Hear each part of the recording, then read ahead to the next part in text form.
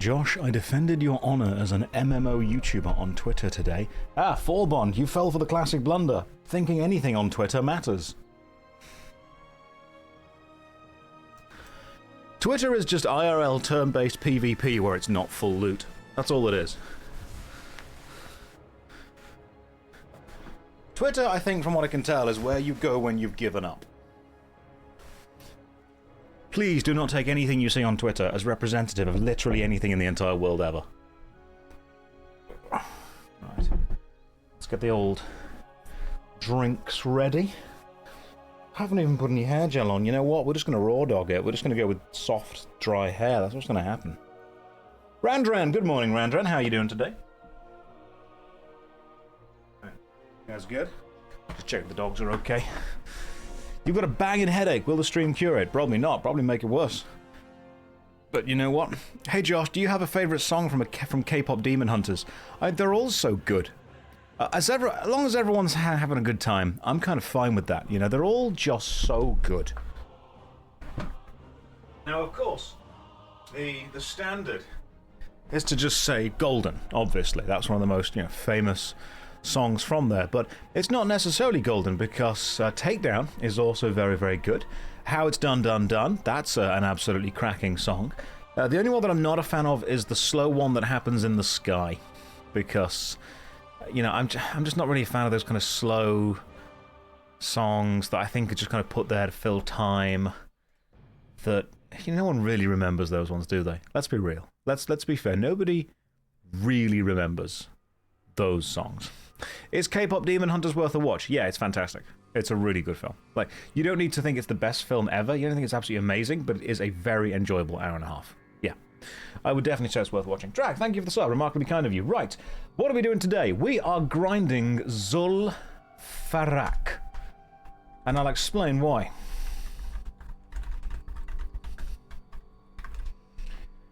I will explain exactly why we are grinding Zul'Farrak. First of all, the warrior drip is on point, alright?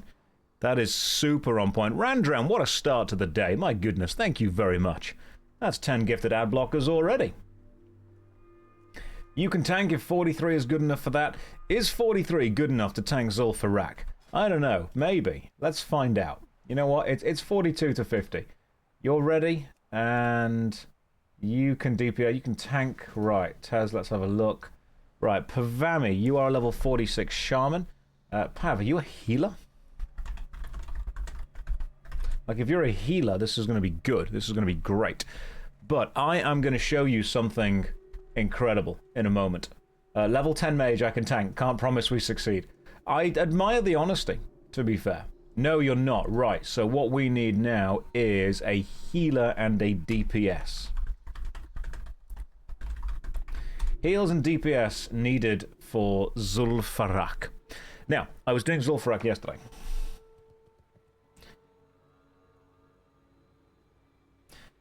And you guys want to see something cool. You guys want to see something really cool. First of all, the warrior drip is looking gorgeous. Secondly, I got a drop from Zul'Farrak yesterday. I got this sword. Sangthraes the Deflector. Now, the reason that Sangthraes the Deflector is an interesting sword is because the drop chance of that is roughly between 1 to 5% from the first boss. And we got it. Now, if we get the second half of Sangthraes the Deflector, which is Jangthraes the Protector, we can combine, again, a 1% drop chance.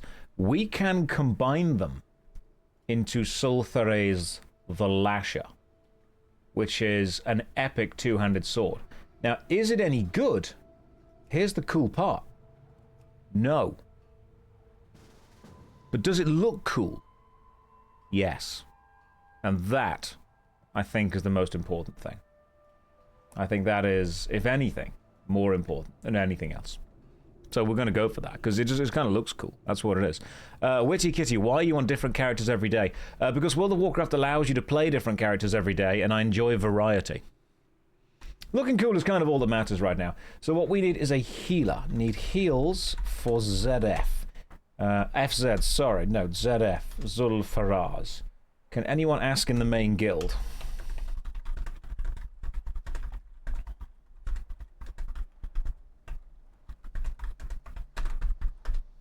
There we go. Josh, you've been stress chewing the inside of your cheek and you can't stop. Copper Joe, you've got to find somebody else to do that for you. That's the only solution. You've got to find somebody else who's willing to chew the inside of your cheek for you. That way all the stress melts away. A sword for drip while looking... Yeah, absolutely. That's what we need. This is the plan right here. People are on YouTube and Twitter and they're like, oh my god, I can't believe Josh is being so negative. Negativity gets shared, guys. That's why it's happening. The actual streams, I think, are remarkably positive and chill. Most of us are just kind of hanging out. Now, Zul'Farrak won't be the easiest dungeon for us to do.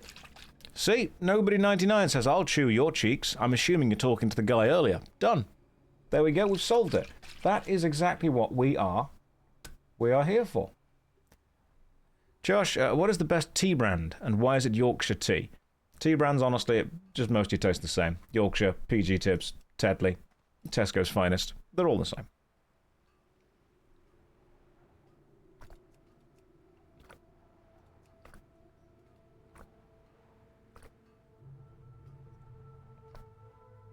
Twinings, that's fine as well. Twinings is fine. Right, all we need now is a healer. Need a good old heals.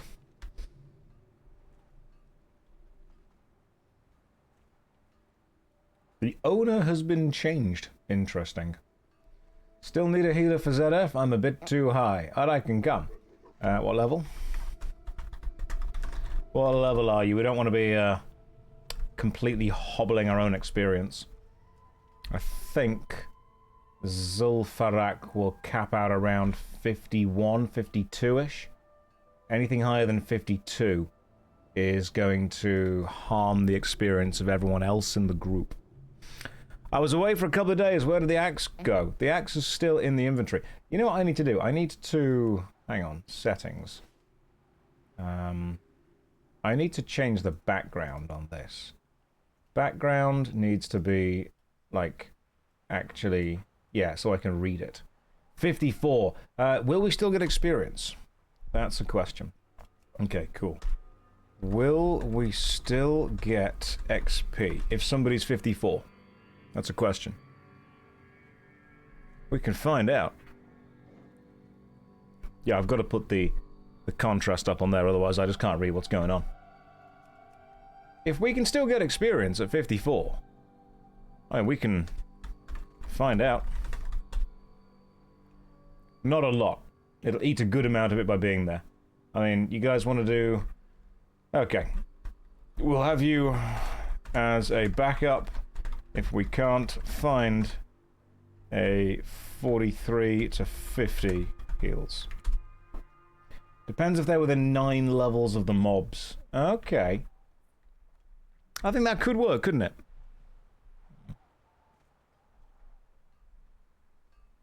Good day, Josh. Welcome. Hello, Omega Mario. Good morning to you. Most of the mobs will be grey.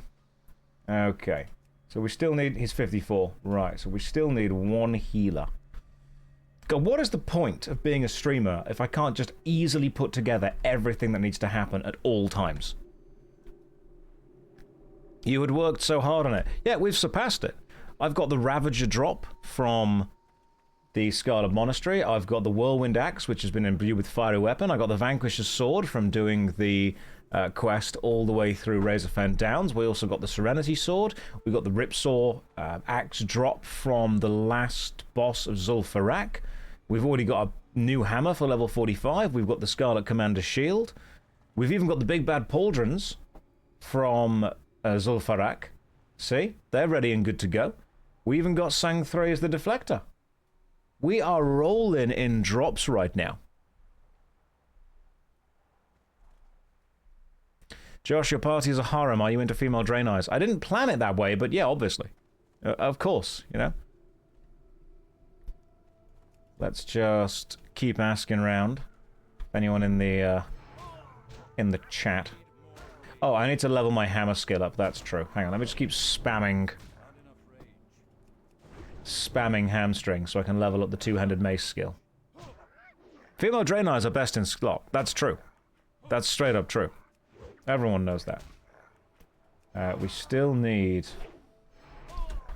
heals for Zul'Farrak.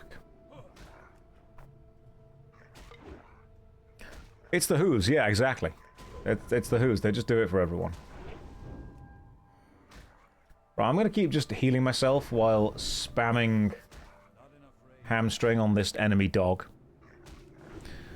Thank you for being you. You're welcome, Hin. Welcome to the stream. Any plans to check out the DDO 20th anniversary event? I don't know. Honestly, just straight up not sure.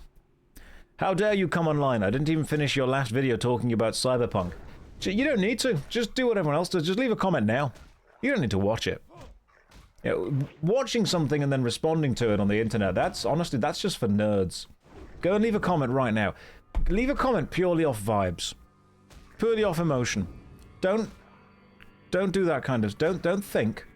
Don't process. Just leave a comment purely on vibes. That's all you need to do. It's a vibe-based comment thing. No nuance, only emotion. Run purely off emotion, nothing else. Right, I've hamstrung the dog and now I can run away. Comments are engagement and they push your content. Comments are for cool people who are based and whimsy-pilled. Potentially, yes. Comments, however, also unfortunately mean you must occasionally interact with the public, which is generally a terrible idea. I mean, mostly, comments are, you know, a good idea in general. Unfortunately, you sometimes have to interact with humans. Done. Thank you. I'm glad you left a comment. Appreciate this. Right, we still need heals for Zul'Farrak. Absolutely, Murrath, people are without a doubt the worst thing to happen to society. Do I still keep an eye out on the upcoming MMORPGs? Honestly, not particularly. I'm not really bothered about anything new happening out. The only one that is remotely interesting is Scars of Honor. But apart from that, I'm not really getting too invested in it. I'm just kind of hanging around, seeing what's going on with that. Up for healing, ZF. We will double check. Wouldn't it be nice if we only had to interact with AI designed to complement our personalities? Oh, Quentin, that would be ideal. That would be fantastic. That would... I'd love that. That'd be great. No more thinking. You know, forget that pesky little think, that thought that creeps into your head. Exactly. You know what? Whimsy in the Union right now is asking, where is the league of 42 to 51 unemployed healers?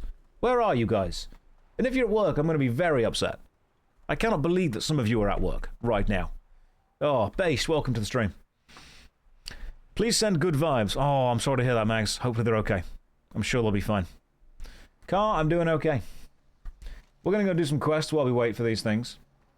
You no-lifed it too hard. You dove too deep. You got too greedy. If we're desperate, I can go get dual spec on the Shaman. Won't have Healy gear, though. Fuck it. We ball. Get that dual spec. Let's full send. Then we'll just take another tank. That's fine.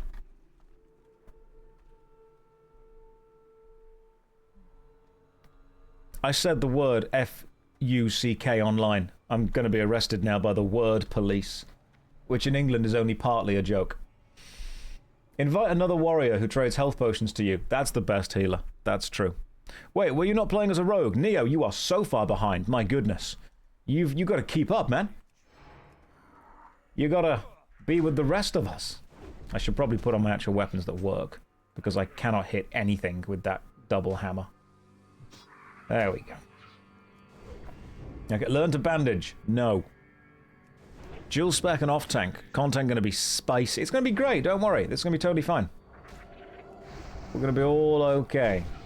So, one spot open for ZF.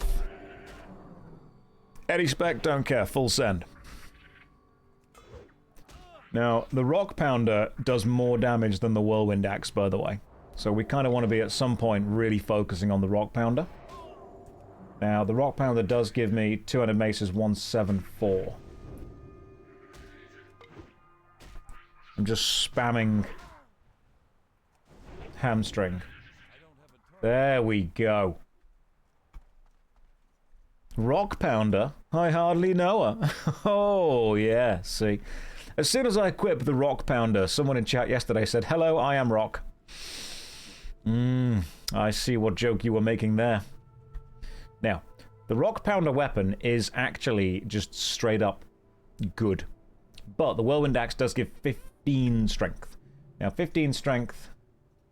Yeah, the Rock Pounder's doing a lot more damage. I mean, look, 91 damage a second on the Rock Pounder, 85 on the Whirlwind Axe. Yeah, the Rock Pounder, it's a good weapon. However, 91 on the Rock Pounder, and if we were to dual wield, we would actually be up to way over that. I'm supposed to be an adult, but I suppose I could ZF instead of questing. Yes, MZ, get in here. Come and be a hunter. You're fine at what you do. That's the best. Right, 1, 2, 3, 4. Everyone's a Draenei. Alright, this is 1 human and 4 Draenei. This is a lot like that dream I had.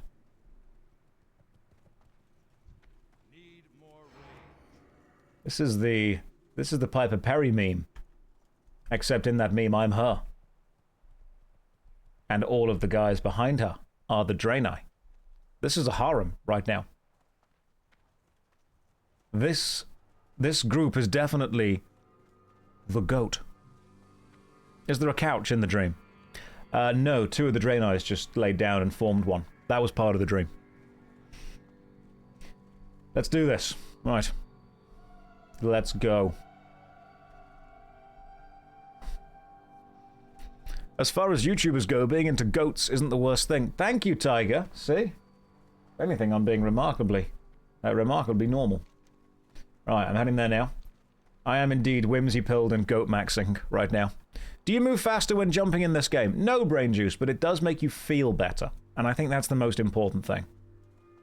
Now, if I get 1 more level, I can actually wield the Xanthraze the Destroyer. Sorry, the Deflector sword, which is going to be fantastic. That's going to replace my Sword of Serenity pretty substantially. I bet I can even make Xanthraze flamey. Like a flamey sword. I am indeed goat-maxing right now. Goat-maxing and whimsy-pilled. I'm running all the way there. Ashnan is here with us. Fantastic. Now, we will need to be quite careful with this group because I don't think we're all great at it. So, this will need some tactics. Alright, we need some tactics for this. That's what's going to have to happen. So you're all going to have to really focus on the tactics. Oh good, Pav is here as well. Running circles around us in a mount because that's just what they do. You're told the UK... Hang on, the average UK man. Let me just rebat this. Hang on. Let me read this specifically. You put a message up, and I haven't read it yet. But someone said something about the average UK man.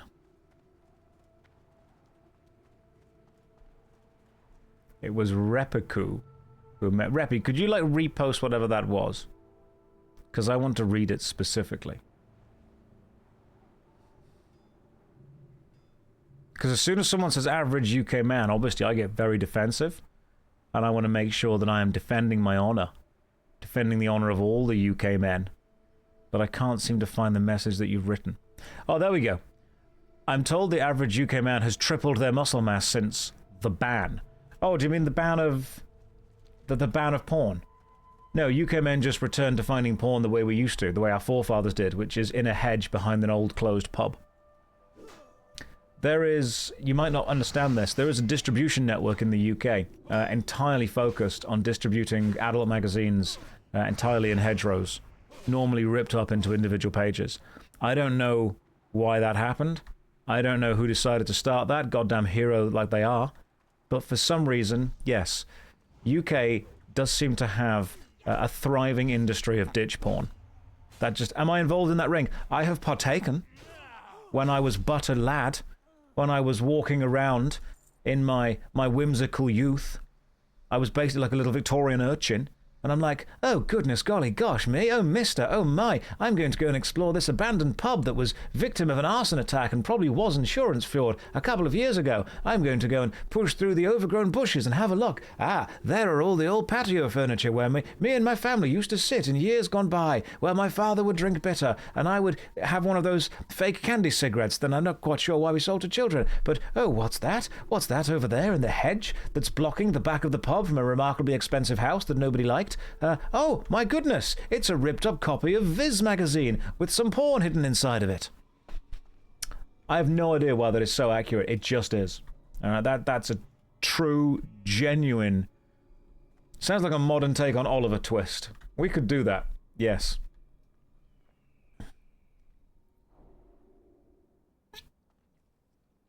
My brain just went Oliver Fist, and I'm like, that doesn't need to exist. It probably does. I've got friends I could call and see if they want to make that, but we don't.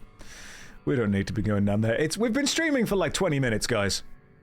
It's 20 minutes on a... what day is it? It's a Tuesday. This is very much a Saturday type conversation. Oh my goodness, more people are emailing me that they need things. Oh god. Josh, can you do this? Josh, can you do that? I just want a game. Right, who's here? Who's not here? Right, okay, this is 4 sexy Draenei dancing around me. I've got a lot to prove. Alright, guys, that's 4 sexy goat Draenei dancing. I'm going to go inside, while also making sure to keep my back to the 4 sexy Draenei at all times. This is not what I had kind of envisioned. Right, tank. Go tank. Tank. Mark the threat. And we will focus down. This team looks slay and Josh is here, I guess. I look amazing. I dislike the fact that I am shorter than everyone else. Like, I dislike the fact that this looks like Warrior asking for uppies.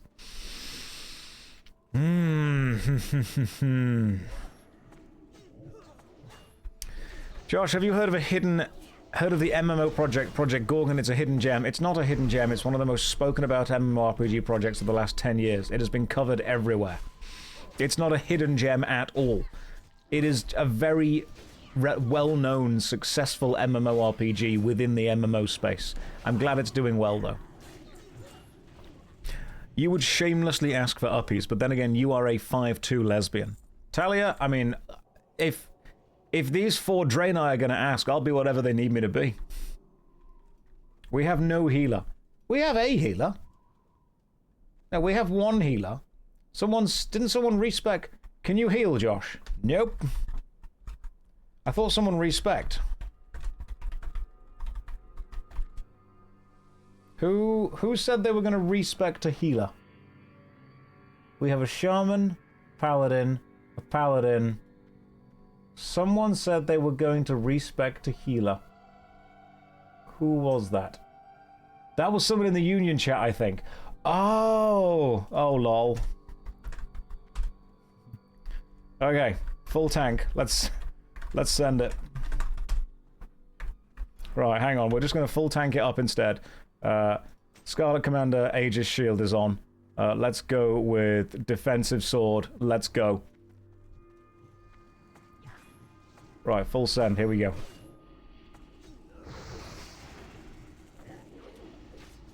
Might work, might not. Who knows?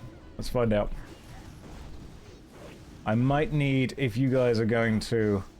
Let me stick on tank spec for a second.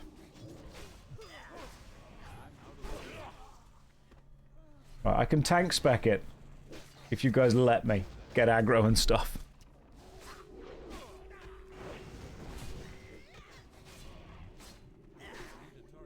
Right. Can your totems heal me? Do the totems do healing? Less damage makes this harder, you aren't tanking. You know what, yeah, that's true. Hang on. Right, new damage, Whirlwind Axe. Right, tank spec. Okay, tank mode. Let's hope.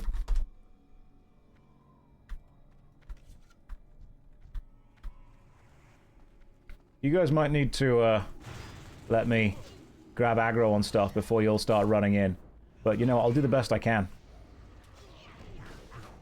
I'll straight up just do the best. Just think happy thoughts, guys. Hang on, what's the enemies? Target this blood drinker down. Think happy thoughts.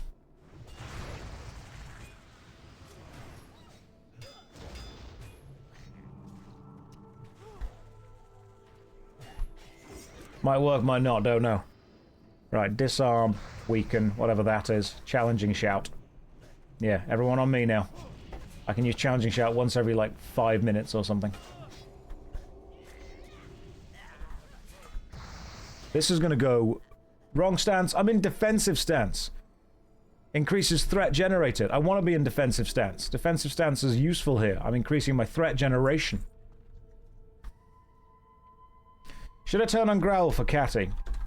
Yes, please. Let's find out what happens. Just spam Sunder. Sunder is the 5 key, isn't it? Okay, cool. Yeah, we got this. We got this. Just gonna spam Sunder.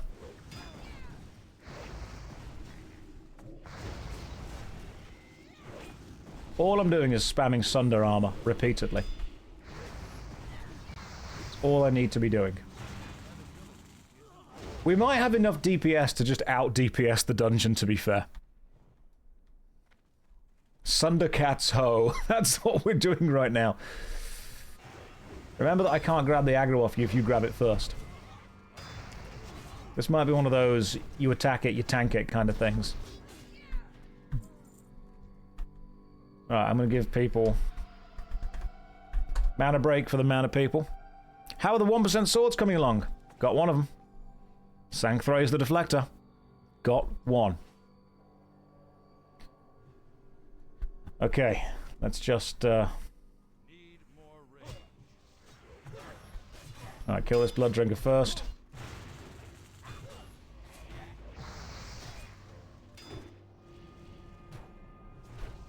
I'm gonna start sundering the armor on the other ones.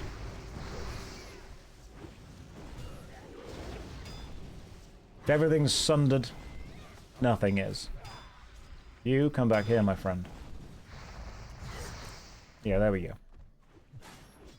Remember, if you're being attacked by the enemy, don't be.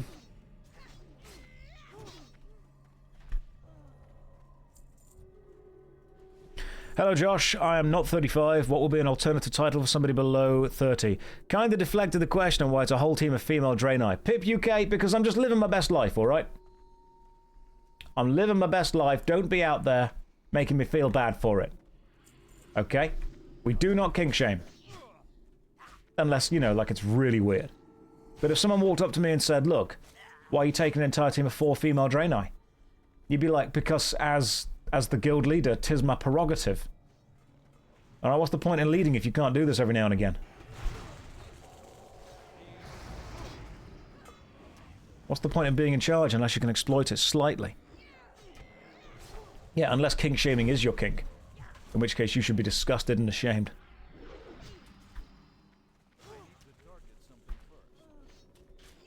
You know what, we're doing rather well, to be fair. Alright, we're not actually doing that badly. Elizabeth is... I would say Elizabeth is tanking better than I am right now. Tell, are you... Do you want to be main tank? And I will DPS. Probably because I am tank spec. Okay, cool. Right, in that case, let me switch to Berserker stance. And let me put on my harder hitting weapons. We just press buttons. Oh my god, same. Right, sharpening stone. Remember to remove any enhancements you have on your main hand weapon, because they will be reducing the effectiveness of thingy-mabobby. Angry wind that shamans do. You know what I mean? What's the angry wind one? Wind Fury, that's the thing. Yeah, reducing the validity of Wind Fury. We don't want to be doing that. You had to take a screenshot when this is done. Yeah, WF, Wind Fury, that's the one. Angry Wind, Shaman Fart, whatever it's called.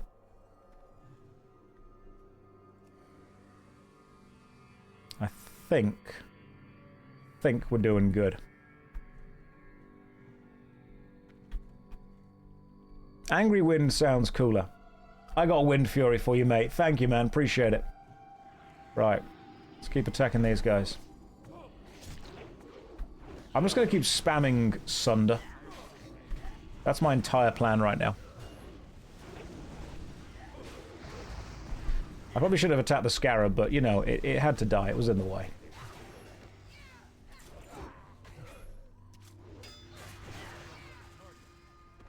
So, apart from the fact that I'm not struggling at all with this, I'd say we're doing remarkably well. Like, the damage is stacking up. Do I have a discount code for gamer subs? Oh, hang on. A Scorpashi cape. Strength, agility, and stamina. I don't need that.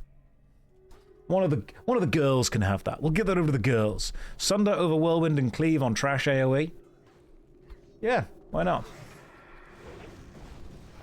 I mean, I can always cleave if I need to. Thing is, Whirlwind isn't doing enough damage to actually, you know, kill them.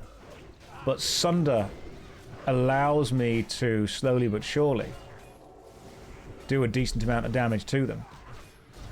This, however, is a problem.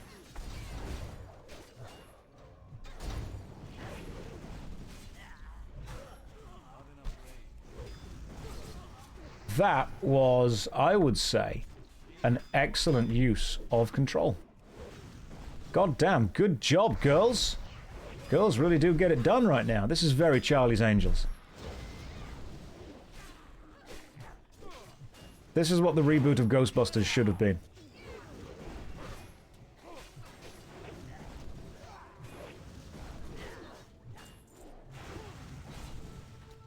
Lodestone Necklace of Regeneration, plus 3 health every 5 seconds. That is a tanking necklace right there. I don't know if that's good, but I will greed that, in case I ever go into tank spec. This is Goat Busters. I don't like that. As soon as I said that, I realized that was the wrong thing to do. I don't want to be a member of a team. I don't want to be the only male member of a team called Goat Busters, when the rest of them are just 4 female Draenei. I feel that people are going to look at that team and get the wrong impression of the team in general. I feel there would be implications there.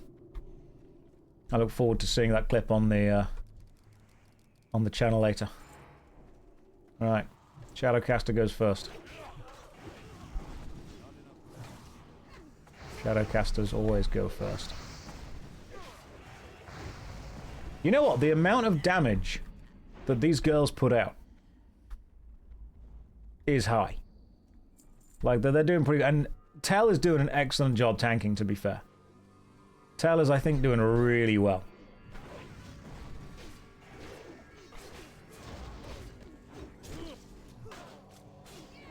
Yeah, when we focus the DPS down... DPS means damage per sister.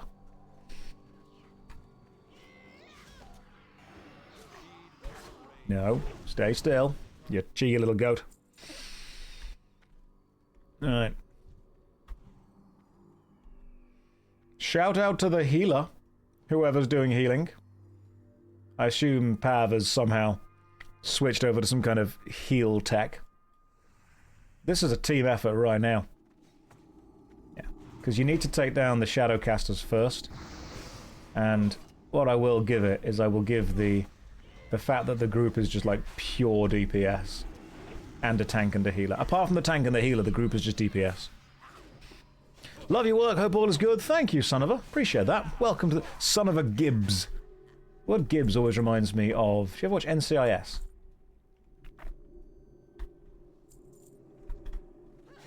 But thank you very much for saying that. It's very kind of you. Look, yeah, it's, you might say it's like every group, but the thing that makes this group unique is that we have 3 DPS a tank and a healer. But there are 4 Draenei. Yeah, see? Sup, Josh? Have I found Zul'Farrak yet? I found one half of it. I found Zul'Farrak. So, you all didn't think I'd be able to, did you? You all didn't think I'd straight up be able to find one half of the sword? What do you think I'm doing today? I am literally just going to no-life this dungeon until the second one drops. What is my role? At the minute, motivation. Mascot. Support. Ambience. Oh, well, I just pulled one of the guys. Pull it back to here, see what happens. Or we can charge in, that works too.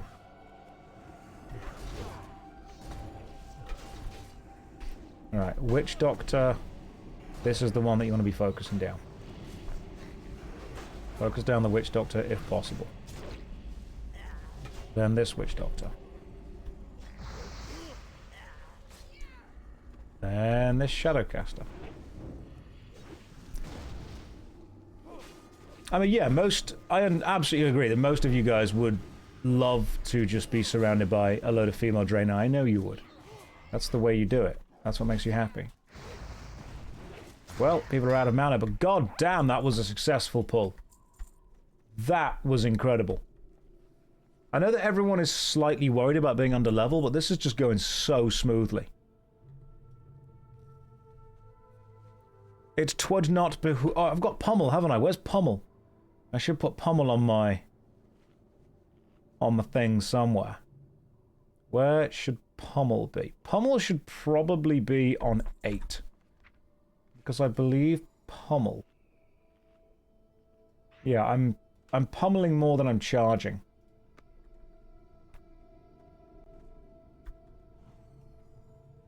So smooth like a close shave. Mesmer, I wouldn't want to, you know, cast any assumptions on how these Draenei do or don't live. That's entirely up to them. But what I can say is that we are doing remarkably well. The fact that we're all mostly melee as well is excellent because it means my commanding shout really helps.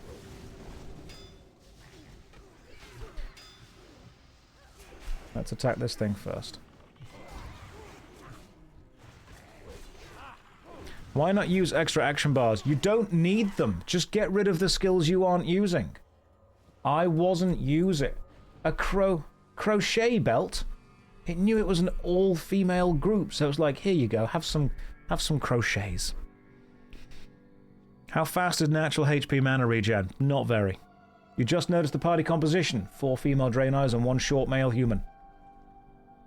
Exactly. If the enemy are killing you, it's not a problem about defense, it's an offense problem. You just need to, you know, hit more. You aren't doing enough damage. That's the issue.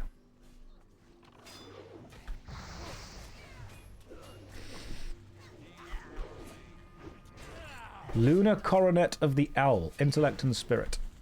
I'm good. This is the Hugh Hefner build right here. Except, you know, with a little more respect. Death is the ultimate crowd control. Yeah. Like in Magic the Gathering, I try and explain to people, player removal is removal. Can't kill the player? Why not? It kills all their creatures. Do you think the Draenei word for human is dwarf? That's a good question. I hope it's toy. But, you know, hey, let's see how they want to make it. We can ask the girls afterwards. Okay. Watch your AoE around here. We don't want to be attacking the scarabs. Plaything. I would take that as well. That would work. Right, we've watched the AoE. We're all good. Would that make dwarves into gnomes? Or what would they call gnomes? Hopefully they never have to interact with them. In some language, in English, the English translation for Draenei is mummy. That's true. Aren't the girls guys IRL? Hey, they might be. But you know what? At this point, we can't be picky.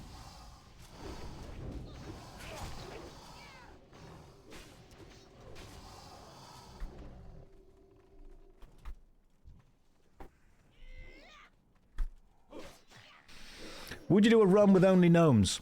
If you stack 4 gnomes on top of each other, you get roughly 1 disappointment. So, no.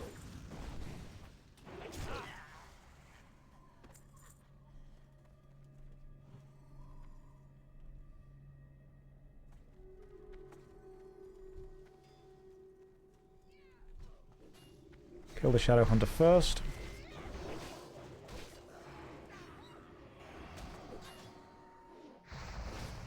Does it work the other way around? Can you become 4 gnomes? You can try. I am amazed the healer has been able to keep 4 people alive who are absolutely not worrying about defense at all.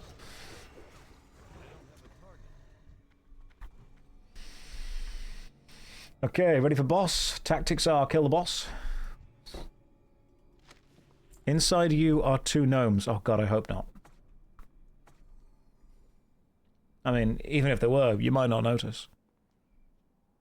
This stream is your daily chill break every day. I hope it lasts long. We've got at least 8 hours of this, don't you worry.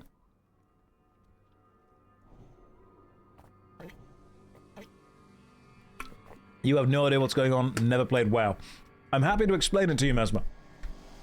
Would you like it to be... Oh, that's a problem. Would you like it to be explained mechanically, or would you like it to be explained more narratively? Or would you like me to kind of explain what I'm doing and what's going on, why we're in the dungeon, who we're trying to kill, or are you more focused on, you know, mechanically what you're actually seeing on the screen? Slowly and gently. I don't know if these Draenei can do that, but we can ask. The reason we keep joking about Draenei is when you create your character in World of Warcraft, you can choose a race for your character. Draenei are one of the races. They are magical space goats who have crashed onto Azeroth and are trying to get home effectively. They are the blue characters that are in this group with us as well. The Hand of Ansul. It's a mace. Chance on hit. Blasts nearby enemies with thunder, increasing the time between their attacks, and doing nature damage will affect up to 4 targets. That is a good mace. I mean, 6 to 113 damage. It's a slow mace. It's Thunderclap, the mace. Oh, it looks good as well. What stats does it have? No specific stats, but I could use that. Does anyone need that? You got the mace already? Oh, sweet, because if not, I will use it. It's a slow weapon. It's Thunder Fury at home. I think I do, but my weapon skill is so low. That's fine. Well, I need it then. Need it? I will need to. We do a roll-off. We see what happens. Tell gets it. That's fine. It's the last boss that I need to go and kill. Luck of the streamer. You can have 2. It's not unique. Cool. Double it then. Double up that Hand of Ansul. So we're joking about the fact that Draenei are these goat girls, and I'm the only human within this party. I'm also meant to be a damage dealer, except I'm working as the off-tank as well, which means occasionally I'll get punched in the face. Kicker show her whose harem it truly is.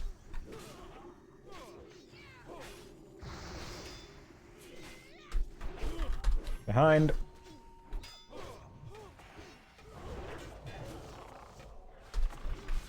Ribbit.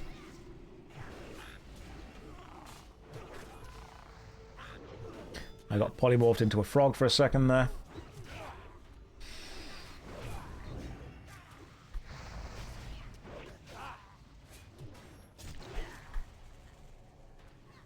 And... oh, some of you guys are fighting a scarab, that's fine. You know, we've been able to, I would say, adapt. Does anyone have the secret mallet? It's okay if we don't. Man, that looks fun compared to parties in Ragnarok Online. Not me. 4 goat mummies. Moral cannot be higher. Absolutely. Right, nobody has the secret mallet. No secret Hydra boss for us. That's fine. Thing is, who drops the secret? Yeah, it's Sandscalp. Okay, that's the one. Sandscalp could drop the Protector. So as long as we kill Sandscalp, we're all okay. We'll go and get the mallet later. Just checking everyone's with us. And now it's time for the old witch doctor. You know, I once knew, back when I was in uni, a witch doctor. It was a weird kid. He was like, he explained that his family history was like, that they came from, I forget the name of the country, but they genuinely came from somewhere that had a witch doctor culture. And I tried to be friends with him. You know when you meet someone that's really weird, and you're thinking, okay, no one's going to hang out with you because you are so incredibly weird, but it's worth trying to be friends with you. And he didn't talk much. But I vividly remember the only thing he ended up saying to me after like a year of uni was, ooh-ee, ooh-ah-ah, ting-tang, walla walla bing bang. I don't know what he meant, but I think it was important to him.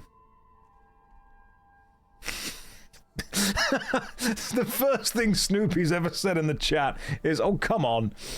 Hang on, we missed the chest over here. We missed the chest. When you're with 4 Draenei's, you do not miss grabbing a chest. Oh, just stuff and stuff. Alright, let's go. You knew where that was going. Do I have a page with the EDH deck? I do not.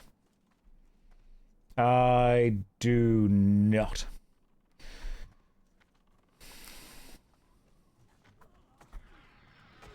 Catty is tanking super well, to be fair. Well done to Catty for that big old tank.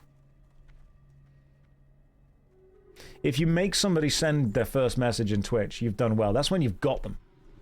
That's when you know that unfortunately they are addicted.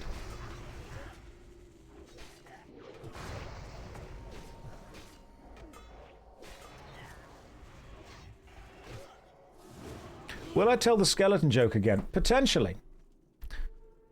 Bone Link Epaulets of Nature's Wrath. Plus 19 nature spell damage. That is potentially good for shamans? I want to say.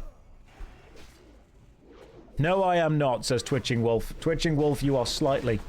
The fact that you're online already. The fact that you're here puts you in the top like 5%. Fancy fair, you can't stop whenever you want. You're here for life, I'm sorry. I don't make the rules. But if I did, they would be what they currently are. Oh my god, too which way. Don't do this. Don't say that. Because you know what you're going to do. Too which way just typed in chat for those of you unfamiliar. He doesn't stand a ghost of a chance. Which is potentially the greatest line in Yu-Gi-Oh! History. I think that it's...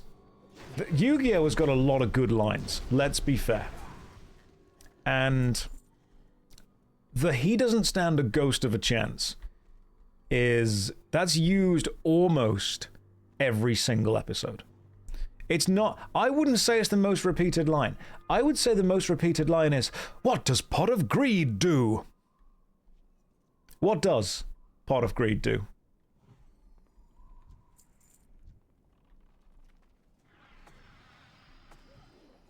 What are some of the best line ever in Yu-Gi-Oh! Is, in a few hours, the sun will rise.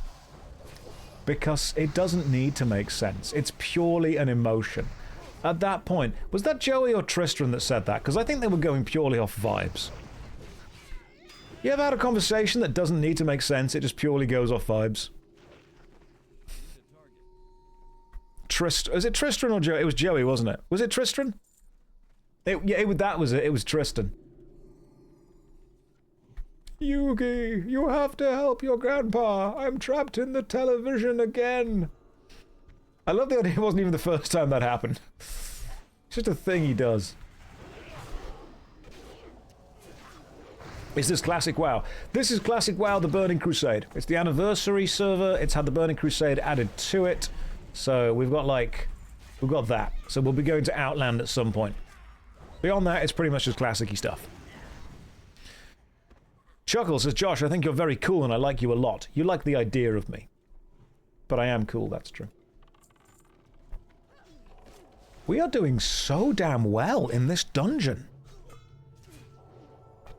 Your favorite line from Yu-Gi-Oh! Is I choose you, Pikachu. Ah, you're thinking of Digimon. And the line is Go Go Gadget Monster Hunter.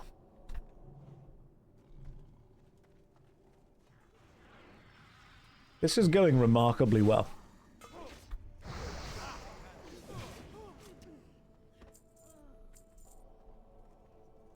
Full clear. Full clear before steps. Let's give it a go. Because the steps are hard. The damage output's pretty decent. It's like the dungeon got softened just for you. Trust me, we're running with 4 Draenei girls. There was nothing soft about this dungeon.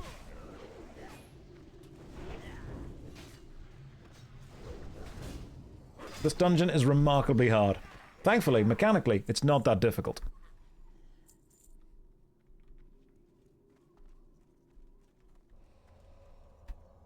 Are you going to loot the forklift certification? I wouldn't want to be that sexy. Yeah, that's, in fact, that's too sexy. Who is my favorite anime antagonist? I think I quite like Peter Griffin. I think it was clever to make the antagonist also a member of the family. Who's my favorite Power Ranger? They're all just so good. As long as they're all having a good time, I'm happy. Right, we ready?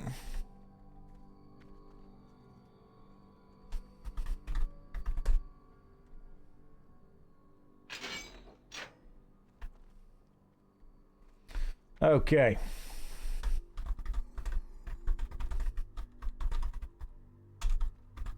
Stay back, keep together. We got this. You like the Scottish Power Rangers. They do provide good, consistent electricity, that's true.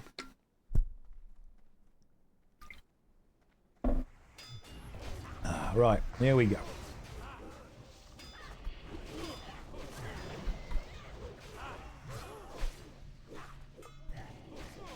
We are just focusing down one enemy at a time. You know what, when you focus one enemy at a time, the DPS is huge.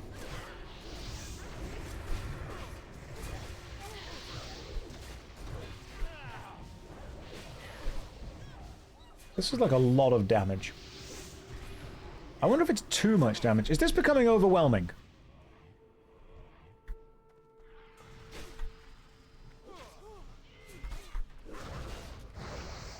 I fear that we're approaching overwhelming levels of damage right now.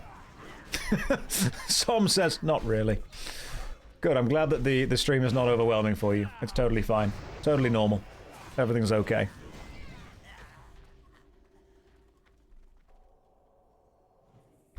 That's the goblin landmine.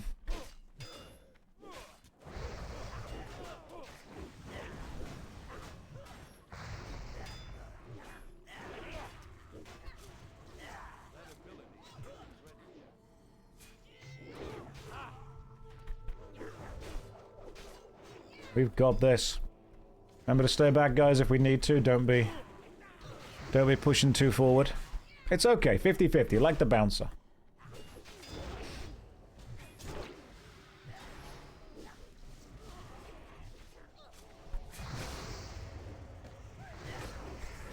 I mean, this is so far going really well, I would say.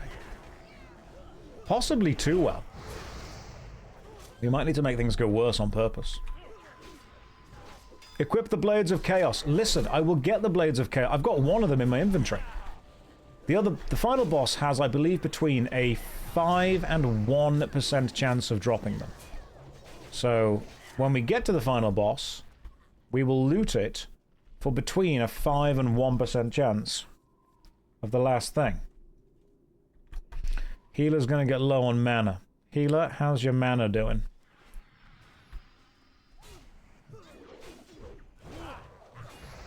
Yeah, you'll be watching that mana, healer.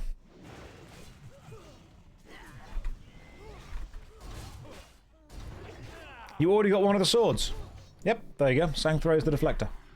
We got it yesterday. That's the one the first boss drops. So we have got the sword from the first boss already. What we have not got is the sword from the last boss. That's going to be the difficult one. So we have got one of them. Sangthrace the Deflector. So 1% chance already achieved. Roughly, you will see the sword from the last boss once every, I think it's 25 to 30 runs. Now, if we can see once every 25 to 30 runs, all I've got to do is run this potentially 30 to 50 times to have a roughly, 50 to 60% chance of seeing it. I think if we can run this dungeon 30 times today, we'll actually be in quite a good place to be able to see. I believe in us. I believe that I can run this dungeon at least 10 times today. There'll be a dog outside. He always barks at other dogs. Yeah, I think, we can run this 20 times today. No problem at all. Reverend Billy just said kill me. What, because we're running this 20 times a day? Listen. Someone says to you, hey, do you want to hang out with 4 Draenei girls? They're going to expect you to go 20 times. You do that. Alright? It's a desert. I don't care how dry you get. You do that. You grab yourself some Powerade and you push through. You find a way. This kind of opportunity doesn't happen all the time. This is a once-in-a-lifetime opportunity. Or at least once in a day. Exactly. 4 Draenei girls in a dungeon. This is remarkably rare. This is a problem. Okay. This is going to be an issue. Now this will be a problem.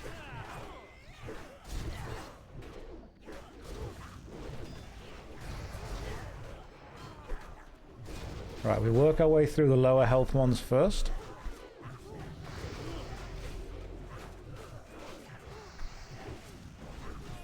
After working our way through the lower health ones. That was excellent. God damn. Alright, I'm kind of turned on to the whole girl power idea now thing. Thunderclap would make sense here. It would make sense here, wouldn't it? I'm going to put some Thunderclapping on. What else are we not using? You know what? We're not really using Pummel too much. Hamstrings. I'm not using Heroic Strike. Forget Heroic Strike. Who cares about Heroic Strike? Let's Thunderclap. Alright. It's Thunderclapping time. Must be in battle stance or defensive stance. Can't Thunderclap. You can't Thunderclap if you're in Berserker stance. Doesn't work. Good idea, though. Like, straight up good idea. Quentin says, why is there always someone typing, you should type /camp whenever I'm doing this? Because people like to think that they're funny and original, and they're the first person to ever suggest it. Because coming up with original jokes is hard. So people like to just, type the first silly thing that they know about doing that will ruin someone's day. That was excellent, guys. Good job.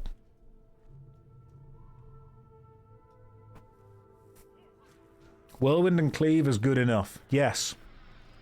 Whirlwind and Cleave do be good enough. Let's go. Right. Let's kill this guy first. Oh, no. Fear does. In fact, yeah, the Shadow Priest should probably be the first thing we clear, shouldn't it? Let's clear this Shadow Priest first. Let's get... Alright. Bad Mojo Mask. Increased damage and healing done by magical and effects. Take it. That's a thing mask right there. Why have these guys gone back to being normal? Do we want to be... Hang on, let's just double check. Give MZ a second. Once we are ready... Yeah, we've got some good healer loot. We've had some healer loot, we've had some...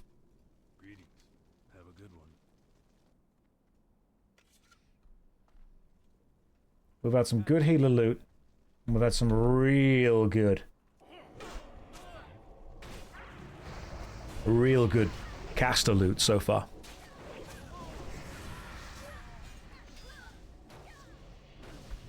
This guy now. Kill the mages first, guys. Always kill the mages first. Because friendship is magic. And we cannot be letting friendship continue. We can't be letting it happen. Why do these guys betray you again? They're thieves, and you wanted them to give something back, and they were like, nah, I'm not doing it.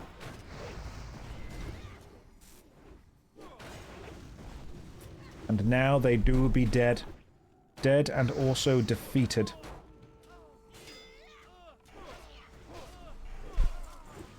Sit down, Sergeant Bly.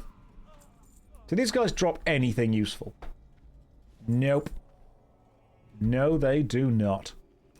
Okay, DPS. Pam, MZ, Meta. Oh, I don't like that at all. 8.5k to 6.4k. God damn. MZ is kicking my ass when it comes to the DPS. Alright, Pam doing the most. What I'm going to do, hang on, is background and just make it way darker. Can we make the PM background darker, please? Why is the background not going darker? Oh, there we go. Okay, cool. Party raid. Hang on. Background. There we go. Okay, cool. MZ is kicking ass when it comes to doing DPS right now. Yeah. Doing incredibly well. Oh, Josh, I heard your friendship with MZ started with thrusting some hog. Care to comment? Right, that actually does need a bit of explanation. Because it's not entirely wrong, but the context that you've said that in is completely wrong. I can put a picture on Discord. We were at a gaming event in an arcade club. And an arcade club is where there's like lots of arcade games and stuff. And one of the games was this weird Japanese interactive game where you did pig racing, but there was an actual plastic pig that you had to hold in front of you. It was quite a big plastic pig. And you had to bounce it up and down really quickly to make the pig race. So that was kind of a game that we decided to just have a little competition at. So it was just me and her stood next to each other, holding these big plastic pigs, just bouncing them up and down, slapping them as fast as they could go. And it was a good time. We had fun. I'll try and find the picture that proves that's an actual real thing. It sounds like I'm making it up when you say it like that, but no, that's genuinely a thing. You can probably just Google, like, don't use my own face against me. You can probably just Google arcade pig racing game and see if it's there. Someone try and find it. Hang on. I need to prove this game is real. Arcade pig racing game. Oh god, that's the one. Right, there we go. Hang on, I found a picture of it. That is, let me just copy.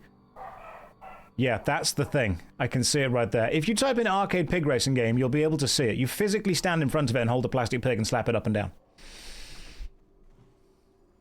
That was true. I'm not lying. It's not called Bishi Bashi. Hang on, it might be. Is it Bishi Bashi? No, it's similar to that, except it's an actual physical big pig. Knight says I'm not doing that, you deviant.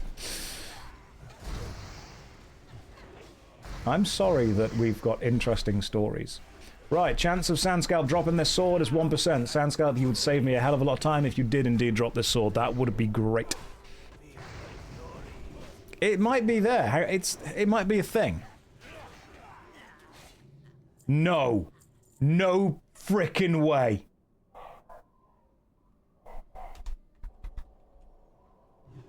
It dropped. Jang Thray's the protector, it dropped.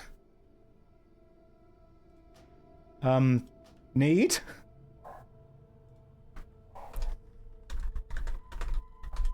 Please let me need. Please, good God. That's it. If we get that, then that's both of them. We got the... If... No way. I mean, I'm hoping nobody in the group needs it, but...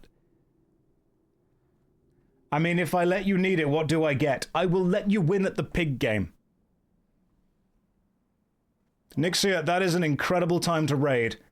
We have just got the second of the 1% swords, which means we can combine them into the Thrasher.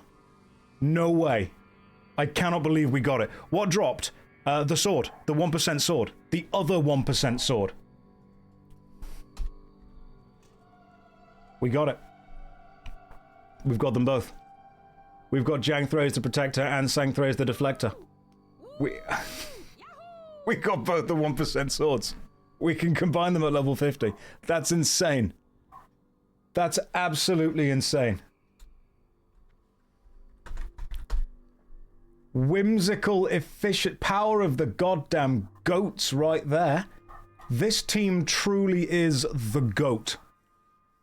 I can't believe that we got both. Okay, so Questy's given it a 0.86% drop chance, and Sangthrace has got a 1% chance. That is mad. Wow. Okay, so, like, you guys want to go again? Josh, since we got your swords, I may require a favor. Anything. At this point, literally anything. What's going on? You want to show the sword? Hang on. Genuinely cannot believe we got both of those. That's what happens when you take a WoW sponsorship. They pay attention. They turn up the RNG. I need to kill the Maraudon princess for a quest for a really good bow. The one in Maraudon. Indeedy. Okay, you know what? You guys want to do Maraudon?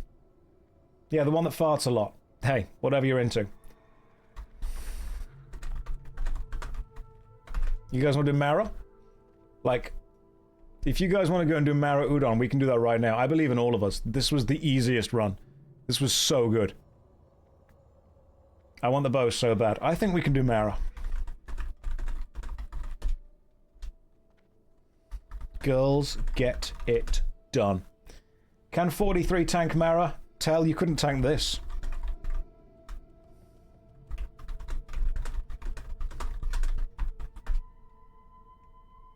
You couldn't tank this, but you did. You goddamn did. How inspirational. I am crying right now. Let's go. So isn't Mara dick in Japanese? Potentially. Udon means thick noodle. So are you telling me that the dungeon is actually thick dick noodle? Because, I mean, if we want to take 4 Draenei goats to the thick dick noodle dungeon, let's go.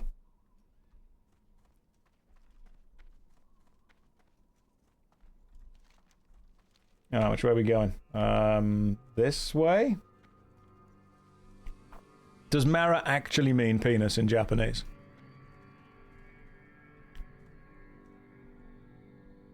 Like, I don't know if it does or doesn't. You're gonna have to tell me. You have to grab the quest. Is it unlocked at level 45? I've still not got it. I've straight up still not got it. It is slang for it, yes. And Bearman says no. The first thing Bearman has ever said in chat is to deny the plausibility of Mara meaning penis in Japanese. Tuesday streams are weird. Like, I don't know what the vibe of Tuesday is. Saturday is Slutterday. Sunday, we all just get a little bit forgiveness. Oh, hang on. Oh. My bad, guys.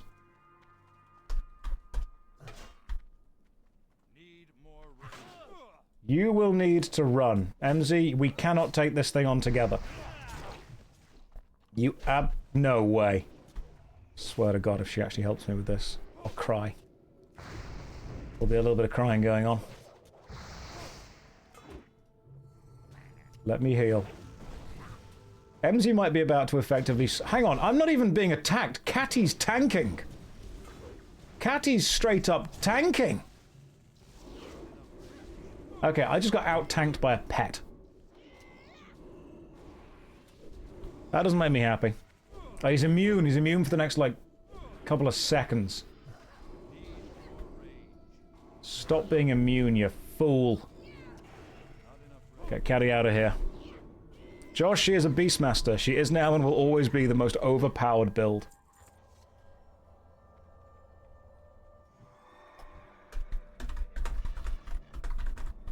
We do not talk of this.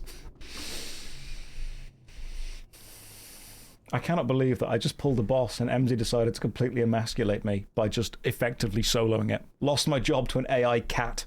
I'm neither damaging nor tanking. At this point, you could say Catty is an honorary goat at this point. Oh, God.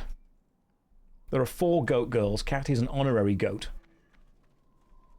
Despite the fact there are 4 female characters, it appears the only pussy is me. Whoop, wrong way. Entirely the wrong way. Unless we have to go this way carefully. Alright. Let's fight back. Josh got a harem of goats now. No, I think the harem of goats have got a slave. Do you have a mount? Nope.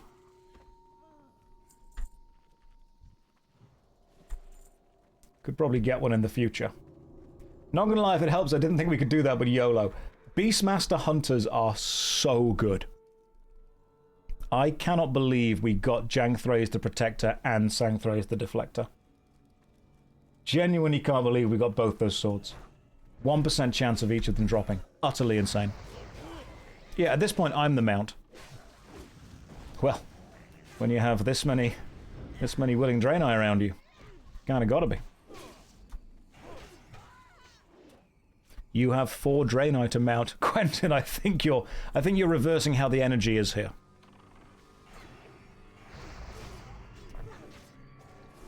Alright, this is not exactly... This isn't me jumping on a motorbike and deciding where to go. This is very much me getting on a roller coaster and holding on.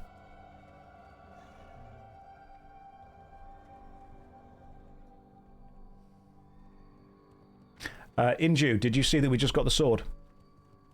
We got Jangthrace the Protector and Sangthrace the Deflector. We've got both the 1% swords.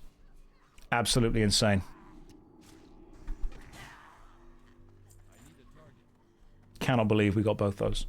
Mental. Utterly mental. Did you really? Yeah, they're in the inventory right now. They're on screen. Look at that. 1% chance each. We took the goats with us and things got cheesy. The streamer client happened. Now, okay. Mara next. Let's take 5. Then head Mara. Where is Maraudon?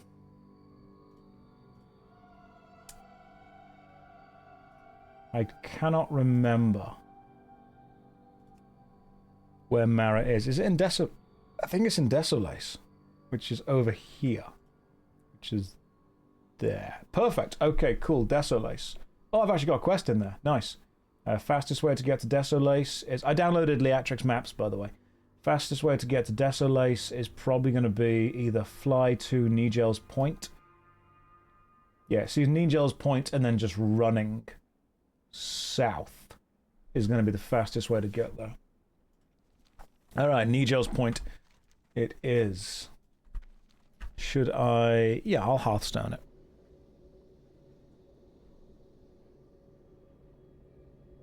You pronounce these places differently to how I was taught them to pronounce them back in the day. I'm probably wrong. Now, I'm not going to pretend that I'm always right. I mean, I am, but I'm not going to pretend that. So let me fix some stuff over here. I might even put both these swords in the bank because I'm terrified of accidentally selling them. I'm really scared of being like, oh, you know, whoopsie, we did a sell. Right. So what don't I want from up here? That's a level 45 axe that I'm probably never going to use because it does 63. That's 33 damage a second, whereas that's slightly more. And I'm going to be dual wielding these purely for vibes at that point. Right, can I sell the Scarlet Gauntlets seeing as I'm wearing the Vice Grips of Strength? I think I probably can, to be fair. I'm never going to go back and wear the Scarlet Gauntlets again.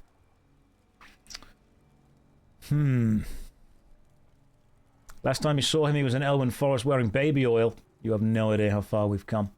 I don't need you. What I'm going to do is put both of these swords up here so they stay.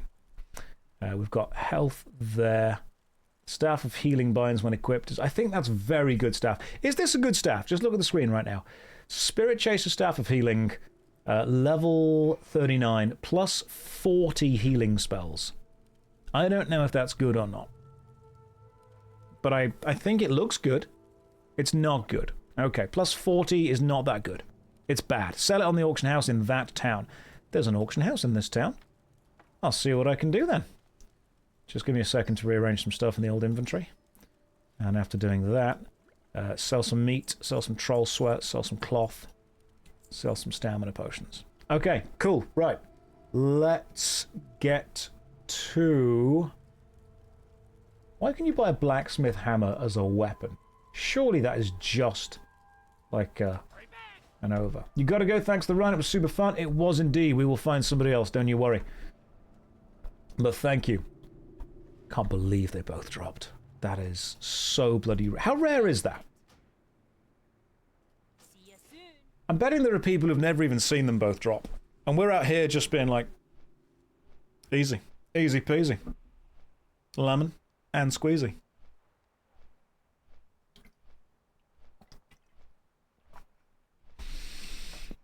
You've been farming a 1% mount for a month. Just get it on the first try. What are you doing?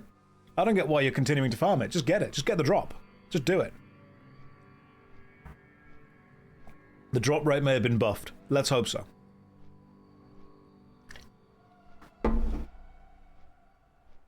Right, so we have a tank. Do we need a healer?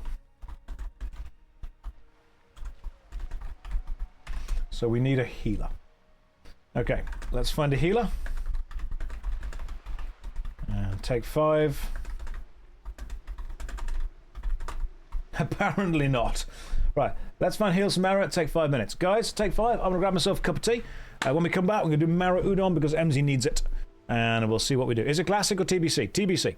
Here's a DVD logo. Here's a countdown timer for 5 minutes. I'll see you guys in 5. Going to grab myself a cup of tea. And then we... I was ready to grind Zul'Farrak all day. The fact that we got the drop immediately means my day's now free. Right, here's 5-minute timer. I'll see you guys in 5. Don't go anywhere. Or do. I'm not your dad. Right, I am back, and I am still amazed at what just happened. That was insane. I am... Mathematically, it was going to happen. To someone. And ultimately, I think it was probably going to happen to me. So, let me just explain. Baron Rivender has a 0.00 chance of an epic mount drop. It's among the rarest items in WoW's history. I'll just get that, it's fine. What happened? You had a lunch break. The other sword dropped. So, I was planning on doing Zul'Farrak runs all day to get the rare sword from the final boss of Zul'Farrak that has a 1% chance of dropping. And the first run of Zul'Farrak, it dropped. So we've now got Jangthraze the Protector and Sangthraze the Deflector, which can combine together to make the Lasher epic weapon, which may not be the best epic weapon, but it looks pretty cool, and I think that's the most important thing. So I genuinely cannot believe that we got that. That's insane. You can now do the dead mines really well. That's crazy. What is the chance? 1%. Yeah. 1%. It won't be an epic weapon. It'll be my first epic weapon. Yes, that's what it will be. It will be my first epic weapon. Now, what I don't have is actually any quests to do here. You need to be level 45 to get the quest for this area, so I can't do it. What we can do is summon someone to Mara. Maraudon, 40 to 52. So what role do we need? What role do we need filled?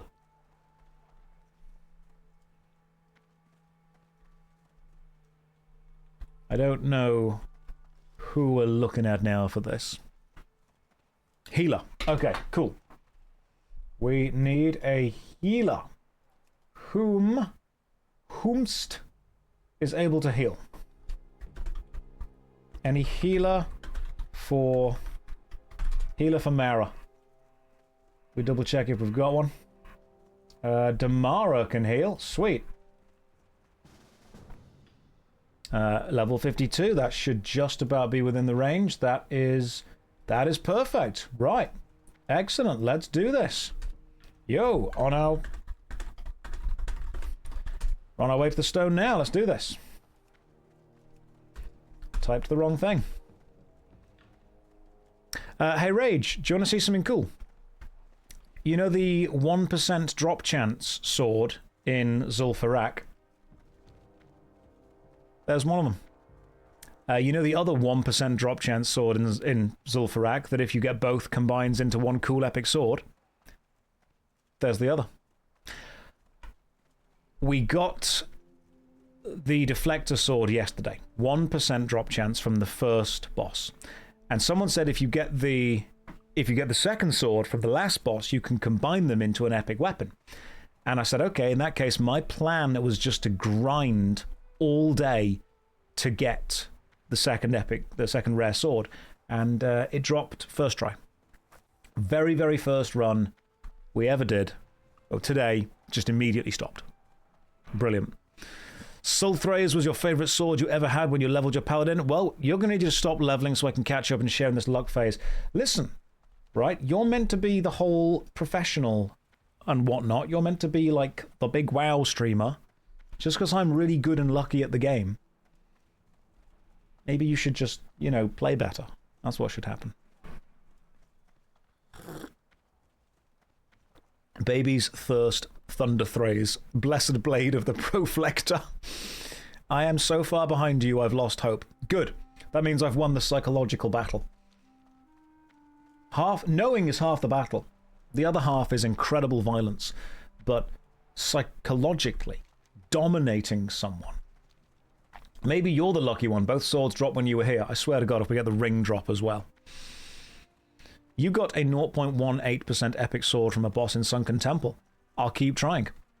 I will keep trying. Yes, I have also been told the final boss of Maraudon does have a relatively low chance of dropping the Blade of Eternal Darkness. Which is pretty cool. Like, it's a 0.26% chance. What I have been told I want, though, is the Blackstone Ring. Increase attack power and increase hit rating. Like, if I can get the Blackstone Ring, I'll be very happy. Also, you guys are going this way, which I think that means I need to go this way as well. Are you DPS or tanking with this character? Rage, I'm just so good. I'm doing both. Alright? I'm DP tanking. That's what I'm doing. We call it danking. So sometimes we're like, we need a DPS, but also a tank. And I'm like, no, you need a TPS. Or a dank. Please do not DP the tank. Realm, that's a conversation to have with your tank. That's a conversation that you want to have. That's the chat you want to establish before you start making decisions. His DPS is so low, it's basically tanking. Also, my tanking is so bad, I'm basically a DPS. When am I combining the epic swords? You can't use the epic sword until level 50. So, you gotta kinda wait till then. Josh, I regret to inform you the 200 epic sword is slightly mid. Yeah, I know. I know it's not a good sword, but what's most important is it looks cool. That's more important. It looks cool. Very cool, to be fair. Alright, level 38 humanoid, let's charge. Let's do some DPS. Let's do some damage. Can you show how it looks? I can. If you watch the screen now, I'll bring it up. So, the swords that we've got are these ones. So, if I can't show you until I'm out of combat. Hang on. Let me get out of combat first. Once I'm out of combat, I show you the swords. Okay, so the swords we've got were these ones. That is what I was able to get. These two here, it's on the screen right now. Those are how each individual sword looks. The Protector and the Deflector. But you can combine them into this. And that is the Lasher, which is a long two-handed sword with 2 orbs spinning around the end. And that has a chance every time you hit an enemy to lower their strength and deal extra damage, which is pretty cool. The fact it's got 2 orbs flying around the end of it. The glory swirlies. Yeah. Isn't that also an enchantment? It might be. Stats are irrelevant. Glowies are what matter. The glowy orb. Or as we say in, you know, as us WoW players say, the glorbs. Sometimes when someone gives you your... If someone presents you with a long sword, do not neglect the glorbs. That's a very important lesson that you will learn.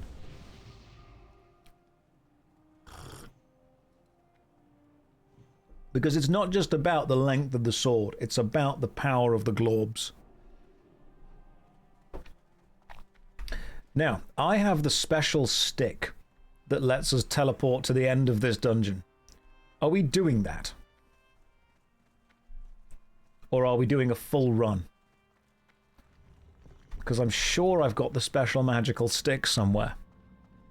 Josh, is the volume of your speech low on purpose? No, I think it's quite high, but I can bring it closer. Hang on.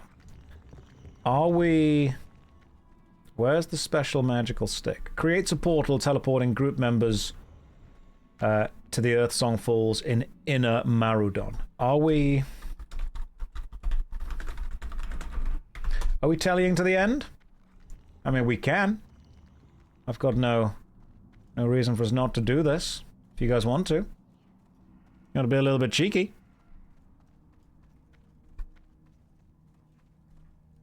Where are you guys? I'm trying to find you. I think we went this way. Oh, there we are. Cool. Emsy, you're going the wrong way. I just need the princess. Hey, here we are. There we go. We can do that then. I'm fine with both. Okay, I have the stick. I have the telly stick.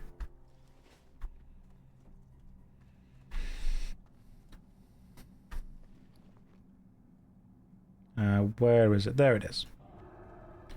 Okay, requires Maraudon portal. Creates a portal teleporting group members that use it to the Earthsong Falls in Maraudon. Requires Maraudon portal. Why am I not able to create that? Okay, so I'm right-clicking on it. Maybe I need to go through the middle path. Okay, gotcha. Right, so I need to go a bit further in, do I? I'm following you. I'm going to jump down in a minute, don't you worry. Right now, I'm just killing this guy for some experience. Oh, goodness me, I remember. Yes, you need to be down here, then you go through the middle bit, then you use the special stick. You've got to use the special stick in the special chamber. That's what's happening. I'm picking up what you're putting down. Let's just fight this thing. Come on. Let's just fight the big ghost. You need to be in a spot. Just got done watching your Cyberpunk vid. Can you talk about Fallout 76? I've not played it enough, so I don't know. I don't have any input on that. Right. Okay. Now we use the special portal. Portal to the inner of Mara. Let us go to the inner of Maraudon.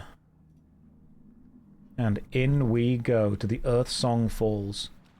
And now I think we just jump over the edge. Cool.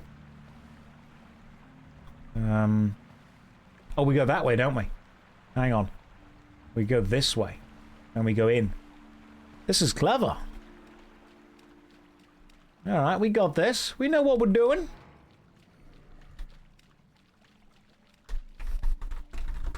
Clear for experience. Let's go. I will miss a lot of these hits. It's the Hydra from Dark Souls. That's Mr. Jimothy Hydra to you.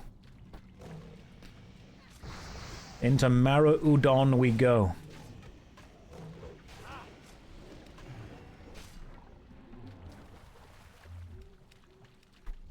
Full clear, guys. Full clear, full send. Only way we can do this. And I'm just going to cleave Not cleave, sorry. Sunder armor on the whole thing. My job is to sunder armor. Literally all I do is sunder armor. If I can't be... remember, as a warrior, A, B, C. Always be sundering. That's how you play a warrior.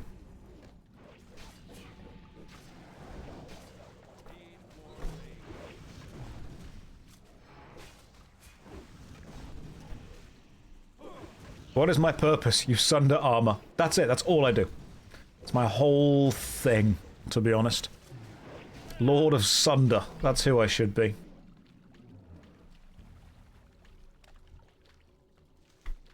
Sundering so much we should call it Sunder Day. Right, I don't think we're going to pull that Hydra. But, yeah, I think we're okay. That one roams too far away. V anxious doing your first classic dungeon. Don't want to fuck it up and hold the group back.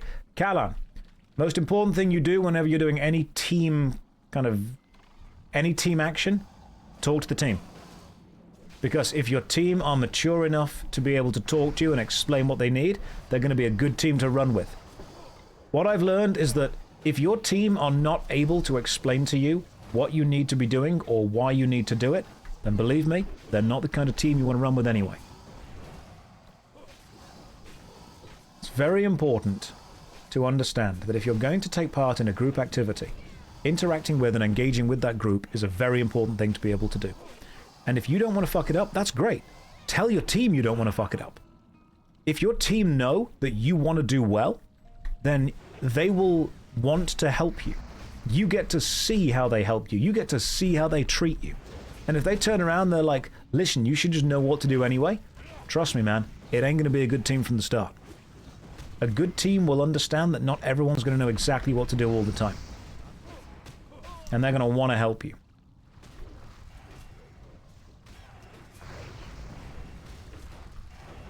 So let them know that you're trying. Let them know that you're doing your best. And they'll want to work with you.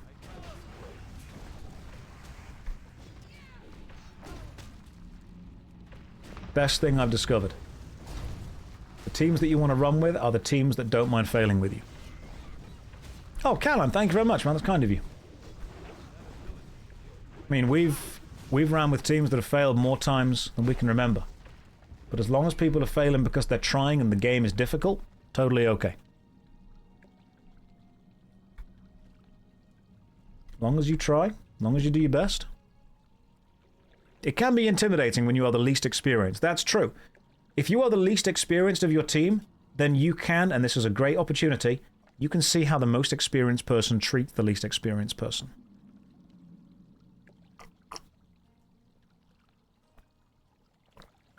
Once you discover how the most experienced treats the least experienced, you'll know what to expect.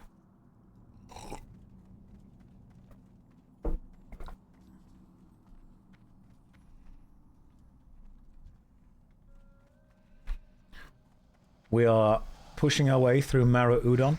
I still can't believe what happened earlier. That was insane. That was so incredibly unlikely. Like, I'm a little bit lost now, to be honest. I'm straight up a little bit lost. Lazy Space Bear, welcome. Hello chat, I've moved over from YouTube. Welcome into the live Twitch stream. If you've just come from YouTube, what you might discover is the live Twitch stream is actually remarkably positive. It's only the negative stuff that gets shared over on YouTube. Most of what we do here is very, very supportive and just kind of having a laugh and hanging out with the guys at the game. What happened earlier? No, so yesterday we got from the dungeon Zul'Farrak, we got the 1% drop sword from the first boss. And that is one of a pair. The second sword drops from the final boss. And that has a 1% chance to drop as well. And if you get both of them, you can combine them into an epic weapon. So my plan was to just spend all day grinding the final boss of Zul'Farrak, and that sword dropped first time. So if you are familiar with Classic WoW, you will understand what it means to have both Jangthraze the Protector and Sangthraze the Deflector in your inventory. And you'll understand what it means when I say we got both of those in 2 runs. Which is insane. That's ridiculous to see that. The drop chance of that, absolutely ridiculously low. Yeah, I know. One thing that surprised me coming from YouTube is your voice is exactly the same, as weird as that may sound. There's not too much compression from Twitch to YouTube, but I'm glad it sounds the same. Streamer privilege is indeed real. Absolutely. That's why you like Classic so much. You get so much dopamine from loot. That's what I love. I love that about this so much. So much dopamine. Oh, man. Also, guys, in all seriousness, to talking about the whole threat thing and tanking thing, tank anxiety, new player anxiety, MMORPGs do seem to have this... From what I've noticed, MMO players have this weird paradoxical desire to want new players to experience the game as they did, while at the same time expecting new players to be immediately perfect. And I'm like, you can't expect someone to discover the game while at the same time being annoyed that they haven't discovered the game. So if someone new, joins your group or joins your server or starts playing, as an older player, while it's not necessarily your job to train someone, you are then presented with the opportunity to train someone. I often say to people, just because something isn't your fault doesn't mean it's not your responsibility. What you choose to take responsibility for says a lot about you as a person. And if someone new joins the game, you've got no contractual obligation to train them from being a new player to a skilled player. No one's out there being like, oh, you've legally got to do this. But if you choose to do it out of your own free will, that tells me a lot about you. That tells me that you value other people being able to join into the game that you like, have fun with it, get involved with it, and you value teaching them. What do I take responsibility for? Hopefully, it would be training new people on how to play this game, introducing new people into the game within, or the genre as a whole, the MMORPG genre, with a level of understanding, but also explaining that there are expectations within playing within any group. There are expectations within any kind of community activity. Most important group you ran with the kids was fault versus responsibility. When someone says that's not my fault, sometimes they can be absolutely true. But what they actually mean is, and therefore, I am not going to fix it. It is very much possible, often more frequent than not, that something is not your fault, but you are the one that either gets left fixing it, or can fix it.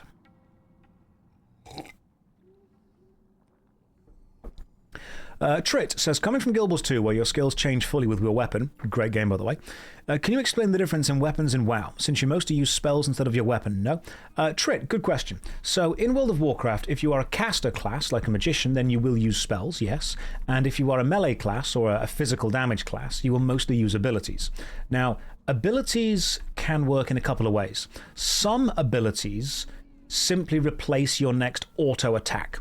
So when I choose to attack an enemy and click auto attack, I will just start swinging with my weapons. Now each weapon has a different auto attack speed. I'm using dual weapons right now, which means my main hand has an attack speed and my offhand has an attack speed, and they might be different based on the weapon.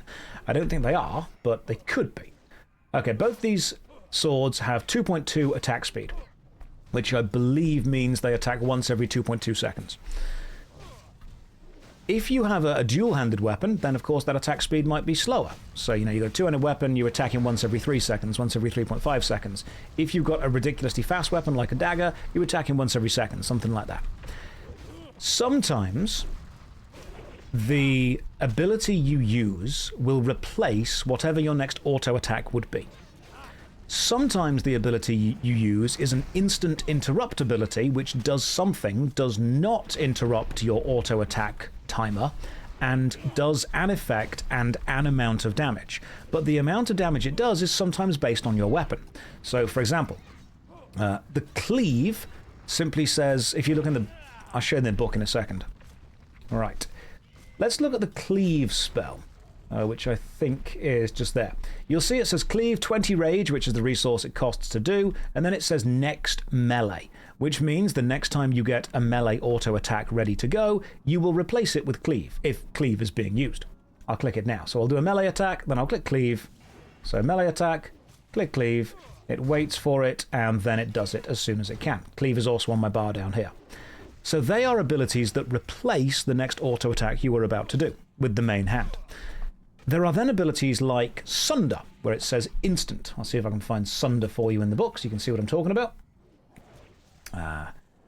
Where's Sunder? There you are, Sunder armor. That says instant. Sunders the target's armor, reducing it by 270 and causes a high amount of threat. So that is an instant interrupt ability that just happens. You immediately sunder. But how does the weapon damage play into this? Well, some instant use abilities also care about the damage that your weapon would do. So let's see if I can find one of those. Okay, there we go. Heroic Strike does... It's an ability that will replace your next auto attack. And it says, a strong attack that increases melee damage by 80 and causes a high amount of threat. So if I use Heroic Strike and it replaces my next auto attack with 80 plus the weapon's damage, Whirlwind would fit it as well. Whirlwind, yeah, there we go. Causing weapon damage from both melee weapons to each enemy, but also it is an instant attack. So if I have an ability that does weapon damage instantly, it would make mathematical sense to wield the highest damage weapon I can, even if that weapon itself is really slow. Because when I use the instant ability, the damage range it is going to take its own damage from is going to be the weapons, which is going to be higher. So as opposed to Guild Wars 2, which changes your ability based on the weapons you have equipped, World of Warcraft has a bunch of different abilities, some of which replace your next auto attack, however fast or slow that may be, some of which instantly affect the opponent and take the mathematical formulas from the weapon you have equipped, and some of them allow the weapons you have equipped to do stuff. There's a kind of combination. But it's also very important, if you want to min-max, that you understand some weapons and some combinations actually matter really, really well. Now consider this. And this is where it kind of gets into the min-max territory. You don't need to know this, by the way. You can, if you wish, use an item called a sharpening stone on your weapons. But if you look on my main hand weapon right now, you'll see it says Wind Fury Totem ticking down, and now it's gone off. Okay. I am going to put the solid sharpening stone on my offhand sword called the Sword of Serenity. You'll see that Sword of Serenity now has a couple of things on it. It says Icy Weapon and Sharpened +6 damage for 1 hour. The Icy Weapon is a magical enhancement that is permanent. The Sharpened +6 damage is a temporary damage buff that is now on my weapon. Now you'd think, that's great, I've given myself a temporary damage buff. Well, why don't I put the temporary damage buff onto my Vanquisher's sword as well, my main hand weapon? This is where we talk about stacking effects. So, we have a shaman in the group with us as well. And the way the shamans work... Ooh, Helm of the Mountain. It's a super good amount of defense. I don't care about defense that much. Is it rare? It's rare-ish. I don't need that. Now the shaman, will this be on the test later? Yes. The shaman will occasionally put down a really good totem called, is the staff you had better than the Staff of Healing? You can tell me. Do I still have it? I can check. Just have it. Just have the staff. There you go. The shaman can put down a thing called the Wind Fury Totem. Now, the Wind Fury Totem, this thing just here. The Wind Fury Totem has a chance of granting Wind Fury to your main hand weapon, and only your main hand weapon. That means that that weapon has a chance to strike twice. Now, that's pretty good. The problem is that the temporary boost slot that Wind Fury uses is the same slot that the Sharpening Stone uses. So if I put the Sharpening Stone onto my main hand weapon, I am effectively preventing Wind Fury from ever triggering. And Wind Fury is way better when it happens than the Sharpening Stone. Which means it is actually beneficial in this specific situation where we have shamans who are using Wind Fury to not put the Sharpening Stone onto my main hand only weapon, because then I will prevent Wind Fury from happening.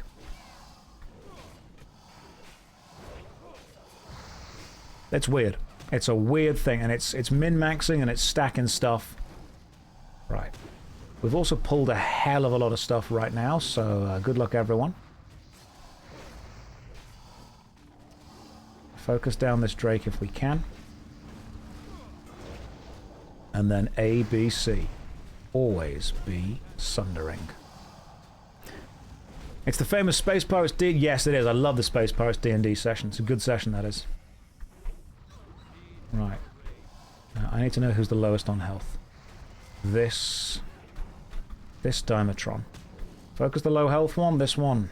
If we can, focus this guy. I'm going to sunder the arm as much as I can. I'm also going to scream to get everyone's health lower.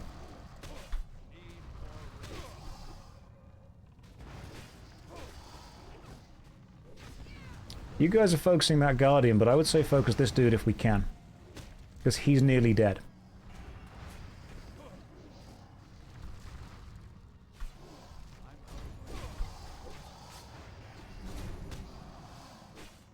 Okay, you ank, so we just die, but then we don't die. We focus.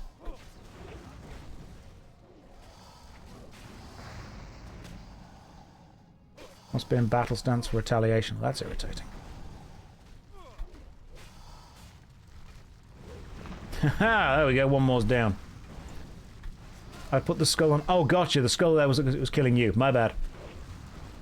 Well, now we focus this dude if we can. Chance of it. There we go. Now we've died.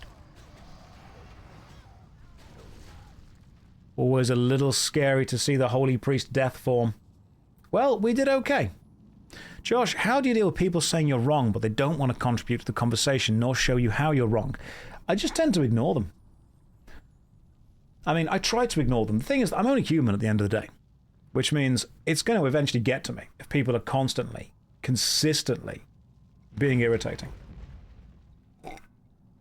Pavami, unfortunately, you have just resurrected and then died again.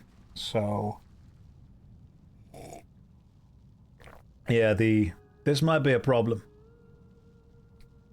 Pat, that's fine. All resurrect? Do we all resurrect and retry? It's a brutal run back. Yeah, they didn't move. They are going to stay there. That's the problem. Wipes happen, man. Wipes happen. Such is life. Right. Do we all res? Just double checking what we all do. Hey, it's okay. Game's hard. Game has challenges. Does anyone know which side we run back in? I have resed. Okay, I need to know if I'm resurrecting or not, because I've got the teleportation staff.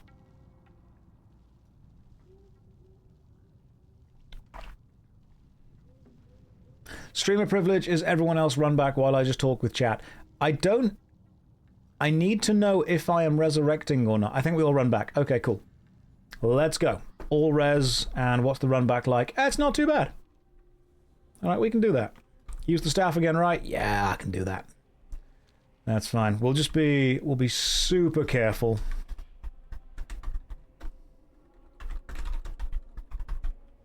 We'll just watch for patrols. That's what we'll do. Chat is so fast, nobody will see. I like men. Legendary Frank. Yes, they will. Sorry, Frank. Chat's not that fast. There's no cooldown on the staff? Nope. Wait, no. Yeah, 30 seconds. It's a 30-second cooldown. So, like, we can just immediately go back in. That's fine. If you click release, you run back. Yes, okay. Well, we'll run back. I'm so close to another level anyway. Sad but glad you wiped. Might have a chance of seeing where the staff gets used. Oh yeah, I'll show you that, no problem at all. We're probably going to do Mara a couple of times today, to be fair. Because once I kind of learn a dungeon, we can just keep doing it until we get the good drops. That's the plan. Sorry I dragged us here and now we're dead. I do not forgive you. Straight up don't. Nah, don't worry about it, it's fun. But how do I deal with people telling me that I'm wrong all the time? I'm not going to pretend that it doesn't mentally drain me. Because it does. It straight up does. Like it is a constant drip of negativity, which does get to you. But you have to have an outlet. You have to unplug. And I try and explain this to people who are super into either a specific ideology or activism. Activism happens a lot because I still know a lot of people from the old days. You see this in teaching a lot for some reason. You see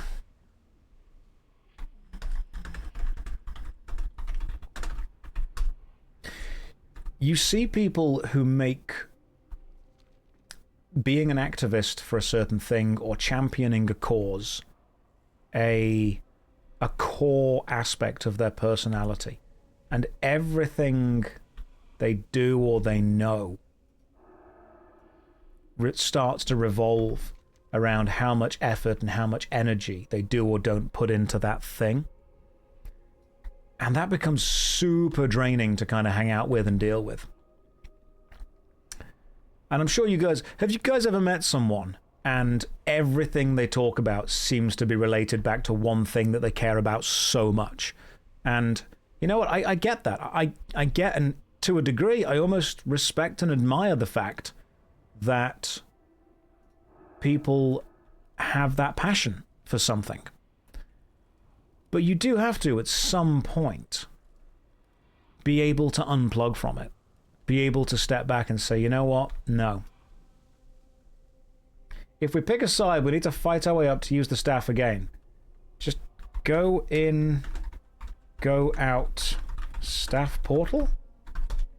Does that work? Surely we can just like go in and go out. Like that would work.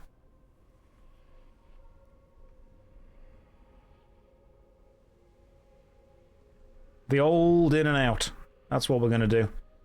Give it the old one in, one out, and see what happens. The phrase, you've got to unplug. You've got to. So when people are asking me about stuff, you know, how do I deal with people constantly saying I'm wrong? You've got to occasionally be able to step back from the whole situation and say, right, we're unplugging now. If you discover that you are in the mental equivalent of a room filling with smoke, it is okay to step out of the room for a bit.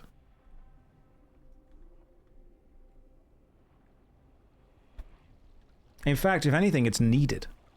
It's kind of essential. If you force yourself to stay in the room filling with smoke, simply because you want to, in your own mind, fight the good fight, that's dangerous. Valdi is raiding. Thank you very much, Valdi. Welcome in all the raiders. How you guys doing today? What were you streaming? What was the plan? What was happening? What was the hap? I assume it was some kind of real-time strategy. How you doing, man? Right, in and out we go. Let's sit down. Let's get the sharpening stone up onto our... Oh, hang on. It's actually already sharpened. That's fantastic. I forgot that remains there. That's great. Your Age of Empires 4. Love Age of Empires 4. One of my favourite Age of Empires. In fact, I might even enjoy it more than 2. Simply because I really like... This is such a basic thing. I really like the fact that you can place walls in wibbly lines. Like Age of Empires 2, don't get me wrong, I like Age of Empires 2. You can just put walls down in straight lines. No, you go back to Age of Empires 4. Ooh. That wall's bouncing up and down. I'm going to put a gate right here. I'm going to put a little defense right there. You can't, though. I mean, you can do them in, like, little zigzaggy things. Like, you can still build them. You don't need to follow the square block. That's what you don't need to do. But no, I like Age of Empires 4. I like playing as the... Oh god, what's the civilization that basically doesn't need to mine gold because you just stick the infinite gold mine on top of the gold deposit, and then you just kind of sit there and do nothing.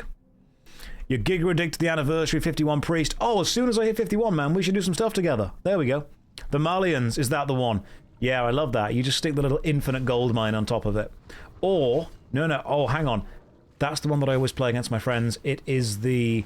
What's the civilization that gets the training school, the military training school, and you get Janissaries for free? The free Janissaries. That's the best one. And then you just build like 5 training schools and sit there and wait for ages. Ottoman. Oh, the Ottomans. That's my favourite. They get the massive cannon as well, don't they? I love the Ottomans cannon. Yeah, is it the Great Bombard? The Great Bombard cannon. Yeah, now we're talking. All right, I'm on board now. Now you're talking my language. We get the Great Bombard cannon. We get the little multi-shot cannons. That makes me happy. Great Bombards are great. 3 or 4 of those rock up and poof, walls are going down. Yeah. Josh, your Berserker Rage cancels a fear ability. You should use it. Or, I just don't. Do the English longbows get a look in? English longbowmen are fine, but Janissaries are just good because they have guns. Alright, they've just straight up got guns. And at some point, a gun is going to win. The leveling experience in TBC is different to Classic. The hub-spoke design was leaned into in TBC. Every zone has its own quest arc. I liked it. I really like Darkshire. The zones in Darkshire were really cool. I enjoyed those quite a lot. Right, let's see if we can use the old scepter once again. Right, there you go, guys. The old scepter has been used. What is this? Hang on. Legal Marsum, Maratre, Mararen. Warlock. It's a warlock summoning service. They literally just have 3 warlocks to summon people, and you just invite them. That's quite clever. Let's leave them to their weird little games and head into our portal. But no, I'm glad that you're enjoying Age of Empires 4. Do you ever wish to partake against me in a game of player versus player, or as we like to shorten it to in this case, Pla v Pla, Supreme Commander 2? Now don't say no straight away. Let me sell it to you first. I love Supreme Commander 2. I think Supreme Commander 2 might be one of the best fun PvP games. And I know what people are going to say. Why play 2? The first is better. Simple answer. I don't have 6 hours to play a game. Sometimes I want to start playing a game and within 30 minutes be shelling the ever-loving shit out of my enemy. What I don't want to do is start playing a game and within 30 minutes just be 30 minutes further into the game. Now, I like Supreme Commander 1 for its very slow, very methodical, very mathematical, very time-consuming gameplay. Don't get me wrong, there's a benefit to that. There's fun there. However, Supreme Commander 2 is faster, and sometimes I like that. You can also build 500 units, which is great, and I like the look of the experimentals in Supreme Commander 2. I can't play Supreme Commander 1 for 6 hours every day, because who's going to play WoW for 8 hours a day? I'll play some real-time strategy at some point with some people. But no, I do genuinely prefer Supreme Commander 2. Like, I know that 1 is an objectively different game, and I know that 1 has benefits to it, but I personally, if I'm going to get involved in a game, prefer 2. I'm not saying 1 is bad, I'm saying 1 does not appeal to the kind of games that I like playing. Play Red Alert 2 with us. Done. We can make that happen. Love Red Alert 2. I even like Command & Conquer 3. It's Tiberium Wars. That was the one. Tiberium Wars was fine. I enjoyed Tiberium Wars. I did indeed review Dawn of War. I like Dawn of War. I like Dawn of War a lot. Wars was good. Twilight wasn't as good. That was the 4th one, wasn't it? Red Alert 3 was good. It was good, you know what, Valdi? I enjoyed that. Red Alert 3 was the one with George Takei and... yeah, there was so many there as well. Who else was there? There was George Takei and there was... Tim Curry, wasn't it? It was Tim Curry shouting space. We all remember that. Was it Tiberium Twilight that introduced the Kryn? No, the Kryn were in Tiberium Wars, but they were in the expansion Kane's Wrath. I want to say, I think that was the thing. Because in Kane's Wrath expansion, that's when the Kryn got involved. You'd have to, you know, double check me on that, but I think that's how it was. I love real-time strategy games. I mean, we can even play Command and Conquer 1. We can play Tiberian Dawn. You go all the way back to the GDI versus the Nod there. The Skrin, that was the one. The Skrin. But no, we can absolutely 100% find some time to play some real-time strategies. I would not be anywhere near as good at Age of Empires 2, 3, or 4 as you. But I think we could give it a go. We can make it work. What if we had what if we got 3 normal players to play against you? How would that work? That'd be okay? We get 3 quite good players. We pit them against you. I've not played Warcraft 3 in years. I would need to take some time to really start to understand it again. I can't macro. 3 normal players and then Josh. Okay, so fine. Valdi, how about this? You versus 3 normal players, and I will join the 3 normal players team as a detriment. How about that? I can't believe you just came into my stream and insulted me. I am hurt. Do you know who I think I am? Alright, my ego is damaged. And that is the only part of me worth protecting. Alright, killing this guy, are we? Let's go. A, B, C. Always be sundering. That's how warriors work. I took emotional damage from that. I really did. In all seriousness, though, we will play this. This will happen. A, B, C. That's how you play a warrior. Always be sundering. A, B, C. Why C if sunder? Because that's what it sounds like. C. Sunder. It's the same noise. Therefore, same letter. Do I like tactical games like Desperados or Commandos? I love Commandos. I've told the story of Commandos before, but I don't know if it's on the clip channel yet, so you guys might not have heard it or might not have seen it. But has anyone here ever played the game Commandos? Commandos is one of my favorite PC games. I think it's fantastic. The problem is that I do have a weird experience with the game Commandos. If you've never played Commandos, every time it's basically like a top-down isometric tactical game where you order your little team of military commandos around to beat the mission. And every time you select one of your commandos, they respond. Like you click on the driver and he'll go, "Yes, sir." And then you click on the green beret. And what's the green ones that used to do? The green berets always had the favorite one. Because you would click him and you would send him to go somewhere and he'd go, "Coming over. I'm coming." That's what he would say, in that exact accent.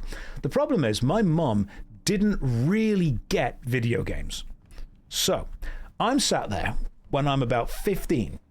I've got my laptop on my lap, and I'm playing Commandos on my laptop. And my mum walks into the bedroom.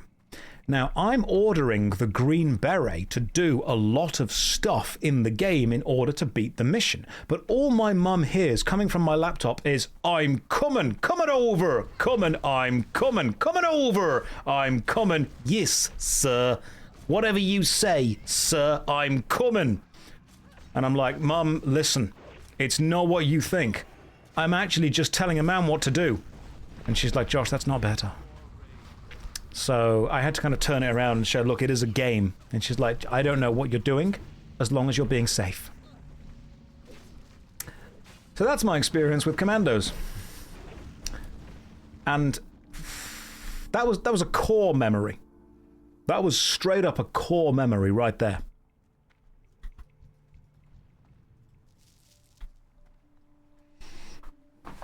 Yeah, my mum was supportive of the whole thing. Like, she was fine. It would have been better if I said, no, don't worry, Mum, the men are commando. And she's like, Josh, how they dress is up to them. But you're too young, you're being corrupted.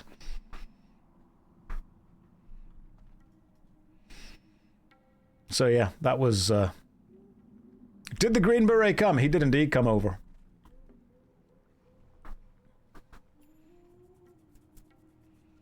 I mean, at that point, yeah, just switching to porn would have been easier to explain. Is this hardcore? Emotionally, yes. Mechanically, no. Alright, time to sunder these massive rock elementals. And a few more of these, and I should be able, hopefully, to do a bit of leveling up. Does your mum watch your stuff? God, I hope not. I really hope she's doing something better with her time.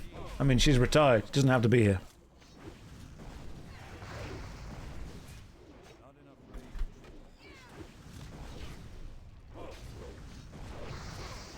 I mean, yeah. And my mum was like, you can't just play those video games, Josh. You won't get a career from it. And you know what? She was probably right. Like, I should have definitely listened to her.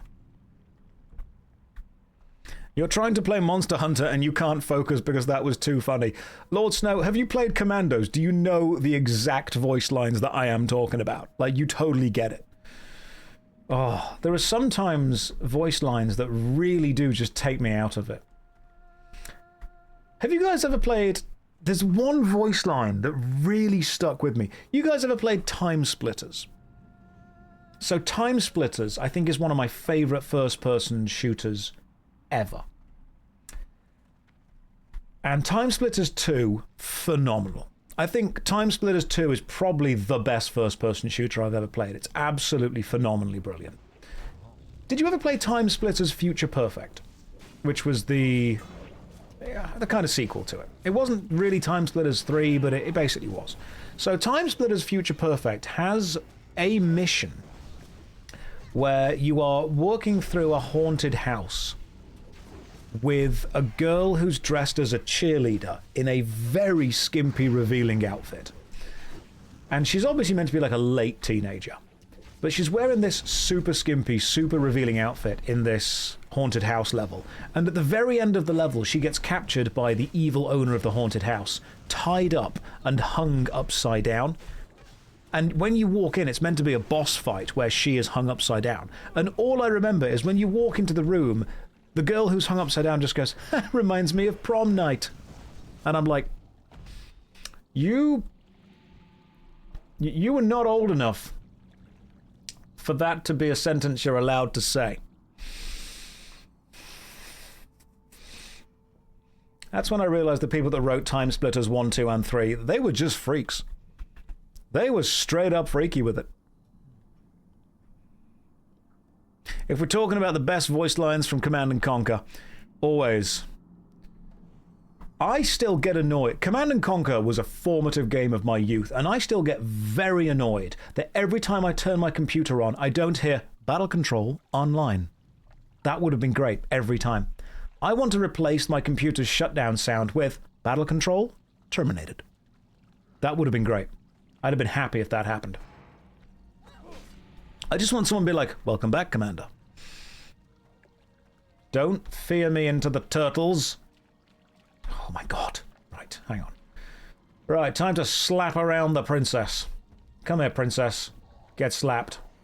Right, you are red to me, meaning I'm probably not going to be able to do any damage to you. Let's see what we can do. But some voice lines from some video games are just so iconic. For king and country. That's the spy. I love the little spy. Would you stop slapping me around, please, princess? I will say... I'm this close to saying the safe word.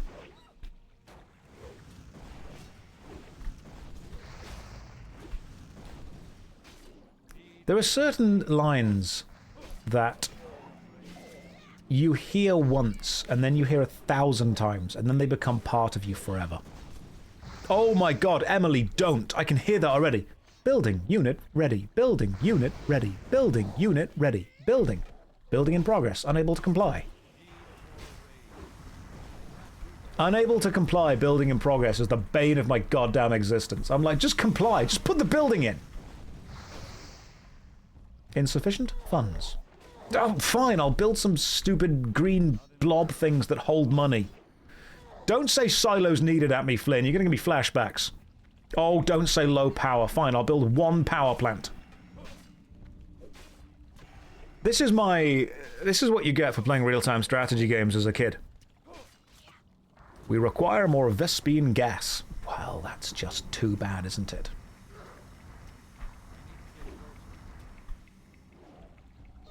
We are about to kill this massive princess.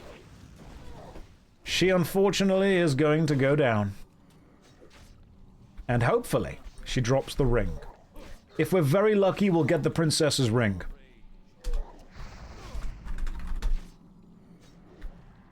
Let's just ask nicely if we can get it. Right, Pav and MZ both have the princess as a quest to kill. I have never played Age of Mythology, no. I've heard it's good, though. Hey, what do we get? Oh, okay. The Eye of Therodras. I can't use that. It's cloth head armor. It looks kind of cool. And the Righteous Glove of the Monkey, agility and stamina. I mean, that's a 20% drop chance right there. It's not bad. It's not bad. I was hoping the ring would drop too. Stamina, intellect, and spirit. I don't need that. Gloves of the Monkey. I don't need that either. You guys want to go again? Harder than Illidan. No, we got this. We did this so damn well. You have no quests for me. You want to run it again? Try and get that ring. Go for the ring.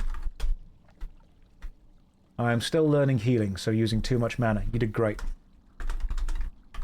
You did super well. You need to go get ready for the stream first, but I do want the ring. Oh yeah, do one without me. How long you gonna be? We can wait for you, Emily. That's no problem. Total Annihilation was a good game, Vol. Absolutely. I mean, if you're going to be like 20 minutes, we can wait. 40 minutes? Sure. We'll do a run. I can do one more, then I'm going to take a break. We'll do one without you. Sweet. Okay, head out. Let's head out, team. How do you leave? That's a question. How do you leave? If you guys are big fans of real-time strategy games, I'm assuming you've all played Beyond All Reason. Which is effectively like a fan remake of Total Annihilation that's really good. Does John know? Oh, the Croc Boss! Good point. Croc Boss? Before everyone leaves? We got time? Yeah, we got time. We got time for the Croc Boss. Where's the Croc Boss? There it is. There's the big boy.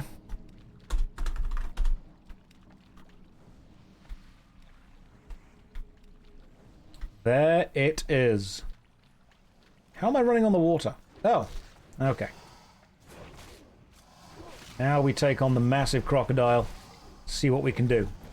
Make sure you use Sunder as much as possible, guys. A, B, C. Oh, you've cast water breathing and water walking. That makes things a lot easier, to be fair. A, B, C. Always be sundering. That's how we get the good damage going on. The Shaman's water walking makes this a lot easier. But I will stand by my own personal opinion and say that I still do enjoy Supreme Commander 2 more than Supreme Commander 1.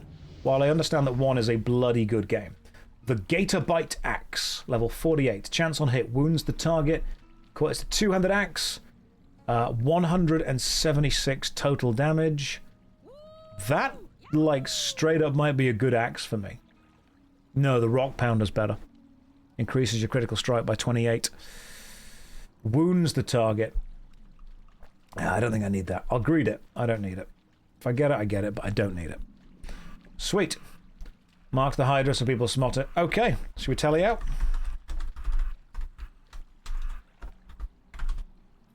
Josh, if you didn't hand in the Maraudon quests, go and do that for the Seed of Life. I don't know if I did or didn't hand that in. Let's find out. Maraudon... I didn't. I can go and do that. Okay, I'll go hand that in. I will Hearthstone out.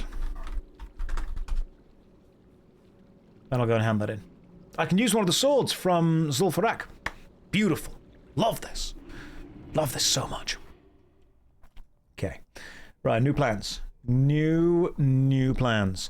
Everyone who was just raided, by the way, are you guys familiar with the super rare 1% drop chance swords from Zul'Farrak? Because we got both of them.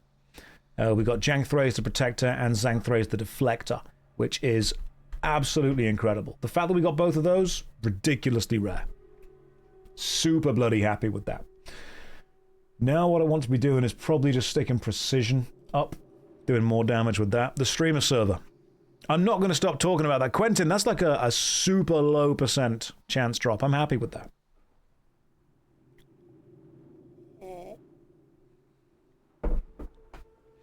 Hunker Junk says, you own your own apartment, you pay 0 rent, no mortgage, you have loads of money. Should you quit your job? You want to play WoW all day, take long walks, see friends, and work out. That makes me happy. Why should I be chained by a job? Hunk, if you can... Look, the only reason people go to work is to get the money to facilitate and to fund their life. If you're able to do that without going to work, then absolutely do that. That's entirely up to you. You just live your life as a full-time socialite. But do remember, and this is going to sound really weird, people do need a purpose. As soon as you lose that purpose, you lose something. If you are able... A lot of people find... They don't like to admit it, but a lot of people find purpose from their job. If you have... To just make that sound better, have any of you ever taken a really long holiday from your job and the first, like, week is amazing, and then after that you're like, I'm kind of bored now? Because that's happened before. I know people that have got really bloody difficult jobs, they've taken a long holiday, and halfway through that holiday, they've actually said that there's a weird thing that happens when they wake up and don't know what to do.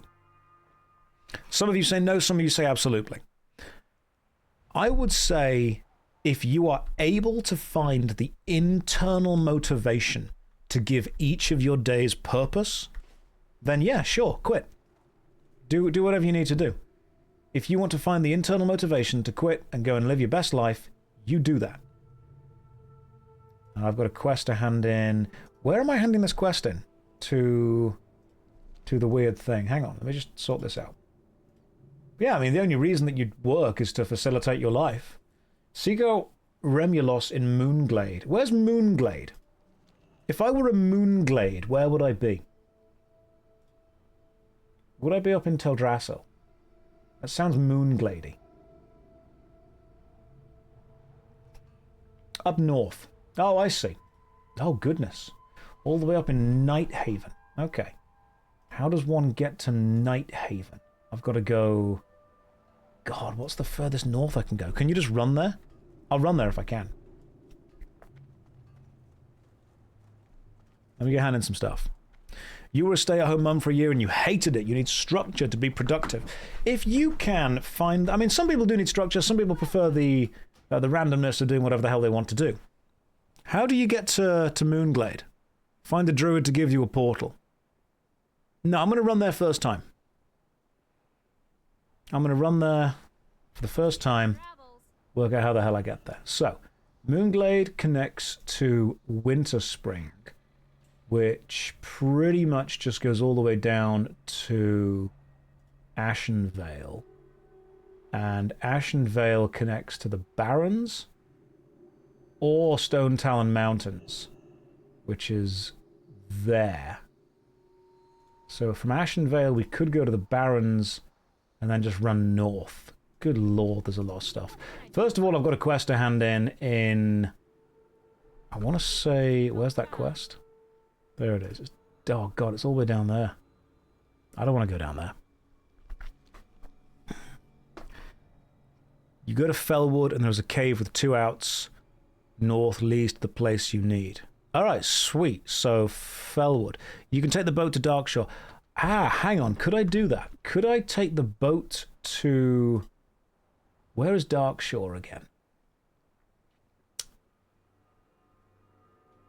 Boat to Rutherford Village in Teldrassil. That would take me to Teldrassil. And then can I take the boat to... Is there a boat that goes somewhere else? I'm going on one hell of an adventure right now. Let's use this. Are there any druids that can help? Fellwood to Winterspring has those furbolgs that are 55. Let's get to Menethil Harbour first of all. Menethil Harbour. And then somewhere else. No, I don't think I have any more quests to hand in over here that I can easily get to. Apart from the Tiara of the Deep quest. That's a good one. Tiara of the Deep is fly to Theramore, then run across. So fly north to Theramore, who is Baldrock. How are you? Fly me to Theramore. Is Dustwallow Marsh closer? Hang on. Just double checking where I need to go to. Oh, brilliant. I can go to Mudsprocket. Great to meet you. I fly to Mudsprocket, then I can go and hand in one of those quests. This is great. Hey Josh, first time to catch you live. Welcome in, Benny. I appreciate your content. Oh, thank you very much, Benny. Welcome to the stream. Hopefully you're having a lovely day. We are playing some World of Warcraft Classic. This is the Burning Crusade Anniversary server. We've got some good drops. We're making some good progress. We're leveling up. I've hit level 44, which makes me happy. That also unlocks... I'm one level away from the big bad Pauldrons. I am one level away from Zhang Thrace the Protector, but I did get the Deflector Sword, so I'm happy with that. I think everything else is kind of good. You missed Sunday Josh. Chungs. Sunday Josh was... That's me. Sunday Josh was Dark Josh. Evil Josh. The shades are still here, in case we need to go back to being evil. Thank you for saying bless me. I appreciate that. One level away from the Thrashblade. I can't even get the quest yet. Like, I could do the quest. We just killed the boss that is required of the quest, but I can't get the quest yet. How's that fair? How is that fair? We could do the quest, we just can't get the quest. Your main character was kicked from the Union. Nim, I will sort that out. Right, let's see what else we've got going on. Sunday Josh is why you attend this stream nightly. What, because of Sunday Josh being evil? Evil Josh. Hang on, let me send... Goodness me, let me send some stuff back. I've been... This is me doing emails. Good Lord. Right, reply to all. I always reply to all.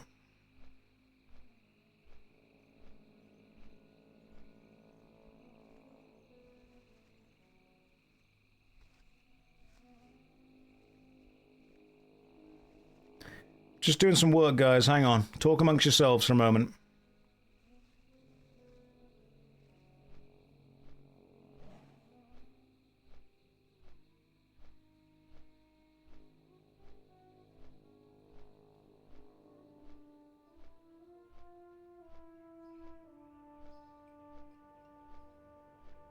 Okay, I'm back now. You've never played WoW Classic, and this is making you curious. Well, you should. You should give it a go. You should try. You should see how it is. Give it your best shot. Live your best life. I thought we are his job. I have to occasionally respond to business emails and stuff. You know how it goes. You got some applications done? Beautiful. Anyway, let's go back to the guy that was chatting about not having his job earlier. What is the purpose of a job? Why do you go to work? And ultimately, why do you exchange your time for money? Now, some people work a job that they don't particularly like because it pays really well. Some people do a job that they enjoy and therefore take less pay from it. Some people like to balance both of those things. But ultimately, you are exchanging your time for money because that's what you want to give your time to, or that's what you need to give your time to, and then you get money in order for doing that. That's the switch. If you do not need to do that, Why would you want to continue doing that? That's the question. Some people take on a lower stress job for less pay. And you know what? They're not wrong for doing that at all. 30, okay, 9 stamina and spirit. That is increased attack power by 28. That is a 2.2. And that is a 1 point something. Okay, cool. So what I'm going to do is take off the 30 damage a second sword and put on the 32 damage a second fast sword. And then I think we're good to go. Right, cool. So I've worked retail before. And when I was working retail, I was just doing regular cashier work. And while I was doing regular cashier work, eventually my boss said to me, hey, do you want to be a supervisor? And I said, what does that, involve? And they were like, well, your responsibilities go up, this goes up, that goes up, you got to do this, you got to do that. And I said, okay, what's the pay increase? And the pay increase was like 20p an hour. I'm not even kidding. It was if you've worked retail, you know exactly what I'm on about. 20p an hour pay increase for the tiniest pay increase for like a major amount of responsibility increase. It's ridiculous. And I looked at it and I went, you know what, let's just do a trial for a bit. Let's do a trial, let's see what happens. So I trialed it for a while, and I'll be real, it sucked. It absolutely sucked. Because it was so much more work for so much little pay. And eventually, when they said, how are you feeling it? I said, I want to go back. I want to be demoted. I want to go back to just doing regular work. And they couldn't understand that. The business were like, no, but you're a supervisor. Why do you want to not be a supervisor anymore? And I said, because do you have any idea how much more effort and stress and responsibility you're putting on someone for the tiniest amount of pay increase? This is not worth the extra stress. This is not worth the extra effort. You're asking me to be a key holder, you're asking me to come in early, you're asking me to stay late, you're asking me to do all the money checking, you're asking me to do... And I can do this. It's not that I'm incapable of doing the job. I just think that you're not paying me enough when I could just instead come in, work for 8 hours and go home and not have to worry about it. I think some people take job positions for the power instead of necessarily for the money. So I was very happy to turn that down. Eventually. You, Tabitha, here's your tiara back. And you're going to give me some pauldrons. Hang on. 10 strength, 9 stamina, way more armor. How do they look? They look okay. I'm going to sell them, though. Ah, they are good. Hey, where are you going, Tabitha? Be careful. You haven't... Tabitha, you haven't given me the reward. I haven't chosen it. Hang on. This other player just started a quest, which means that unfortunately my chat box with her was destroyed and removed. Tabitha. Talk to me. Light bless you. Farewell. Have we bugged this quest? Well met. I can't chat to her. Safe travels. Okay, I've got the Tiara of the Deep. Have I got to end the quest? You got to wait for the... Hang on, you got to wait out the event. Hurry up, tiny child. You want a hand? Let me give you a hand.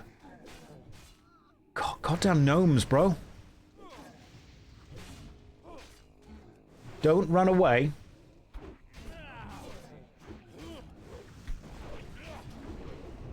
Okay, the gnome just nearly straight up died. There you go. Thanks. You're welcome, child. Right. Tabitha. Thank you. Tiara. I'll take the pauldrons then. Oh, you get both. Alright, cool. Well, we got both. He almost got full on gnomed. Thankfully, we saved him. For we are a saviour. Okay, what quest have I got to hand in still? Seed of Life. That means I have to get all the way to the north. Like, really far north. Okay. How do I get to Moonglade? Can you walk to Moonglade from Darkshore? No. Surrounded by mountains. The only way is Fellwood. Winterspring, Fellwood, and then Moonglade. Okay. So we've got to get to Moonglade. Darkshore, Ashenvale, Fellwood. And then from there... But where's Moonglade from here?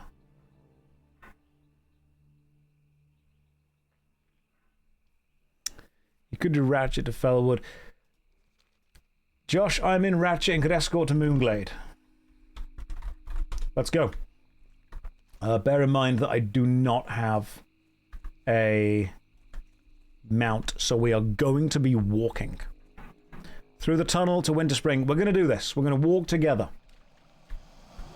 Tell, thank you for joining us. It has been lovely to have you with us. I'm going to walk to Moonglade first of all, while killing this thing. Hang on. Let's kill this thing first.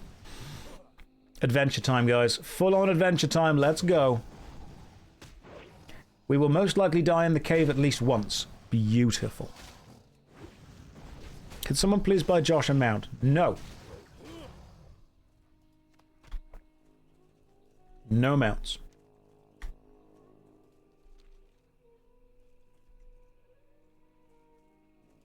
I think I know what we're doing. This should be fine. Worry not, my child. A mount is like 40 gold. I've got 43 gold. I could actually go and get myself a mount right now. I may go buy a mount. Where does a warrior buy a mount?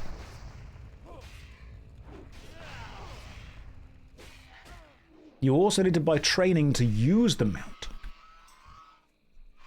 Where do you buy Eastvale Logging Camp in Elwyn Forest? Okay. So first thing I need to do is get all the way back to Stormwind. Alright. Stormwind or Menethil. Right, so let me get all the way back to Eastvale first of all then, shall I? Back to Elwyn Forest, lads. Here we go. Josh, I've only been watching your VODs. How long have you been out of Westfall? It was episode 30 and you were still there. Now you're in your high 40s. I'm just built different. That's what it is. I'm just so good at the game. Sometimes I surprise myself with how efficient I am being. Menethil has the Black Stallion. Only place you can get the mount. We're going to go to Stormwind and then Elwyn. That's what we're going to do. And to get to Stormwind, we're going to take the boat from Ratchet to, I want to say either Booty Bay or Menethil Harbour. I think the Stranglethorn Vale, which is Booty Bay, takes you down to here. I think. Which is the Steamweedle place. Or it could be Theramore. Theramore. And there was one more. There was Ratchet, wasn't there? Where was Ratchet? Ratchet was near the Barrens. Theramore to Menethil. Thank you. I'm learning slowly. Very slowly. Right, you. Please fly me to Theramore. Does Ratchet not have a boat that goes to it? I thought that there were two boats from Eastern Kingdoms. One of them goes from South Shore. Let me just double check this, make sure I'm learning. Right, one boat. It obviously doesn't then, I was wrong. Where's Menethil Harbour? Where be Menethil? Right, Menethil Harbour has the boat which goes to Theramore. Okay. And Booty Bay has the boat which goes to Ratchet. Right, okay, cool. So you can get two. You can get the boat from Menethil Harbour to Theramore, and you can get the boat from Booty Bay to Ratchet. I'm trying my best to legitimately remember all of the actual ways to do this. So we've just arrived in Theramore Isle, and now we want to go from Theramore to Menethil. Got it. Then we go from Menethil to anywhere on Kalimdor, effectively. Anywhere on the Eastern Kingdoms, sorry. You're a warrior. Just remember Sunder and then just wing the rest. Okay, cool. I'm going to Felwood if you just go to Moonglade. I'm going to get my mount first. Faster would be Ratchet to Booty Bay and fly to Stormwind. Probably. Let me just chat to you. Hello. I do enjoy sitting here. This is a ship that will take you to Menethil Harbour. I love the fact the NPCs tell you, like, in character, what's gonna... This is my first ever mount. I've never mounted anything before. This is going to be the first time this happens.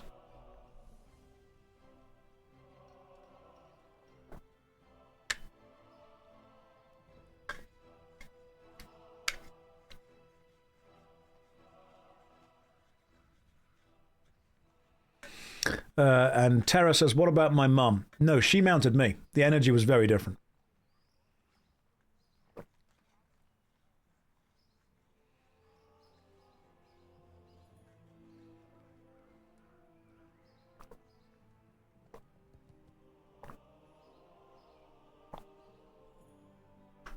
Different vibes. It's all about who's on top of who, you know? Because you're assuming that it was like the energy of, you know, me climbing on top of a motorcycle and being in control. No, it was almost like riding a roller coaster. You get strapped in, then just hold on.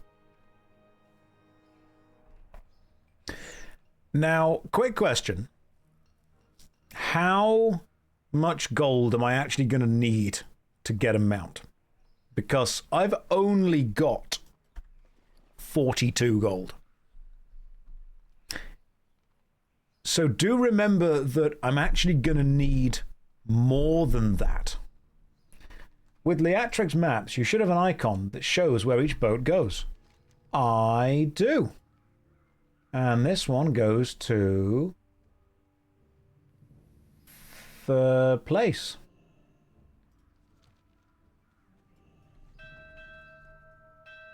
I think it's 48 gold exactly. I'll see what happens. You're going to need to dance a gold shy to make up the difference. I can do that. If I've only got to make up like a couple of gold, I can sell something.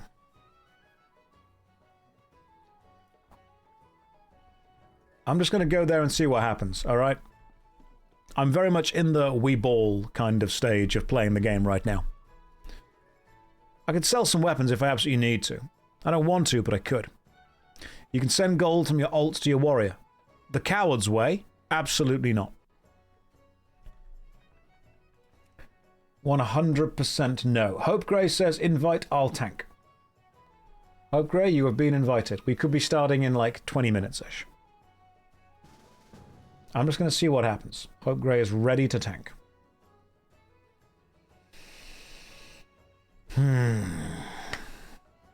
Coward's Way, that's your earned gold. No, it's their earned gold. Different characters. Different characters, different vibes, different things, different stuff. They earned it.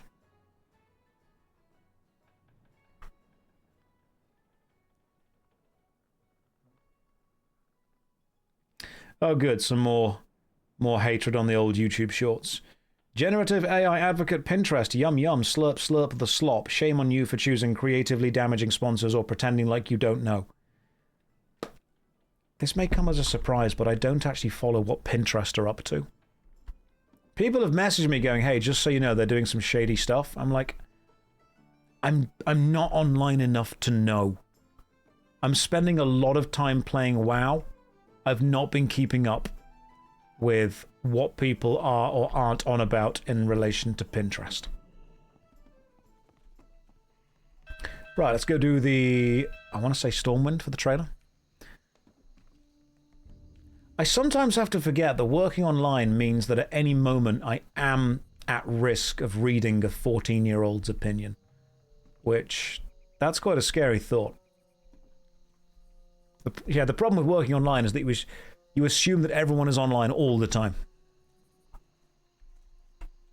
Right, let's fly to... Do I need to go to Stormwind first or Elwyn Forest first? Well met. Because I've got to buy the skill. Elwyn Forest. Right. So, we're currently in Menethil Harbour. I've got to go to Stormwind. To be fair, Stormwind is... That's the nearest flight path. See you around. Yeah, I think the real problem is that everything becomes a purity test. I was talking about this quite a lot yesterday. Everything becomes you can't work with that person because they do this. And at some point, you have to kind of agree and be like, you know what, yeah, that is correct. The problem is that once you start to get more and more and more pure, you end up not being able to work with anyone ever, which I think is a bit of a shame.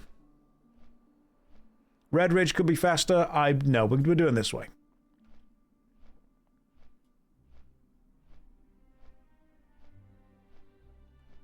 Yeah, where's the limit? And everyone's limit's different. And sometimes, if you aren't reliant on outside sources for income, it's very easy to chastise those who are. Is it better to watch you on YouTube or Twitch? Rec, whatever is easier for you, bro. It's all entertainment. Do whatever you want to do. We are going to purchase a mount. Yes. We are going to purchase a mount. When am I getting a Gamer Subs cup? I mean, I would like to get a cup ideally within the next year. That would be cool, genuinely. Fellish Beast, you've said some stuff to people online that I'd never say to someone in person. I look back on it and wonder what broke in your brain. Fellish, first of all, the fact that you're self-reflecting on that is excellent. Well done. That should be commended. I think what broke in your brain is anonymity. Anonymity and untethered emotions. And I'm not saying that you yourself are an unhinged person. I'm saying that if you give a man a mask, he will show you who he truly is. And sometimes there is almost a sick pleasure in being a dick online. There is... I think what it is, people like to experiment with variety in life in relation to who they are and how they treat others. And sometimes they want to do that in what they think is going to be a consequence-free environment, because we're all human. So for those people who go online and send random insults, who spend all their time trolling to ruin someone else's day, who send threatening messages, who in real life would just be like normal guys, normal girls, they do that stuff online because in their mind it's a consequence-free playground. They don't have to answer for any of the things they're doing, but at least partly they're thinking about doing it. But then occasionally you sit back and you think, you know what, it wasn't consequence-free. It just wasn't consequences that I faced. It was consequences for the mental health of the other person. That's where the consequence comes in.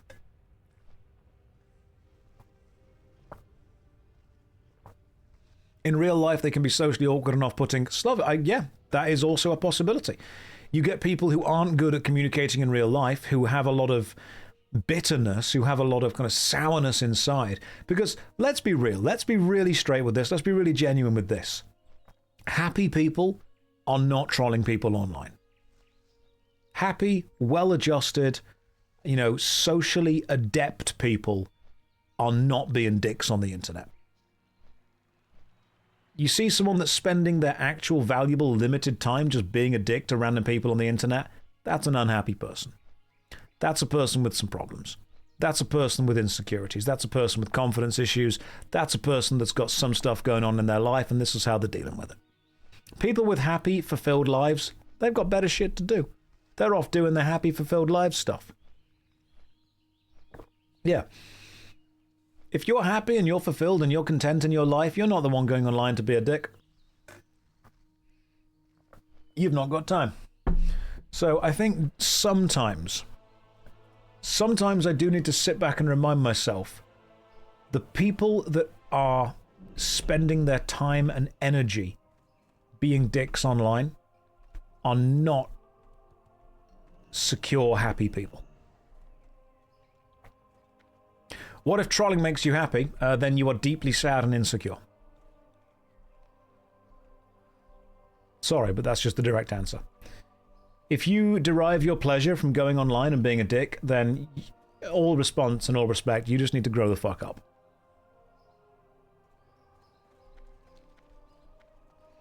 Would you not say in some areas you are a dick? Absolutely. I'm not above this. I'm not holier than thou. I'm not better than you in any way. But I do think that there is a level of understanding that you kind of need to, at some point, say, hey, I'm going to stop being a dick like this. Amusingly, you will... Hang on, what was you going to say? You will run faster when you finally have a mount due to your carrot. Lovely.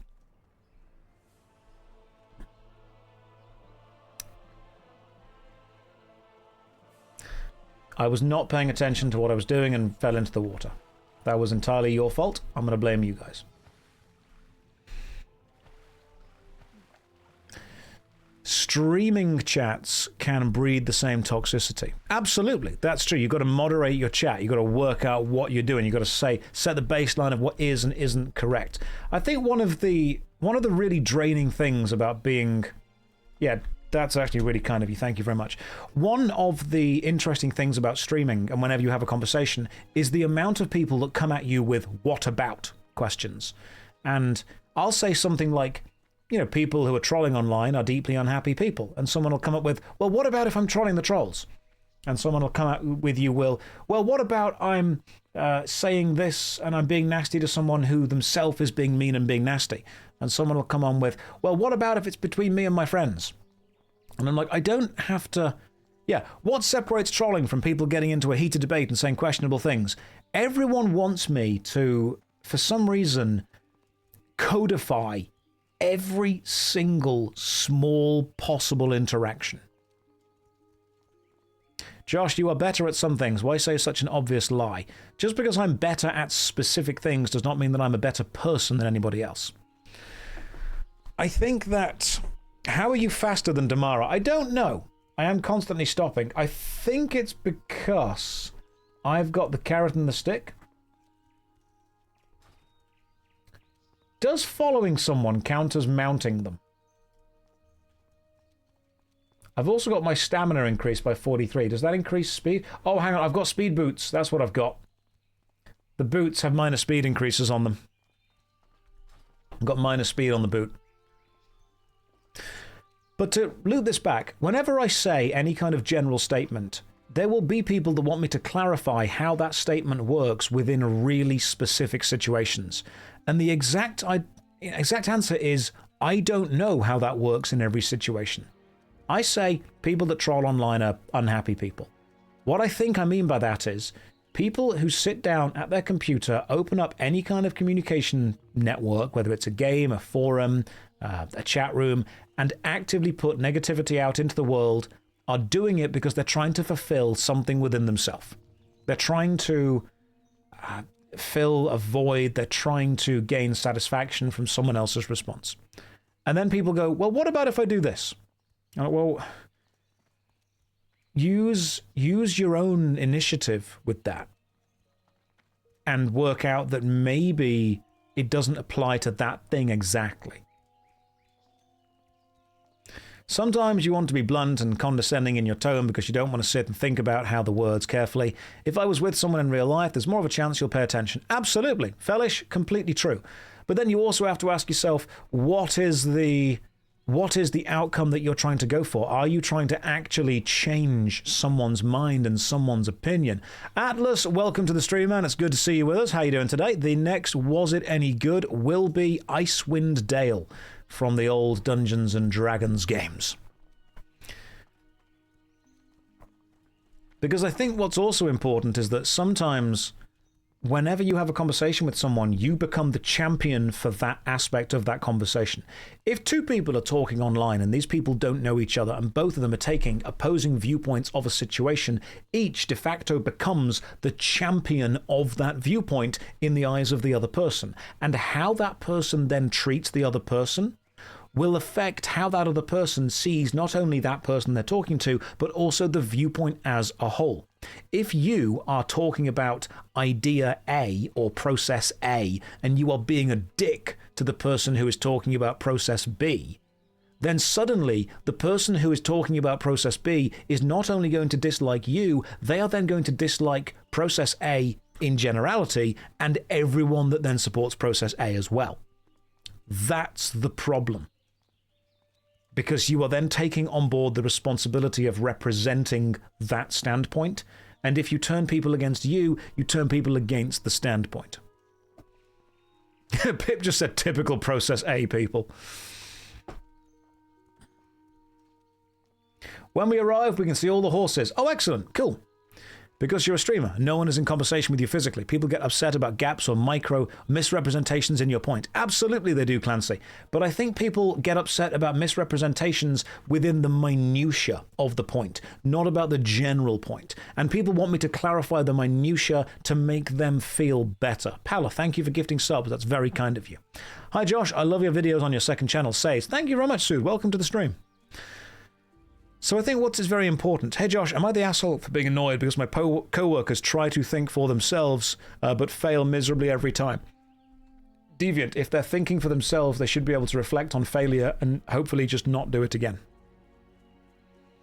You've shifted your focus overall to treating people online as humans rather than cutting them down. It takes a lot to do that, Fellish Beast. Well done. Even if you have the truth and treat people like shit, what good is that? If people hate you, then they're going to start hating the points that you want to make. Hey, here we go. Hello, Hope Grey. Right. I'm guessing we talk to you. I can teach you the finer points of horse riding, provided you have enough gold to cover the lesson. Randall, I seek training to ride a steed. And I can pay 29 gold for apprentice riding. Allows the player to ride basic ground mounts that require a riding skill of 75. You know what? I will learn. Teach me apprentice riding, my friend. I now know apprentice riding. It cost me 29 gold. I have 13 gold remaining. Now, we get to have a look at all of the steeds. That's cool because it's armored up. The swift white steed with the armor. We've got the chestnut mare. We've got the swift brown steed. We've got the swift white steed. Can I not get those? Because they look cool. I like the armor on them. We've got the pinto over here. Josh, wait! Okay, Arthur Locke, I am waiting. There's 60. Swift to the higher tier. Don't buy the swift one. So I want to buy one of the lower level ones first, do I? Okay. Do not buy the swift horses. This is JoshStrifeHayes. We're going to get our own horse. Pinto is the OP one. Trust. Get the Black Stallion. Where's the Black Stallion? Where do I get a mount from? You can't afford them anyway. Okay. What would it take for you to audition for a play at a local theatre? Covering the lost wages from Twitch and YouTube for the time to do that. Is this going to be the way that I start to play the horse girl game? I've dated many horse girls before. They are all insane. The Black Stallion's in the wetlands. Okay, the Black Stallion is actually sold in the wetlands. You can buy a different horse in the wetlands. Is it worth going to get the Black Stallion? I can go and do that. Why are you all laughing when I talk about this? As a past horse girl, this is true. Oh, don't get me wrong. Horse girls they've got their benefits. They're just straight up insane. Horse people, for aura, yes. Okay, cool, let's do this. Right, the Black Stallion is only in Menethil Harbour. Let's go then. Okay. Let's go to Menethil Harbour. Fastest way to get to... Actually, we should be able...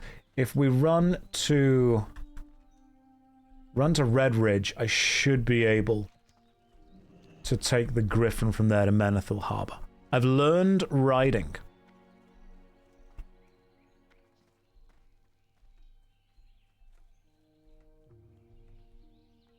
Your girlfriend used to ride horses, but she hasn't for years because she can't afford it anymore. Is she technically a horse girl? Pseudo, don't put yourself down like that. You can be the horse. What map add-on is that? That is Leatrix maps. Which give me some decent information about what I'm looking at. Now, horse girls are definitely insane. Sometimes in a good way, sometimes in a bad way. But insane. He who rides with horse girls should check to make sure that he himself does not become an insane horse girl. For when you ride long on the horse girl also rides on you. You know who said that? I did, just now. And I think it's a valuable lesson that we should all take. Thing is, some horse girls are stable, like the horses, but many are unstable. Very midlife class, very middle class of you. Thank you. I appreciate that. I used to ride horses, not like professionally. I had a friend that had an actual stable, and I helped her muck out a load of the horses, and in return she gave me horse riding lessons. And I will admit, I did look quite good in jodhpurs. I'm pretty sure there are still some pictures somewhere. Never owned a horse, was never that rich. But I definitely have some pictures somewhere of me in knee-high leather boots and skin-tight jodhpurs. They exist.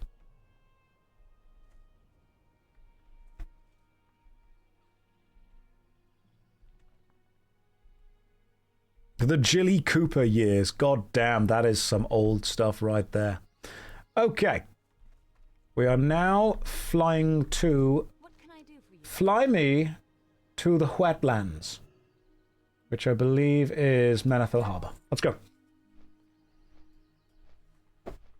I recall going to school with someone who played polo for England and someone who did eventing. Horse people in general are mad. Yes, they are. That's straight up. The amount of wealth you have to have is impressive. Some pop culture for the kids there. Why are we still walking? Didn't we just train riding? It's not just about training riding. You've got to get the right horse. You've got to find the right one to ride. We might still be talking about horse girls.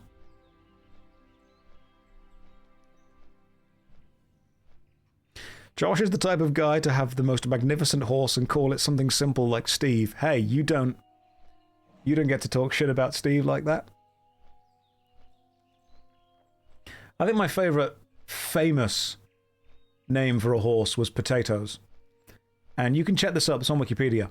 And there was an actual racehorse called Potatoes, but the way that the name was spelt was P-O-T-O-O-O-O-O-O-O,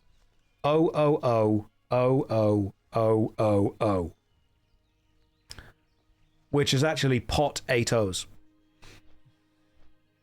Pronounced potatoes. So there's a level of insanity that I will give horse people. You can genuinely Google it. That's real. Josh, I know I seem like a spammer. My last 10 messages was this, but do you have plans to play Dark Souls 3? Eventually, yes. We will get there. It's going to take a long time, but we will get there. It is real. Some of you are genuinely doubting me, but that is real. Potatoes horse is pot O-O-O-O-O-O-O.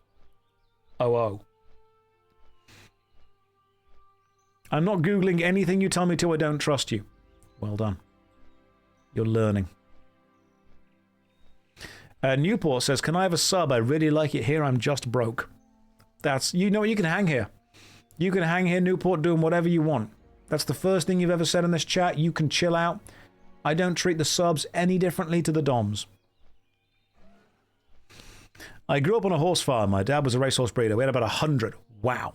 Can confirm all horse girls are crazy. I do, however, enjoy riding and competing in dressage and camp drafting. I've never done camp drafting, no idea what that is.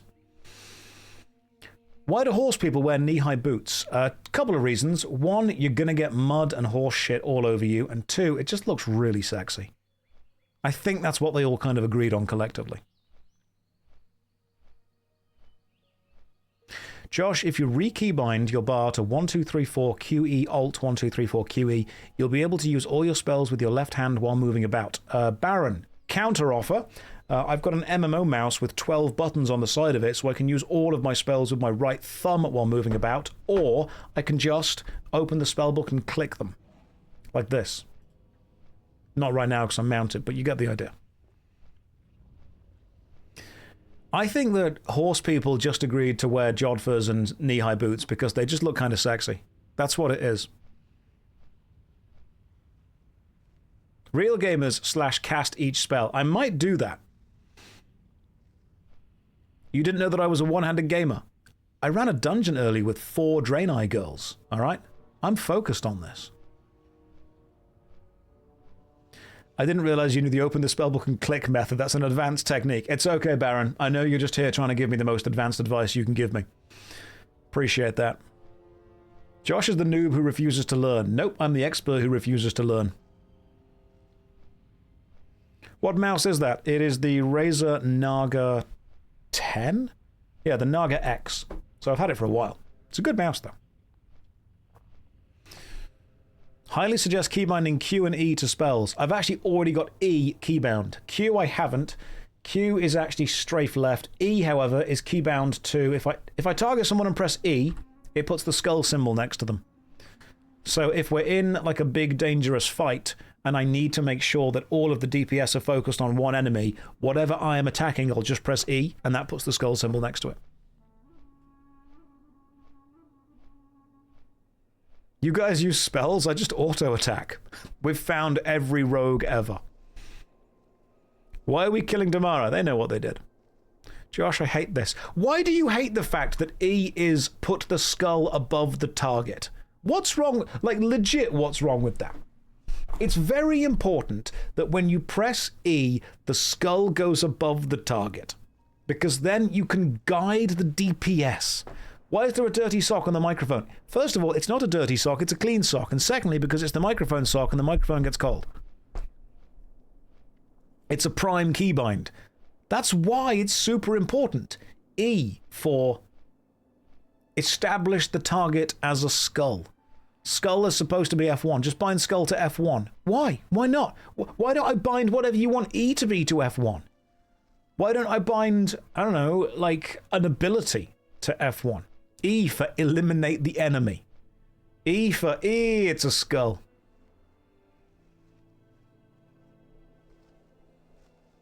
F1 is too far away. If my fingers aren't touching it naturally on the keyboard, it's not being pressed. Right, the only things at the left... Right, the left hand does this. The little finger rests on shift. Then it's WAD, obviously, and then spacebar. It's difficult for me to press S. That means moving the middle finger down slightly. I will buy E for everyone attack this target. What do you use shift for? Nothing. Absolutely nothing. It's literally just where my little finger rests. Nothing happens there at all. E for execute this target. That's what it could be. Okay. MZ's back already. Oh god, it's been 40 minutes. Right, I'm getting a horse and then we can... Then we Maraudon more. So, I'm going to go and get a cool horse. We don't need to target Damara anymore. We can take the target off you. Oh, here we go. A stallion. I see. A white stallion. Or a chestnut mare. Or a black stallion. Dare I do it? Dare I ride the black stallion? Well, whether I do or don't, first of all, I should probably decide what horse I'm buying.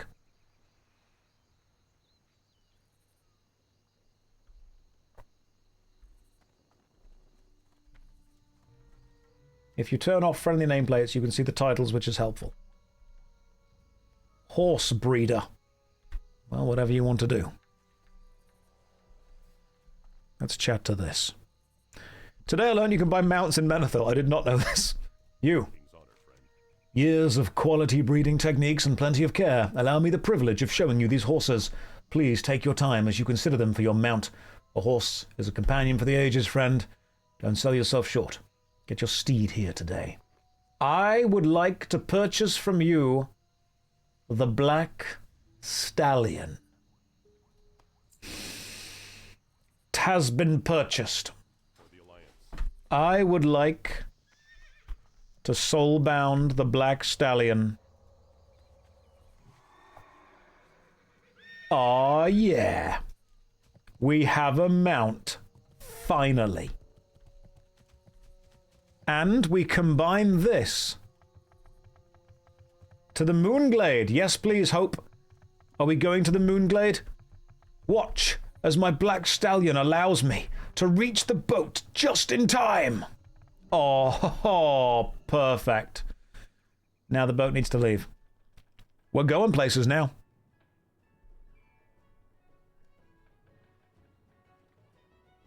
I am no longer poor. I am now poor with a horse. Horse. We should grab flight paths, won't take any extra time. Okay, to the Moonglade we go. I mean, that's WoW completed. I've basically done. What else is there? No one thought it could be done. I'm poor, but fast. Just a small reminder, you start your horse journey 30 minutes ago and it's only halfway. You start your horse journey 30 minutes ago. No, I've got it. I've got the whole thing now, see? So the cave has enemies that can be your friends, so if you attack them, it makes it harder to make friends. Right, let's just not attack anything then. Now to save up for the next mount. Yes.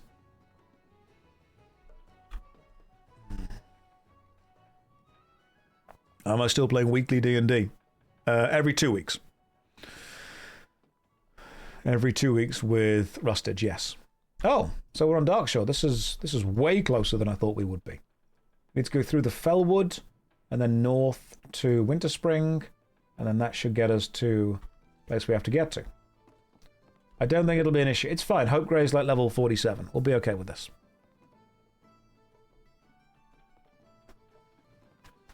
It is bloody warm in this room, I'll tell you that much. Oh. Right, let me just right-click on the old stallion. And off we go. I love the fact that I've now got a mount. And I've even got the carrot on the stick, increasing mount speed by 5%. We're zooming. We're zooming. We've just arrived in the village of Aubergine. And now after arriving here, I am following... I think I've got this flight path already. Let me double check. I might not have got it. Now I've got the flight path. Okay.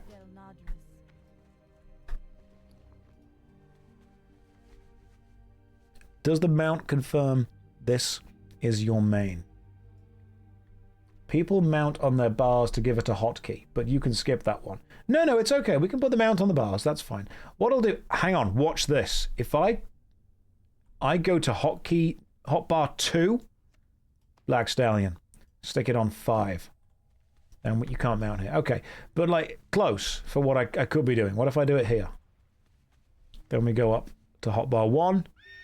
Perfect. So we have put the mount on hotkey 5. On 5. The letter F for force. Because that is what the horse is. It's a force of nature. And now I just need to go... Yeah. Watch this, though. Sometimes I will hold shift and scroll down, which will put me onto the second hotbar, which will get me my force. What if by mistake I hold shift and scroll up? That puts me on hotbar number 6. So what I'm going to do to make sure that I can make this mistake is I'm going to put the horse on there as well. In fact, to make sure that I'm going to be able to summon the horse from basically any hotbar, I'm going to put the horse on 5 on every hotbar. That way, no matter what happens with my, scrolling through, we've always got the horse. Genius. Absolute genius. Maybe I should bind horse to the key H for, hey, time to mount up.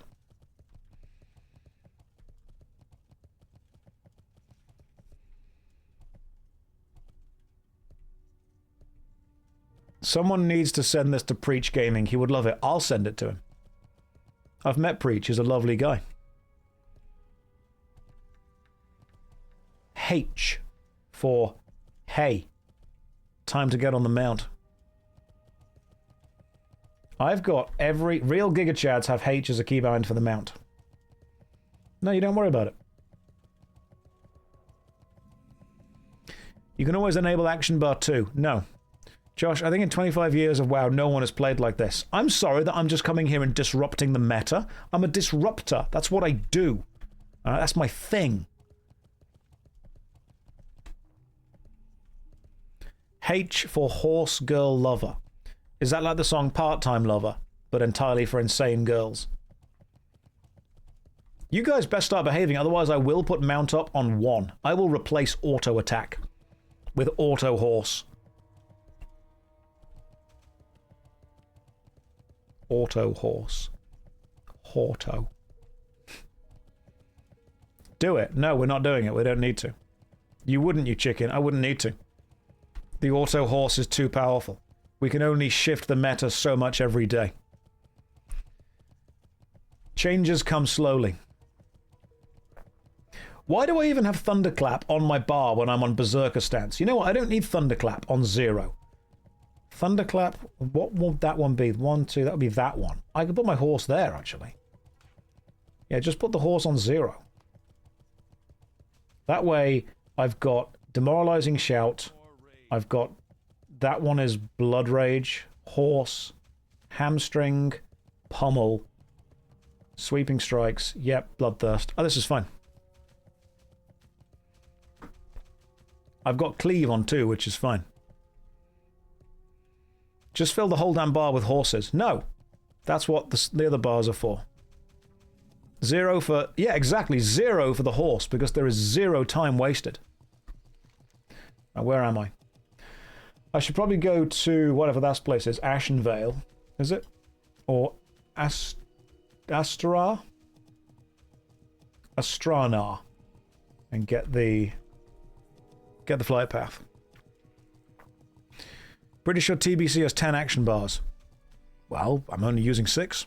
That's what the other bars are for. Josh, just watch your Cyberpunk vid. This is going to be a good comment, I'm sure. You say you don't know the game because the things are the cops with dementia. What's your opinion on not being able to drink a potion twice in WoW while in combat, or not being able to mount while in combat? I think I don't care. So, I think certain decisions are made within games in order to enhance the mechanical experience of the game. And I think certain limitations are placed on what the player or the NPCs are able to do in order to make the experience of gameplay more fun. So I think the reason that the limitation of potion drinking on WoW is placed on the players is so that you cannot simply spam potions to mitigate the encounter. And I think the reason that the police are made stupid in Cyberpunk is because they just weren't programmed very well. I don't think the limitation of the idiot police in Cyberpunk was done as a creative limitation or a mechanical limitation, or even a player-involved limitation. I think it was mostly done because they just didn't put a huge amount of thought into how that system was going to work. So I can understand the other limitations, because I was reading a really interesting article the other day. Players want realism in games, or at least they think they do. But the more realistic you make a game, sometimes the less fun you make it. There is a balance between realism and fun. And if the game is designed to be as realistic as possible, eventually it might not be as fun as it could be. When people are like, players want realism, I'm like, okay, that's fine. If you want to have that, I get it, that's okay. If you want to make your Skyrim more realistic by adding a survival meter to it, I understand. But you're also not going to want your character to have 8 hours of actual real-time sleep every night, and you're probably not going to want to find a place to shit every 3 or 4 hours. the more that you add realism to a game, the more you have to focus that at some point you're doing it over fun. Now, even simulation games aren't necessarily designed to be as realistic as they possibly can be. I mean, some simulation games can be super realistic. That's fine. Josh, do I poop every 3 or 4 hours? No, only if I'm eating a lot of protein and a lot of fiber, which sometimes I'll try and do. Guys, that was just a number that I threw out. This doesn't have to become some kind of, you know, Detective Morse shit investigation Sherlock episode. It's pretty easy to make a really, really, really realistic game mechanically, but it's also very boring to do that. But I don't think that Burnout 3 is the most realistic racing game, but I also think it's incredibly good fun.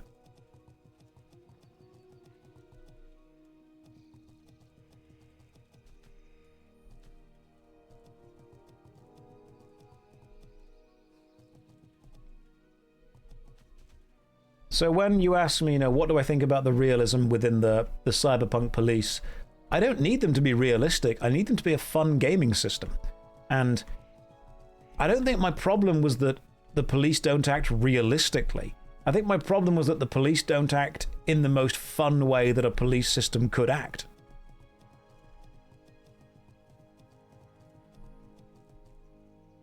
Video games can be enjoyable by making the player focus on a level of realism. That's absolutely true. But when you are prioritizing the realism over everything else, that's when it begins to get a little bit weird. Okay. I need to pop AFK for 5 minutes to grab myself a new cup of tea, grab myself a drink, and then when we come back, we will continue our journey all the way to hand in this one quest. Also, it is so incredibly warm in this room. Good lord, the heating has been cranked up to 11. So, let's take 5 minutes. Grab yourself... Ooh, I need to gel my hair at some point. Grab yourself a cup of tea, stretch your legs, go and, I don't know, if your 4 hours are up, go and do a poo.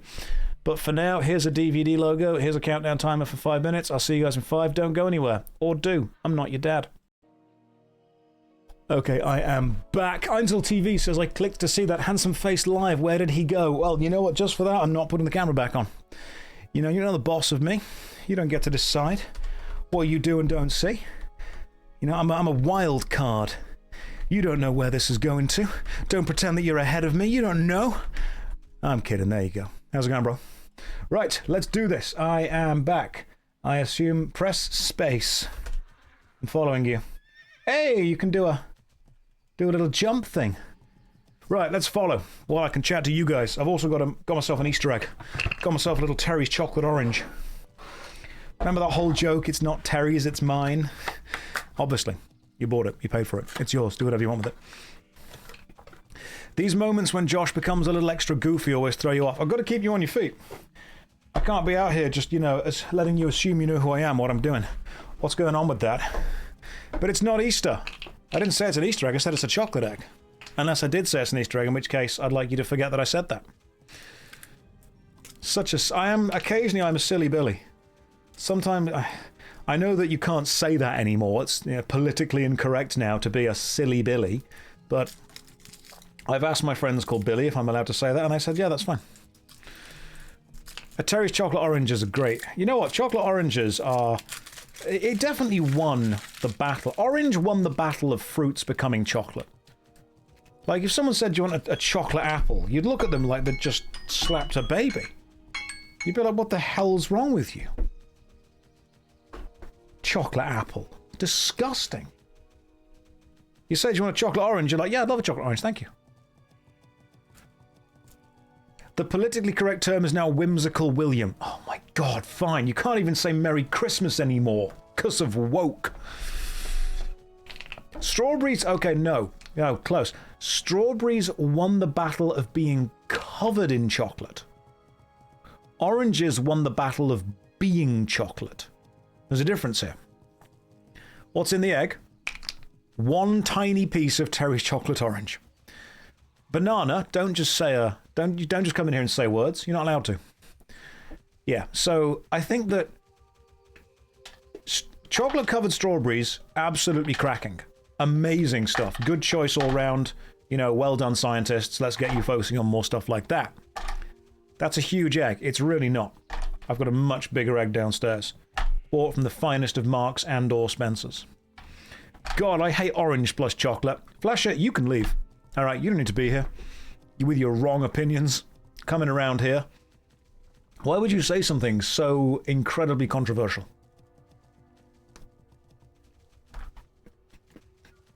Now, mint.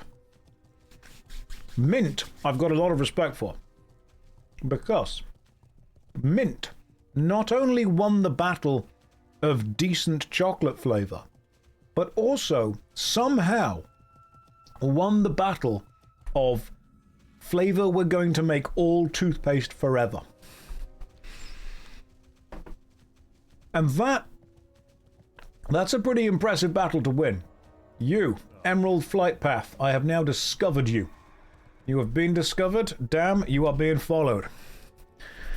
I feel that mint is honestly kind of punching above its weight quite substantially. Also, lamb sauce. Mint has had a varied career. I was going to say varied and variety at the same time, and my brain just went, say both. Mint is the Gary Oldman of flavors. You can put it in many things and it will fit. But it never quite feels the same as when it's in the other thing. In a good way. Like mint chocolate, great. Mint choc chip ice cream, cracking. Mint toothpaste, also pretty good. Mint with lamb, yes, that works as well. Mint as far as chewing gum goes, lovely. Maybe even both peppermint and spearmint. 2 flavors of chewing gum. I was always one of those kids that only ever got spearmint chewing gum, and then when I had peppermint, I felt like I was really posh for a while. Mint did a lot. Mint in cocktails. You go to a posh cocktail bar, they put a little bit of mint on top of it.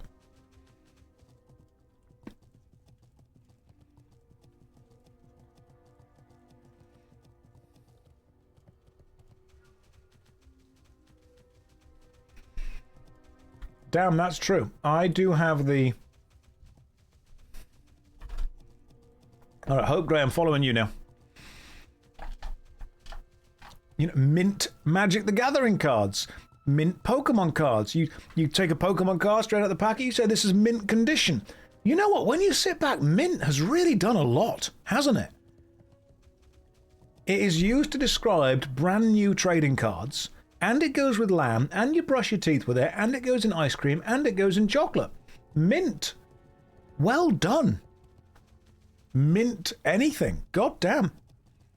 Even if someone has a lot of money, we say that they are minted. You mint currency. And you can make mint tea. Holy shit, when you think about it, mint won the spice war. I mean, salt and pepper come to mind first, but when you sit back and really think, mint seems to be the one. Also, where are we right now? We're in Blood Venom Falls. I don't know where this is. We're going to Winter Spring, and then from Winter Spring, we're probably going to go to Fellwood, and from Fellwood... Oh, I assume we were going somewhere else, but...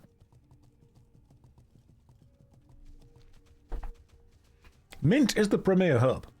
Mint be spice mogging. You're in Fellwood already. Okay, so we're in Fellwood now. We're going to go through to Winter Spring. Winter Spring will take us to here, and then from Winter Spring, I'm guessing we want to get to this place, which is... How do we get to there? How do we get to Moonglade? That's to Fellwood. Alright. No, I'm fine just going to wherever we need to get to. Let's just go straight to the place. Josh, I hope nobody's being a jerk. Blust, not yet. Maybe one day. Oh, well... Okay, cool. Let's all fight the Fell Beast.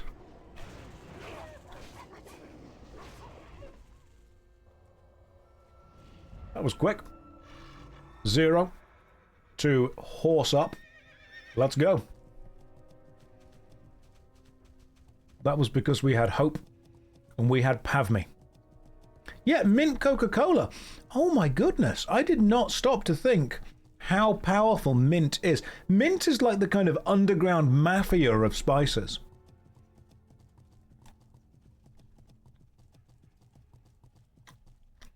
Your WoW servers are down for maintenance. Excellent.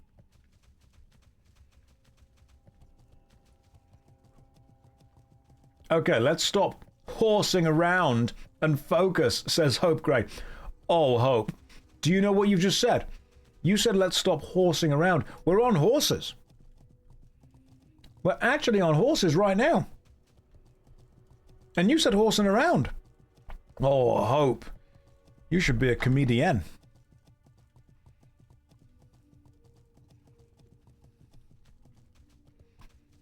Does your horse have green feet, or is it the lighting? It's essence of mint. Pavme just said, you're on an elephant. Well, I wasn't going to address that.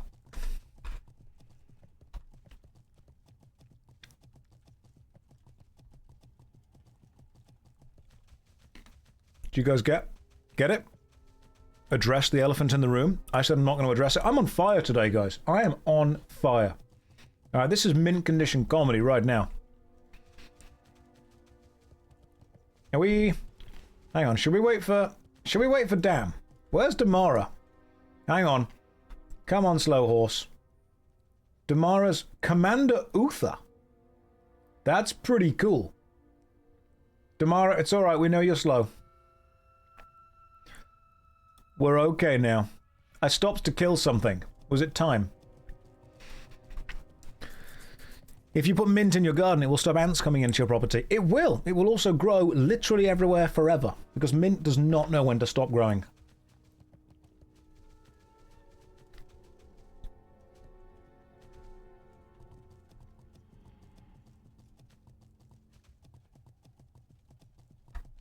You have the next flight points, so go on without you.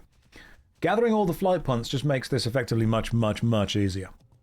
One man can only be so funny. It's true. Like, I've got to... The jokes are going to stop eventually. You missed the aviators. They're always ready. Don't you sit there and think they aren't. So many people have come in to comment going, Josh, you're so negative on YouTube. I'm like, of an 8-hour stream, we have like an hour of negativity, and that's the bit that gets shared. The vast majority of stuff we do is super supportive. Right, should we kill this? Do we kill it? Do we let it kill... Oh, we let it kill our guys. That's fine. Don't worry about it. Negativity does equal money. It's a shame.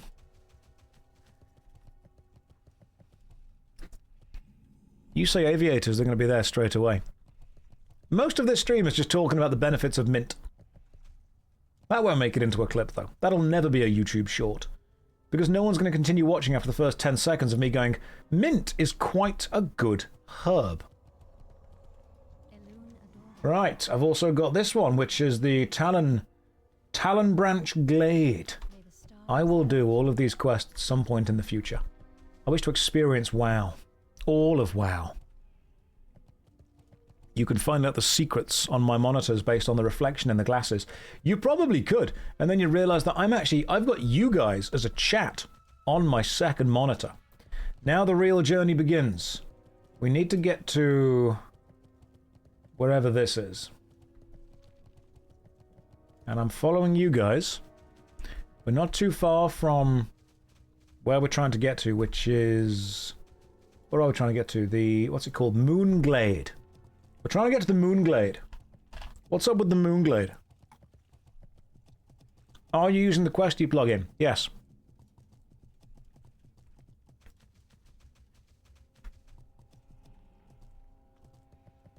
Next up, the Deadly Cave.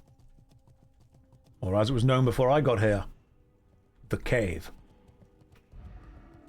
Almighty man with big voice, yes, Rage. How's it going? Well, that's an enemy. Do we just run past? Like, is there Okay, so they are currently just... They appear to me as Skull. I don't even know what level they are. Hope, I need you to be tanking something. Hope is tanking well. Thank you, Pip. Oh, Pip's here! Pip in owl form has come to save us. I'm running, don't you worry. I be running right now. And after running... How long is the cave? Some of you may die, but it's a sacrifice I'm willing to make. You want the North Pass. Can yo recruit us one for Scarlet Monastery Plus? Rage, you are also a streamer. Like, you can also just ask people in your... Have we gone the wrong way? This is Winter Spring. Lovely. Right. Want to get Winter Spring since we're already here? I mean, have we gone the wrong way? Winter Spring's all the way over there.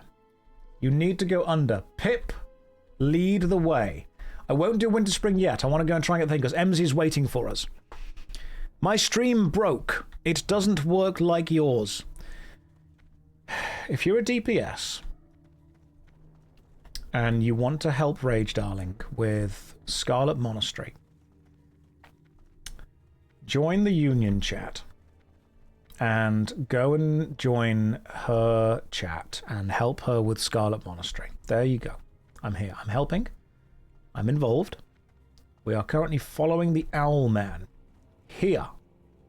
Right, well, you guys are currently being attacked. That's... Oh my goodness. This is a problem. This is a big problem. Everyone is attacking these guys, and I am sacrificing my own team in order to get through. My own team have even cast Forbearance onto me. Mime's helping. You are doing a good job. You're doing a... I'm really proud of you. You're doing a really good job. Genuinely. They are owl-kinning and defense-pilled. That's what they are. And we just keep sprinting, and eventually we should get to where we need to get to. Why are you killing the furries? Because they've had it too good for too long. No group of people should be able to afford that many custom art commissions. They're up to something. I'm kidding. We can't kill all the furries. Global IT infrastructure would collapse. We killed none. Oh, good. Computers are safe. This is beautiful. Wow, this is pretty.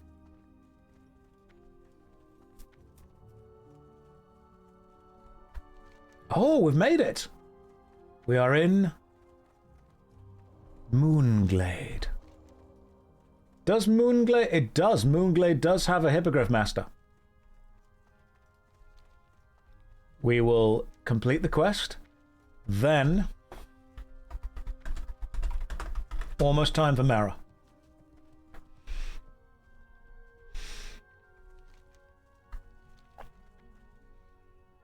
It's so weird that the amount of furries involved in the IT industry. Like, you could book an IT conference and a furry conference at the same hotel at the same time and save a lot of money. People would only have to buy one flight, one hotel, one ticket. The Shrine of Remulos. You, my friend. Guess what? I did the thing. You have the scent of corruption on you, much like many adventurers. But something about you is different. Here is the seed of life. My brother has finally found peace. I am proud to have lived to see this day. In all his arrogance and anger, I truly thought he was lost to us.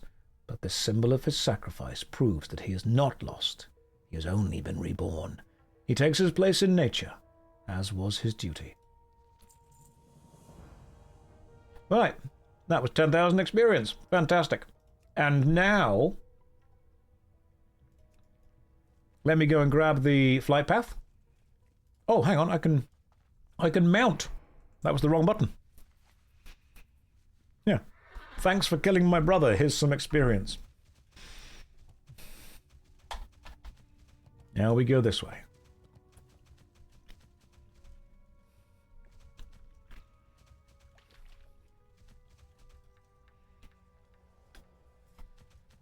Let's go and grab the flight path.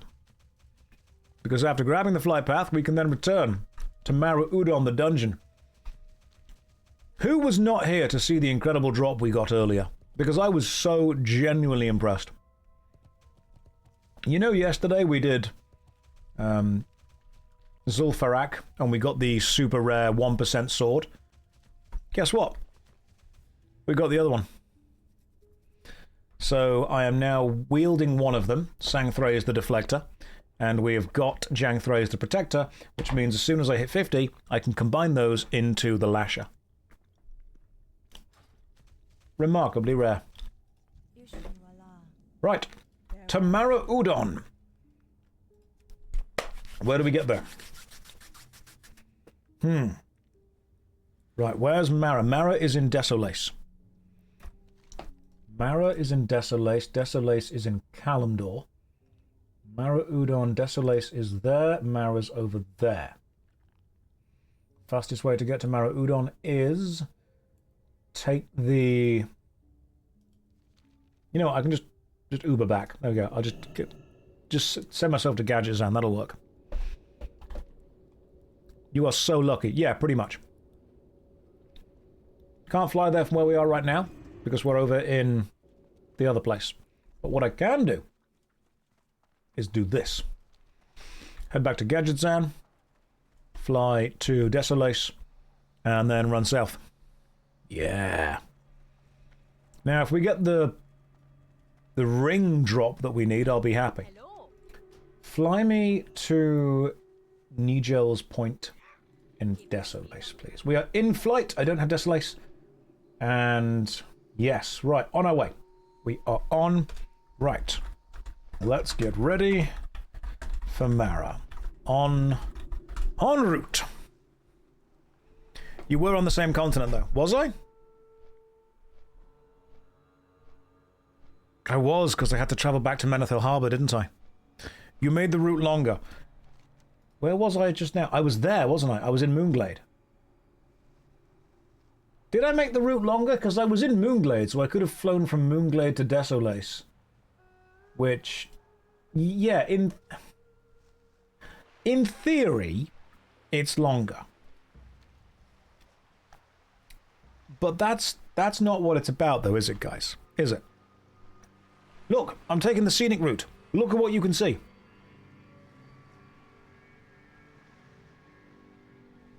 Not the best example of me showing you what you can see, but mountains.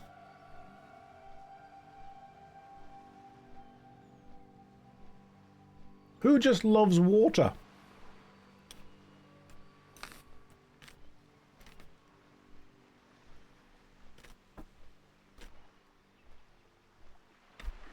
Right, one more level, and I can equip not only the other sword, but also the big bad pauldrons. Oh, this is going to look great. I'm going to look like a real boy. This game feels so chill. It's amazing. That's what this whole is. This whole game is just super duper chill. It is a cozy flying battling simulator. Everyone that's like, oh, this is really super hardcore difficult game. No, it's not. It's very chill.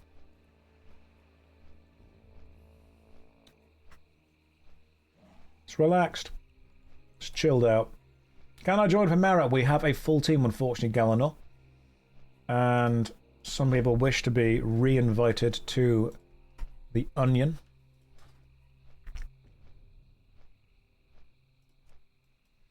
And now we slowly fly there. Excuse me, Josh, but important question. At what temperature do you put honey in your tea? When it's slightly less than boiling. You don't want your tea boiling because you're going to boil the honey. That scares it. You don't want to scare your honey.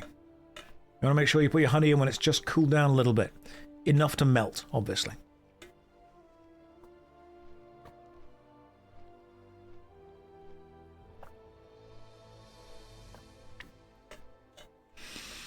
You put honey in your tea? Yes, I do.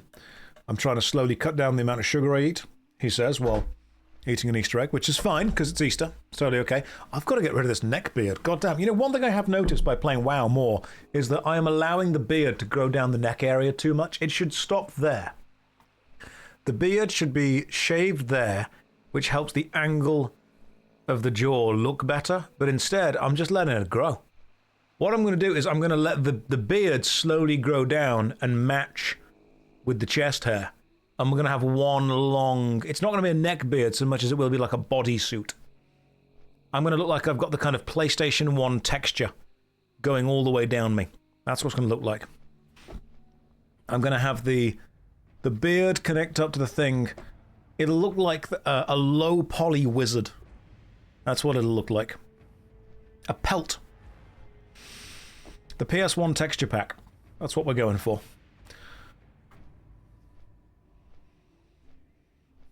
The dwarven aesthetic, but without the 3D-ness. It's going to connect. That's then going to connect to the chest hair, which goes down and connects to the stomach, which connects to both the legs. However, I've shaved it, so when you look at me from a distance, I look like a Space Marine Terminator. So it's just got like 2 strips of hair that connect from the stomach down to the thighs, and then rings around the thighs as it goes down further. This is probably too much information from you, but some of you would pay a lot of money for this.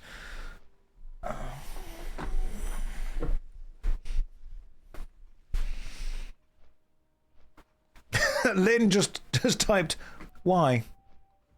Josh, why? But can you braid it? I can twist myself into a pretzel, so that would work. You casual gunpla. I made the mistake of getting a snack and listening to this. At some point, guys, you've been in this stream long enough that you kind of only have yourself to blame.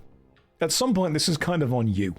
You know, you've got to really admit that you know what to expect by being here. Let me just catch up on... Oh, yep, there we go. We're just catching up on some stuff going on. Right, so what do we... Oh, by the way, this area is lovely. This area is so nice. Look at this. This area is what I wished every area looked like. The worst thing about it is that it's ran by the Horde. Which, like, it really shouldn't be, should it? It doesn't... Why are the Taurans just so good at agriculture? Is it because they're cows? This is so nice. Like, I don't know anything about this starting area, but I do know that this is utterly gorgeous. It's so pretty. Are the Tauran just, like, straight up peaceful, chilled out guys? We could bring them into the Alliance. Why did they choose to join the Horde? It's because they are druids. No, I think they're cows. They're not druids, they're cows. It's beautiful, though. Humans were mean to them. I'm sure they probably did something to deserve it.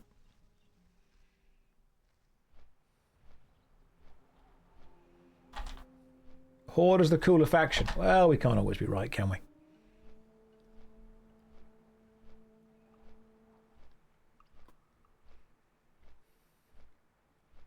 Humans just tried to milk them.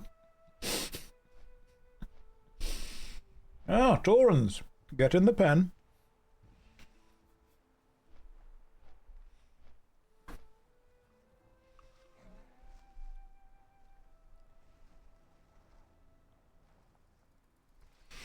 The Orcs helped when the Orcs led by Thrall arrived in Kalimdor. They aided the Tauran in defeating the Centaur and securing their homeland of Mulgore.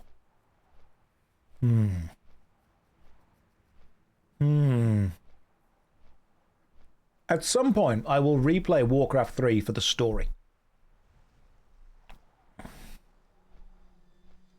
Because I need to learn the story for this to make any sense. Because right now, I am pretty much just murder hoboing through Maraudon. I mean, you can finish Warcraft 3 in, what, like a week? If we were to play Warcraft 3 for 6 to 8 hours a day, we could probably finish it in a week.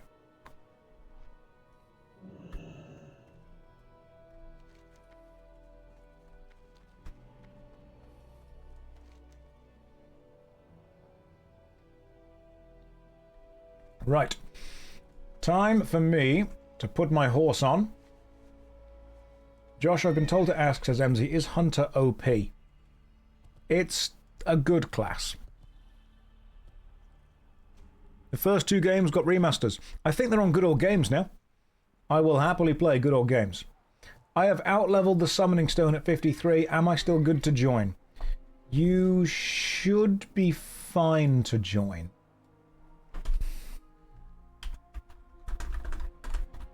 Should be okay still. You know what? I don't know if you guys know this, but mounts are a little bit faster than walking. So, if MZ is watching in the stream right now, in fact, no, she'll be streaming, won't she? Yeah, we can just share both the streams if you guys want to. Is she doing it in cosplay? She normally does it in cosplay. I think it took a while to cook. Oh, hang on. I think it was Don't never want the... like... There we go. That's gone off. Yeah, there we go. She's doing it in cosplay. So if you want this whole stream from the hunter's point of view, if, you know, for whatever reason you would want that, that's over there. I am becoming a true WoW player. I am. There's 50% off on the remastered Warcraft trilogy. I've got a really good working relationship with Good Old Games. So, are they still on Good Old Games? Are the Warcraft remakes on GOG? If they're on GOG, oh, they're not on GOG. Oh, what? Fine. In that case, I'll see if I can pick them up from Blizzard at some point. I'll have to become friends with somebody at Blizzard, and I'll have to be like, hey, man, if you send me the games, I might say good things about them. I'm not above a little bit of espionage. No, I'm being silly. So I will play World of Warcraft. Well, Warcraft 1, 2, and 3 at some point.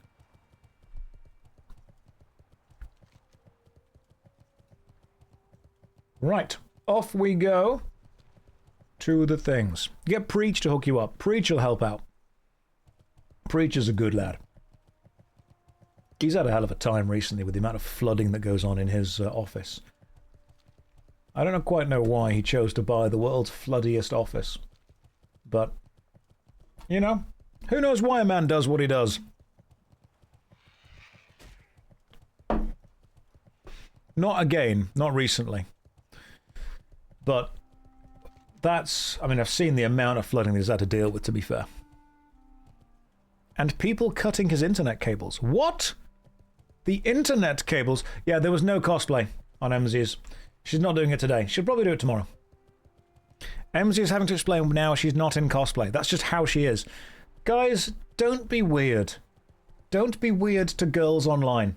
Is that... I can't believe I have to say this.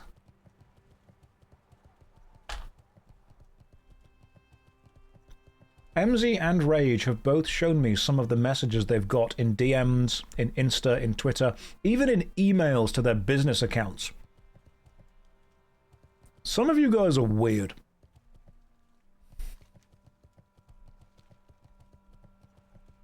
Some of you guys are super weird. Like, it costs nothing to not send somebody a creepy email. If anything, you're saving money.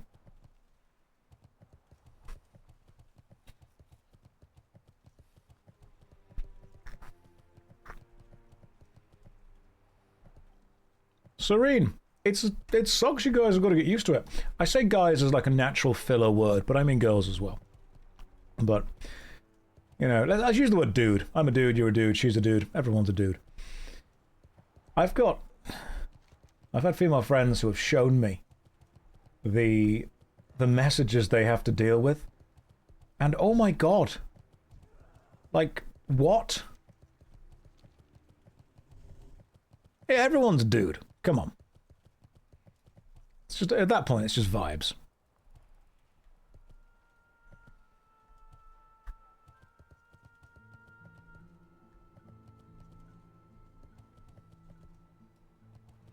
Okay, who needs to be summoned? Hope Gray's here. Emsy's here. Damara. The target does not meet the level for the summoning requirements. Pav. Hey, press spacebar while not moving. We can do that. Pav, let's get you summoned.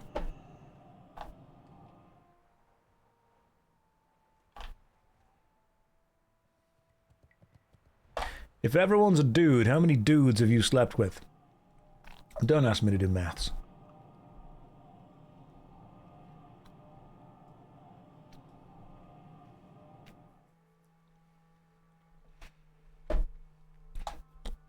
Miracle Tortoise just said in stream, I like to send people unsolicited pictures of my forehead. Don't do that. I shouldn't need to be the one to tell you that.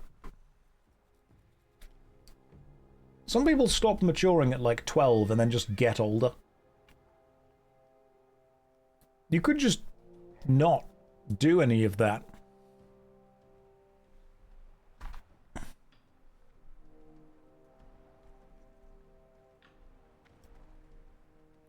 Yeah, so some people are weird online. Yep, Damara is indeed too high level to be summoned. Damara is level 53. Is that going to be a problem? No, it's not. Okay, cool. 53. You are. Get running.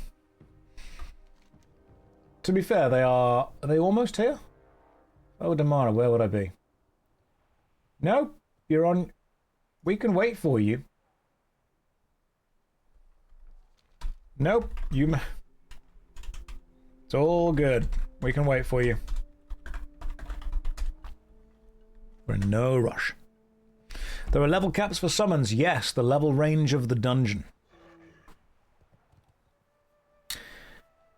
So, I do think that, unfortunately, there are many people who allow the internet and the anonymity that it provides to really let their weirdness kinda show. In ways that they, you know, probably shouldn't. Yes, they are real, and they can cut glass. Having a look at some cool stuff that people have got. The Sword of Omen. That's interesting. As for directions, Where do you get the Sword of Omen from? no, it's And the Aegis of Stormwind. can go wrong. That's very cool. That's way better than my shield. So my shield is 1548, 7 strength, 8 stam. Ah, that's actually less strength. Wait, what is that voice?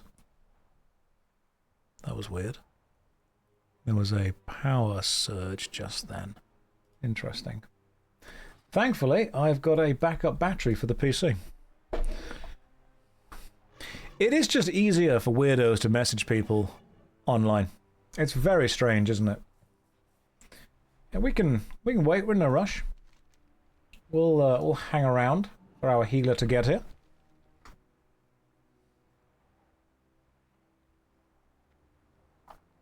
I'm trying to catch up with the chat to make sure what's going on. Josh, we had a variety of kart games back in the day to compete with Mario Kart. Everyone had a preferred one. Crash Team Racing, Nicola, Sonic Racing. What was my favourite kart game? Either Speed Freaks or Lego Racers. Right? Lego Racers, amazing. Phenomenal. One of the best racing games. Lego Racers, such a good system. Such a fun game. Speed Freaks, PlayStation 1 game that I don't think did well, but really enjoyed it. So Speed Freaks was great. Lego Racers was also great, but I also enjoyed Crash Nitro Kart quite a lot. Crash Nitro Kart, Crash Team Racing, but no, Speed Freaks was the one. I enjoyed that so much more. Or, oh my god, did anyone else play a game called, I think it was called Wrecking Crew?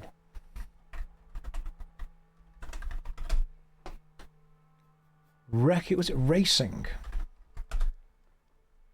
Was it? It was a racing game. What was that called? Fire!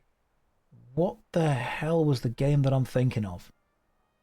No, that's not. I don't think it was that one. Open fire! I remember there being some kind of old lady. I played as the grandma in Wrecking Crew. That was awesome all the time. It wasn't Carmageddon. The nights are so It wasn't Vigilant 8. Janet. I think it may have been Wrecking Crew.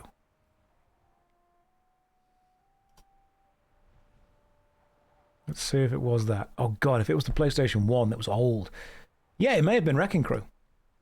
Yeah, Wrecking Crew on the PlayStation 1. It was not a good game, but I had a lot of fun with it. Or Twisted Metal. Twisted Metal World Tour. I know that we're getting slightly far away from that. Definitely wasn't Wreckfest. No, Wreckfest that's way too advanced. I'm talking PlayStation 1 graphics.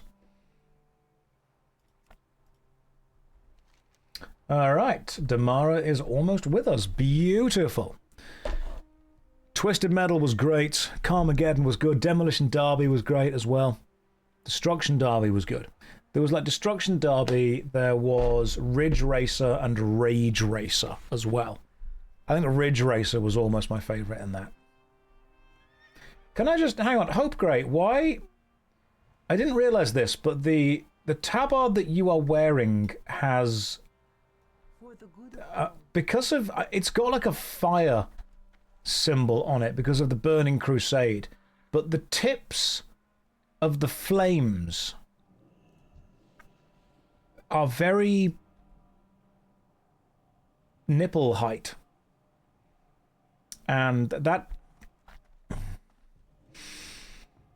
My eyes are up here, sorry. Yep, sorry, no, yep, entirely focused. There we go, looking and focusing. Didn't realise. Did not realise. I'm sorry, I'm just saying it like it is, guys. We're all thinking it. I'm just saying it. Hey Josh, love you of this. Started to join for a stream. Wanted to ask you a question on OSRS. I'm leveling it. I'm finding it quite enjoyable right now. Sailing was great. Sailing's good fun. If you're enjoying it, keep going. Doesn't matter what I think. If you're enjoying it, keep playing it.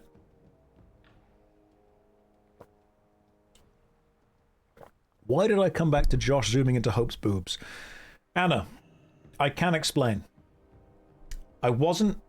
Okay, this is going to sound bad.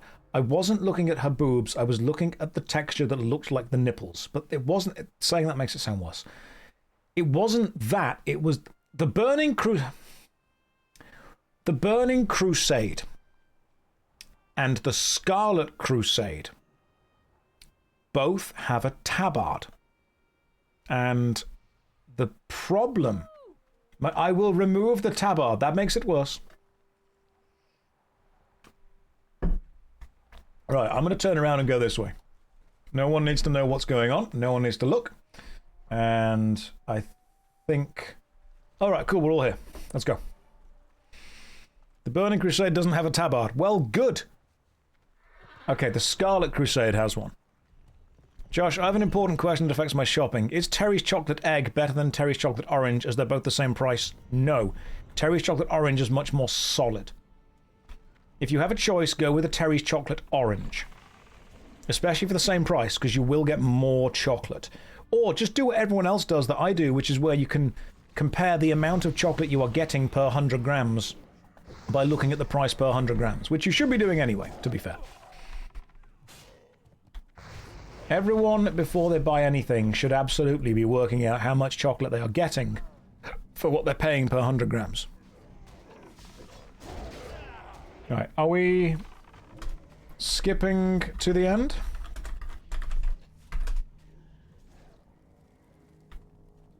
Then fight backwards, I suppose?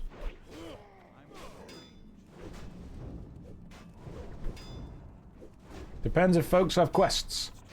Folks might have quests. Guys, could you... I need help. There we go. That's better. Lovely stuff. I mean, I can do a full run, that's fine. We can just do a full run.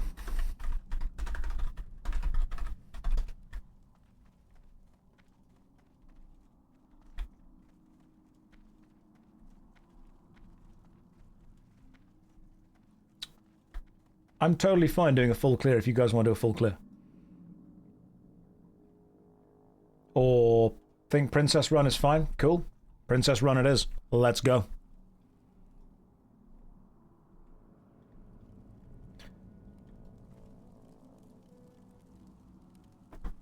Right.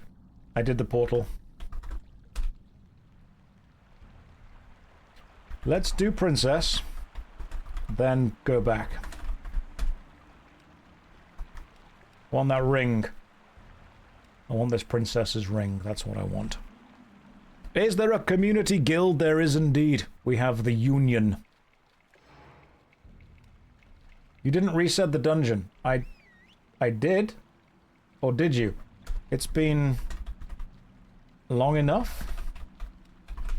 I think it's been long enough that I should be able to reset.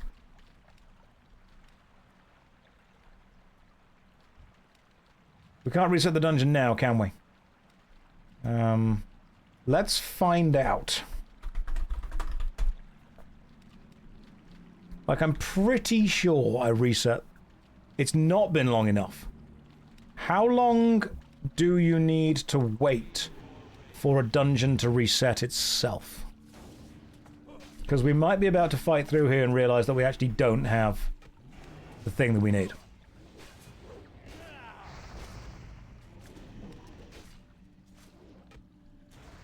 It's 24 hours. Right. In that case, we might need to leave then. Okay, so we may need to leave so I can... We may need to leave so I can reset. We'll know soon. I didn't think it was 24 hours. I thought that dungeons reset themselves after like 1 hour. I really thought the dungeons reset themselves way quicker.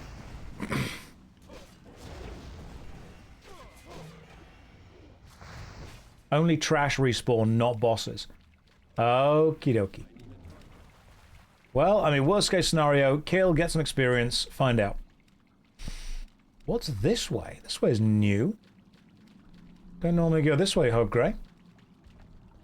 The lockout resets every hour, so you can do... Oh, okay, gotcha. 5 dungeons per hour. I'm on board. I'm picking up what you're putting down. Read my previous message. The daily resets at midnight. Thank you. Get a lot of messages, hero, trying to keep up. Distracted by goat. Oh, God, same. Hydra.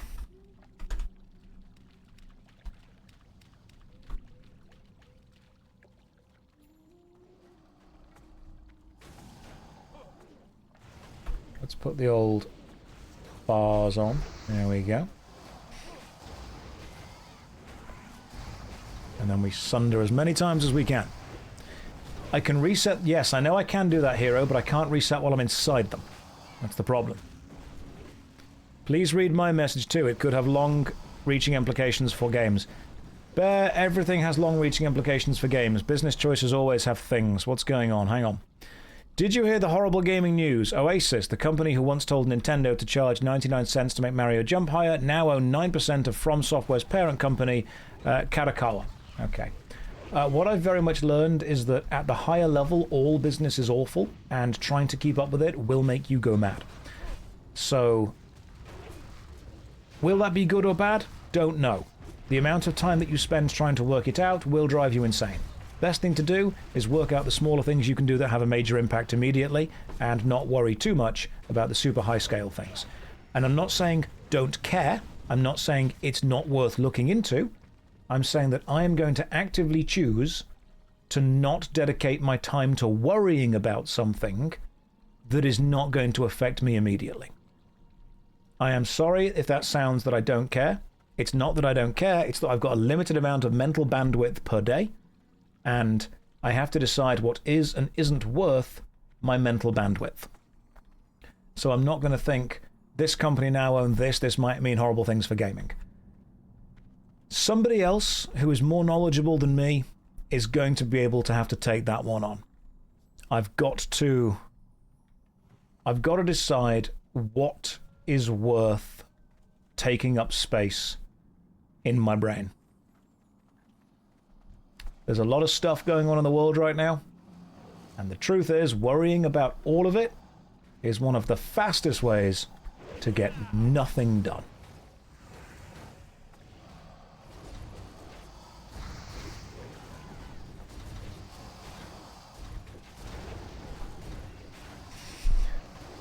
Sometimes people think I'm heartless when I say stuff like that, but the weird thing is, I think the people that think I'm heartless are often the people who are still actively involved in processes attempting to change stuff. The people that say, yeah, you know, I understand where you're coming from, tend to be the older people. Older people, normally people with families or people with long-time jobs, tend to hear what I'm saying and go, yeah, I get it. Younger people think that it sounds heartless, older people think it sounds realistic.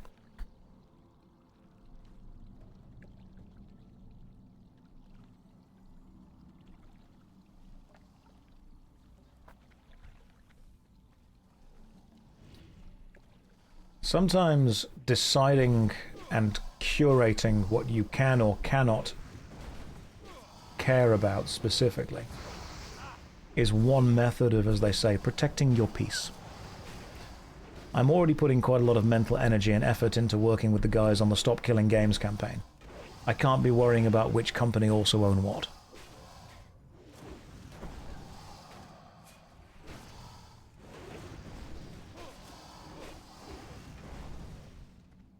I used to think the same thing, though.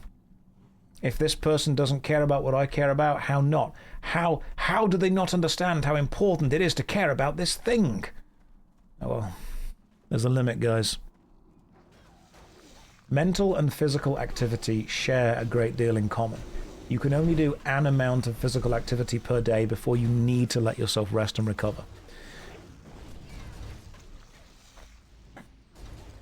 Plus, what would me being concerned about who owns what actually do? Like, I can't change that. I can't get rid of specifics.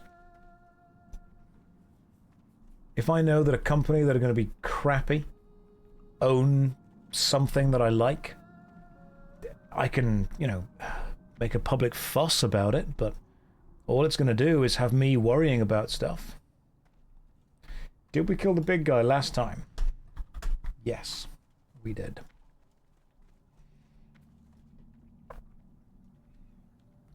Can't be overwhelmed about everything. Gets a little bit too much. Right, come here, you giant rock monster. Some of us are so incredibly beaten down that we don't have the mental bandwidth to worry about all the things that do affect us. Yeah. And then some people that have got a lot of mental energy want to worry about all the other stuff. Worrying about stuff is not always the same as doing stuff to fix stuff. Flying Bunny Cat, no offense, but you seem a bit depressed. Not really, Flying. I'm very happy in general. I've got a lot of stuff to be thankful for, a lot of stuff to be privileged for. I think what irritates me and what kind of gets me slightly lower energy is when I have to question about the fact that I can't... In a way, I feel that I'm letting people down if I don't match their energy about being upset or annoyed at stuff. There is a part of me that's thinking, oh, this clearly means something to this person. I've got to care as well. And if I don't care as well, I am letting them down. I am belittling them. I am reducing them. I'm not matching their energy. But I've also got to, at some point, say to people, you know, when people come to me with stuff they really care about. I get messages every day from people saying, hey Josh, I play this weirdly obscure MMORPG. I need to tell you about the drama that's going on. And they need to tell me about what the developers are doing, what the community's doing, what the player base is doing, what their marketing is doing. They're like, oh, you need to know about this guild that said this about this person. And to that person, that is always the most important thing going on in their life. To that person, that is like priority number one. Unfortunately, when that person is then met with me not caring as much, they think I don't care at all. And that's not always the truth. The truth is that I have to limit what I can care about, otherwise I would just burn myself out all the time. Because what's massively important to you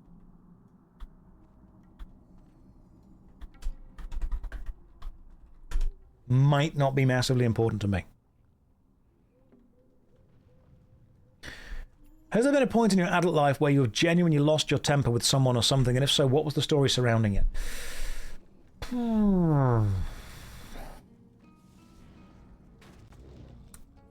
Let me think. The only things that make me really lose my temper are when people put people in danger. That's the main one. When someone puts someone else in danger, that's when I get properly angry. I think the only time that I've really shouted at people, probably full-on shouted, is whenever I've been doing theatre shows and other actors have done things that are genuinely dangerous. That's what's happened. Like, whenever I've seen younger extra actors pick up and mess around with the weapons on set. Like, if I'm doing a theatre show and there's a rehearsal going on and I look to the side and there are a couple of actors or a couple of extras who have decided to pick up the stage combat swords and do this kind of joke waving around in front and clashing the blades together, that I will properly have a go at, because those people have no idea how dangerous what they're doing is. So, or if someone's, you know, picking up and waving a fake gun around in the middle of a rehearsal, and I have to say, you know, is that loaded with a blank or a cap or not? And they're like, well, I don't know. I'm like, well, then put that down right now. So that's when I'll get angry at people, to explain to them the general vibe of that. I get angry over people abusing safety. Apart from that, not particularly. Apart from that, Radita Stories said, Lamau toy swords dangerous. Radita, you're the exact kind of person I would shout at.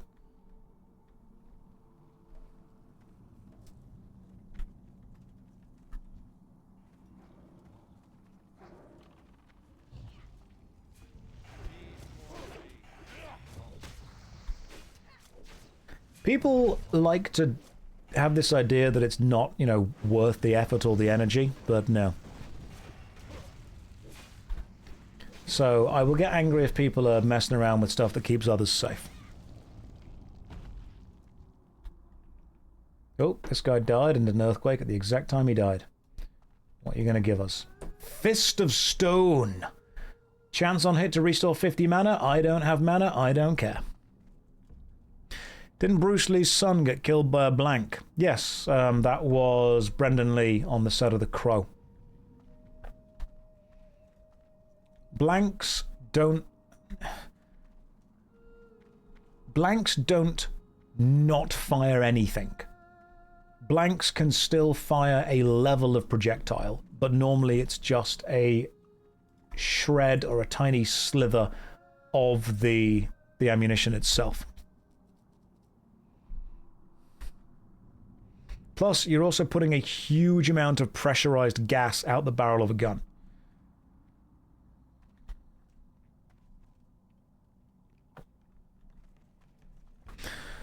So that's what I would say that I get angry at. I get angry at people messing around with safety.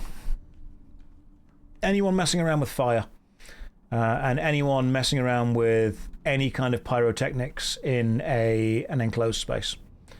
I've been working on theatre shows before and bands have come up and they've been like, we're going to put pyros on the stage. No, you're not. It's going to be really cool. I don't care. We've got permission. Do you? Well, I'm going to call the fire brigade and check you have. Oh, no, don't, bro. We actually haven't. Good. There we go.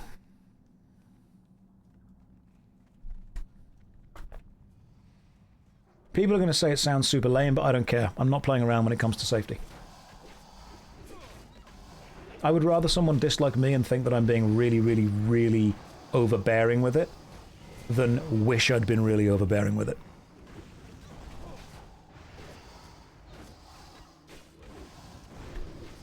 So that's what annoys me. Love me a good risk assessment.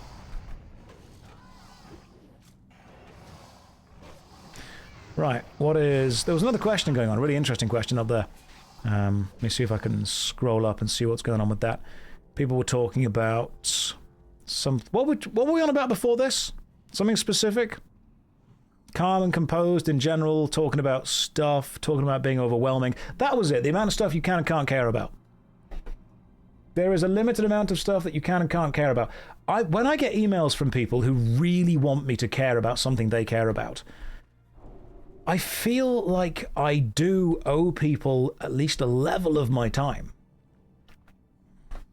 I don't want to feel like I'm just ignoring people, because that sucks.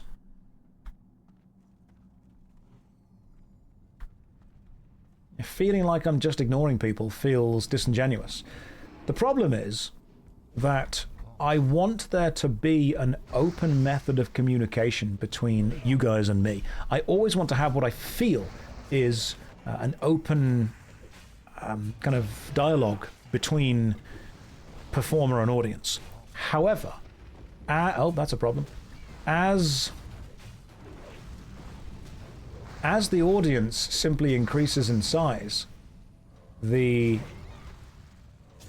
overwhelming nature of having to communicate with that audience becomes more and more apparent.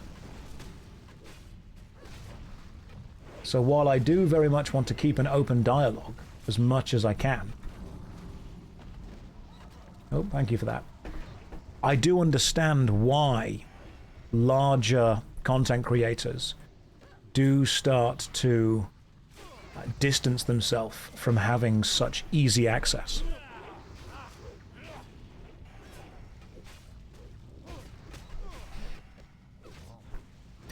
Especially when, I mean, even if 1% of the audience react strangely. Let's say 1% of the audience, and that sounds like quite a small percent, are willing to send a strange email or a strange message or send a weird Instagram or Twitter thing or try and send a weird, anything. If 1% of the audience were to send a strange email, from this stream alone, I would get 21 emails. And imagine waking up and having to read 21 unhinged emails. That sounds a bit weird.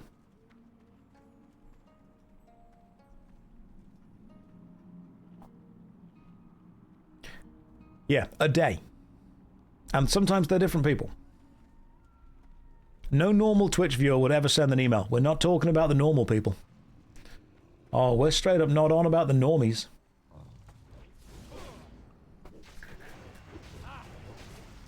Josh, let me send you my deranged 20-page manuscript on MMOs. Wobberjack, you think you're joking?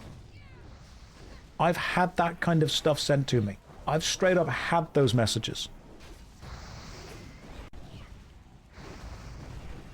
You hope this email finds me well? I hope it doesn't find me at all. Do you ever get normal or kind emails from people? Yes. And those are lovely. However, I think you have to understand that my viewer base is normally a bit older. So my viewer base, whenever they like the content that I make, whether it's a YouTube video or a Twitch stream or anything, if they like it, they just kind of go, oh, that was good, and then move on with their day. Which, I'm going to be real, I kind of like. Like, people can watch my stuff and go, that was good, and then go and do anything else. And that's totally fine. The normal people, just like TripAdvisor, people that had like a pretty good experience aren't leaving a review. It's people that had a bad experience that are leaving the review. I come from YouTube and I had to see some of the Chaos Live, some of the videos are channel gold. Thank you, Zenpai. Welcome to the stream. Hopefully you're having a lovely day. We are currently fighting our way through Maraudon, or Maraudon, however you want to pronounce it. The team are doing great, and we're going to try and kill the last boss and hopefully get the good ring from her. Mr. Meat Soup, what was the message? And what happens if you... Give me a sec. You wrote something, I want to make sure I'm reading it as well. Mr. Meat... And hang on, there we go. Yeah, so Meat Soup, let's not make this an argument about guns. Because that's not something that I'm anywhere near as experienced in as you guys. It's just something that I was talking about as far as safety goes. There is a good caster dagger here. In fact, there's potentially an epic item drop from this last boss. Now, it's unlikely we're going to get it, because if I double check, the chance of it dropping is 0.26%.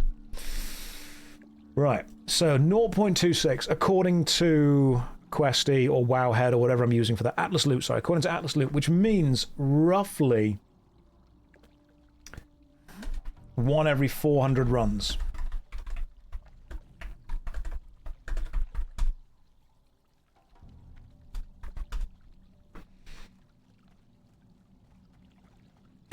Do I have a gun for self-defense? I do. I'll show it you in a second. I'll go and get it in a moment. You'll all be very impressed. Right, let's see how much damage I can do with dual swords against Princess Thedras.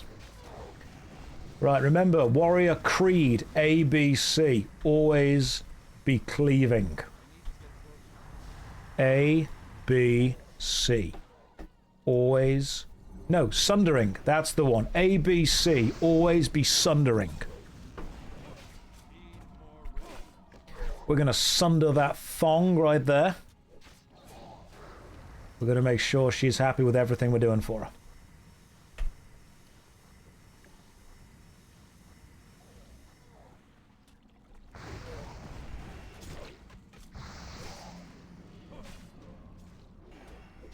Always be sundering.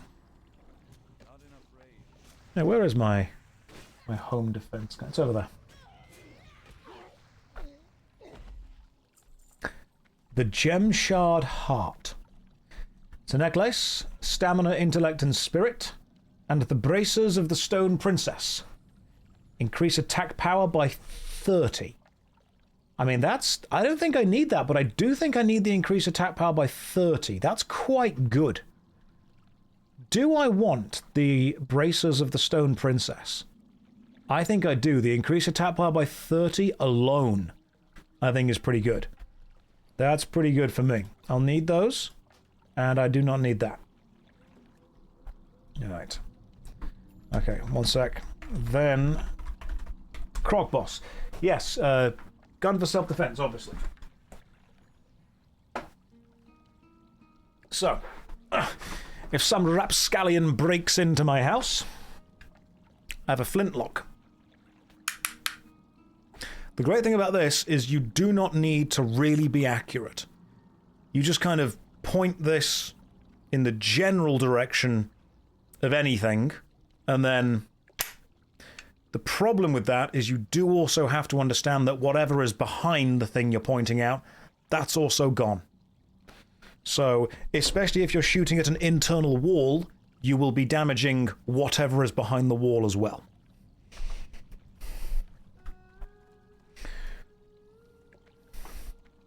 Also, chat, someone in chat, what is the fastest way to reset this dungeon? If you miss, you've got to ask for them to reload. Oh no, if you miss, this then just becomes a club. This is like a heavy thing right here. The fastest way is to apparently die. Okay. Die and reset.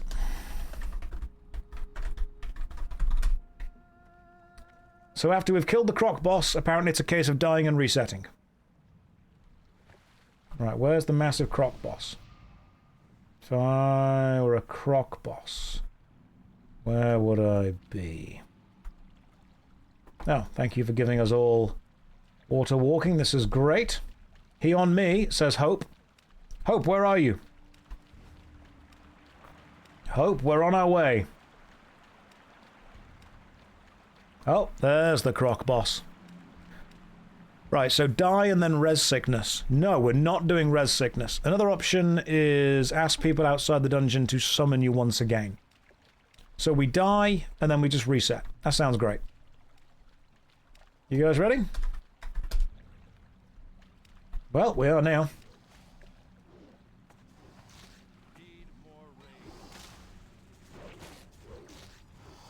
ABC. Always be sundering. You have a question for me about Macbeth? Go for it. I might not be able to answer it, but go for it. Dan has replied, back once again with the Renegade Master. I see you're back once again with the ill behavior. Major, welcome to the stream. Hopefully you're having a lovely day. Rot Grip, give us something sexy. The Rot Grip Mantle. It's good armor for, I don't know, casters or something? It's cloth. I don't need that.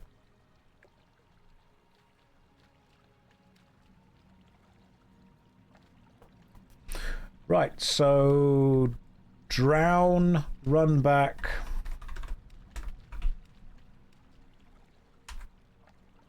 Leave and reset.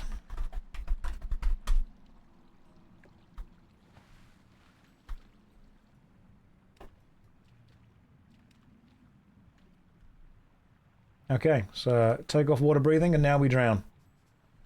Is this genuinely how you do it? Is this the fastest way to reset this dungeon? Just straight up drown?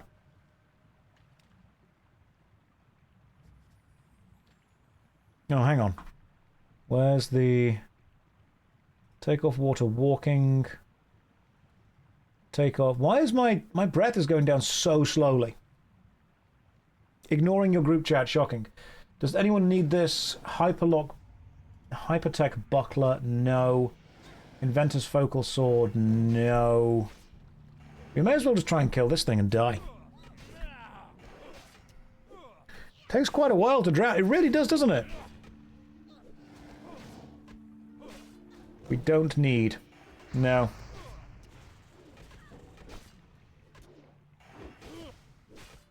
You just subbed. Thank you very much. This pet, we let him live. No, it's okay. He can stay there. We can kill this guy.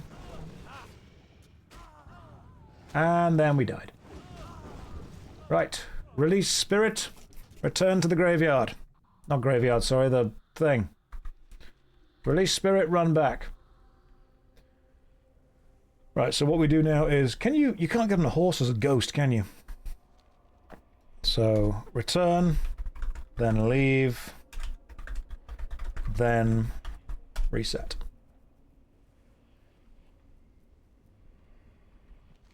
Time to run it back, guys. Let's go. How are you enjoying WoW Classic? That's a good question, Major. I have no idea how, but I am.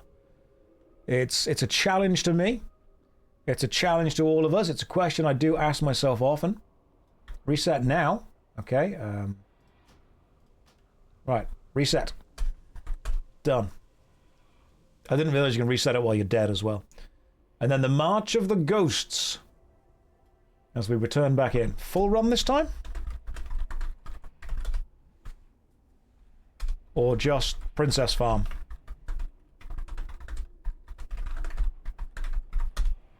We can Princess Farm for loot and experience. I'm fine with that.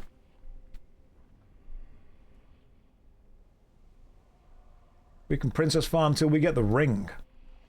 Oh, did I get the... I did get the braces. Excellent. That's lovely. Thank you. Princess runs are legendary, apparently. Blackstone ring is huge. I do want that. You'll get the ring and the dagger. Princess Farm is ideal.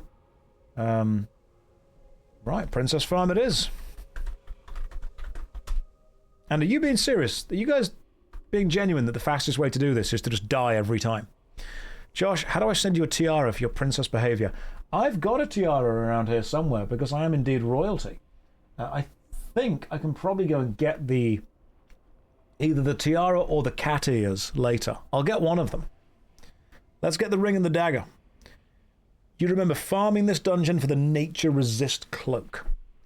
There's not a lot of good options for reset for this dungeon. No, there really aren't, are there? I mean, I'm okay with that. It's not like I'm that bothered. We can just keep going. It prevents you needing to backtrack the entire dungeon to be able to leave. I see. Okay. Right, back to the party raid. The problem is that if you look at the chat boxes that I've created, I've got this chat box here that says party raid. The problem is that my brain always reads it as panty raid. And I'm like, well, if those 4 Draenei are back, I guess I know what we're all doing.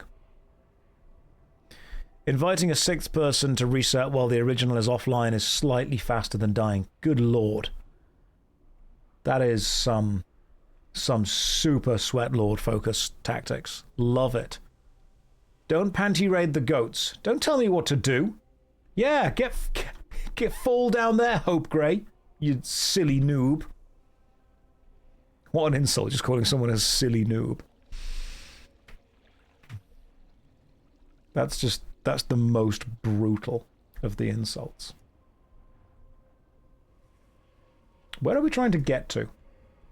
I think we're trying to get down here. Toxic Josh has indeed emerged. Sorry, guys. Dark Josh is back.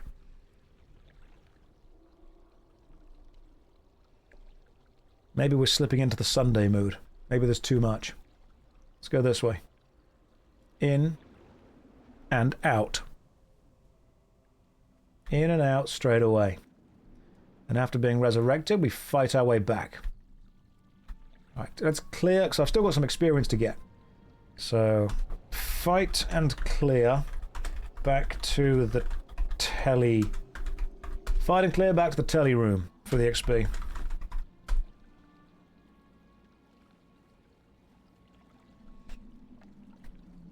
Right, we've got Hope, we've got Damara, and we've got Emzy. Sweet!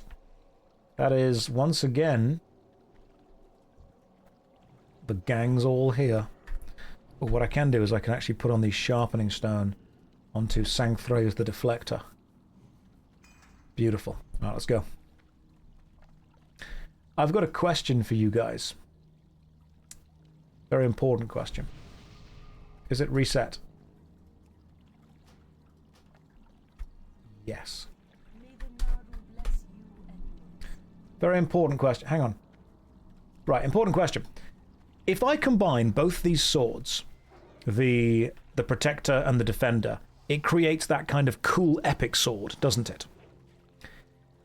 Can I put enchantments, like flaming, onto the two baseline swords and still be able to combine them? You got both already. I did indeed. We've got Jangthraeus the Protector, and I'm currently equipped with Sangthraeus the Deflector. The moment you combine them, the enchantment's gone. That's totally fine. I just want to check that I can put the enchantments on, and it's not going to prevent me from combining them together. That's okay. As long as it's not going to say, you cannot combine the swords because they are enchanted. That is good. Also, there's a quest for me to get. There's an item I require here. Vile Tongue Corruption. I must fill some kind of vial. Where's the vial? Is that the one? There we go. Alright, cool. That was a quest we've done now. You put Unholy on the sword because it looked cooler. Well, I'll see what we end up getting. But yes, I do indeed have both the Protector and the Defender. Or the Deflector, should I say.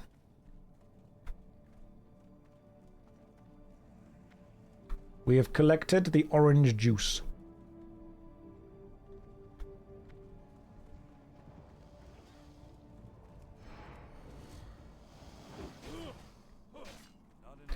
I have no talent points to spend. How are you so lucky? Streamer client. It just works. Sorry, man. You should ask Blizzard to get you the streamer client.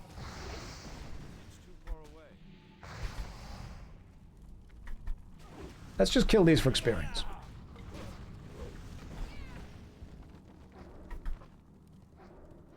Okay. Kill this guy. You got both of them in one run just now. No way. Well done.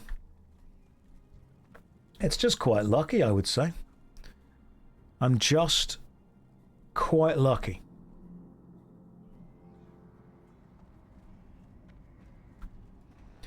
I'm not going to get the max level enchants.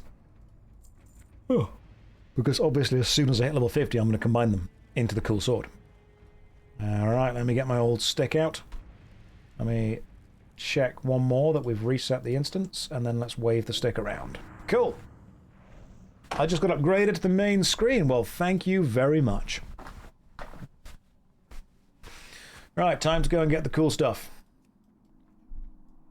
Hope Grey, in you go. And Amara, in you go. And in I go. Am I really 28? No. Don't know where that came from.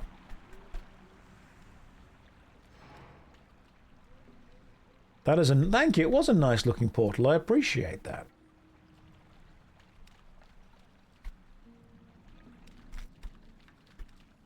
Well, there they are. Alright.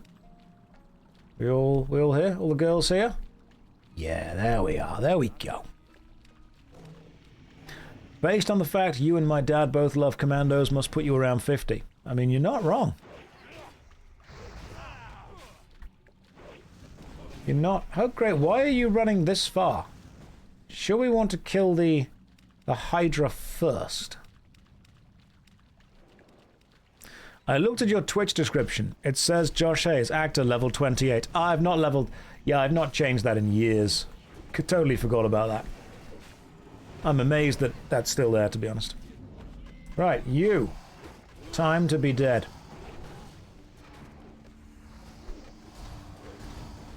If I use my sweeping strikes to hit more than one enemy, and then I use Sunder Armor, does the Sunder effect happen to multiple enemies? As in, it takes the armor off multiple enemies as well. I bet it doesn't. So, it still hits multiple enemies, but the Sunder Armor reduction effect only applies to the enemy that I am primarily targeting. Gotcha. I see. I'm picking up what you're putting down. One more level and I can wear not only the other sword, but I can also get the big bad pauldrons, which I've got ready. A few more levels for the braces of the Stone Princess. God, I am prepared. I am so... Level 45 is going to be a big level. The build is going to come online. It's going to be a big day for the deeps. I would say we would probably be rolling in the deeps when that happens.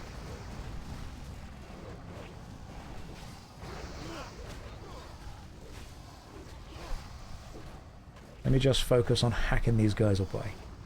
Hacking them apart as best we can. How much deeps is too much deeps?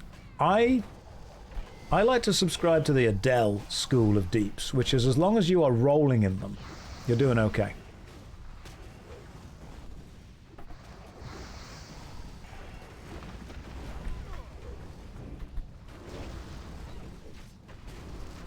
We keep spinning and winning.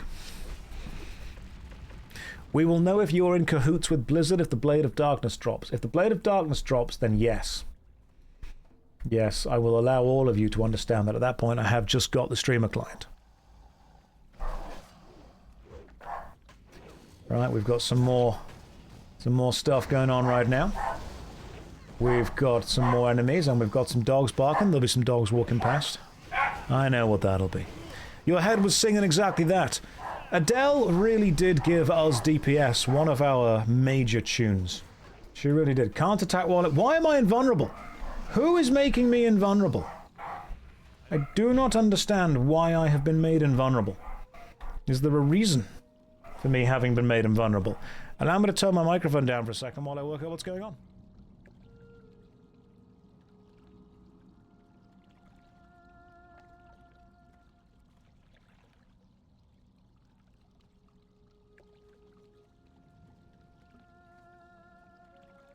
Right, you put the bop on me so I didn't die. Okay, gotcha. Right, I've got to go and check what the dogs are up to. Give me AFK 2 mins. Right, I'll be right back. I'm going to check on the dogs. Give me a sec. Alright, yeah, everything's fine. Don't worry about it. We're all good. Okay, cool. Back. Back, let's go and pound some princesses. I mean, kill princess to get the drops. The little of column A, little of column B.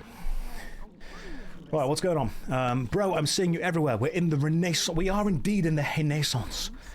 We are all there. Everything is good. Everything is ready. Visa is doing a great job of spamming the JoshStrifeSays channel everywhere. I cannot wait until people hate me. How long? Because ultimately people are going to grow sick of it. I'm aware that we have a limited amount of time. We've got a limited amount of public goodwill. People are going to start to hate it. People are going to start to get, fed up with it. How long have we got? Gothic Opa, dear Josh, you're probably one of the most well-educated and knowledgeable people in the MMO sphere. There are developers way smarter than me. I want your opinion on endgame. To me, a character is done once I reach max level and there is no more levels to be had. Can't motivate myself to fine-tune equip, and raiding is my arch nemesis. What am I doing wrong? You're doing nothing wrong. You're just playing the game the way you want to play it. Why do you think you're doing something wrong? You can approach a game the way you want to approach a game.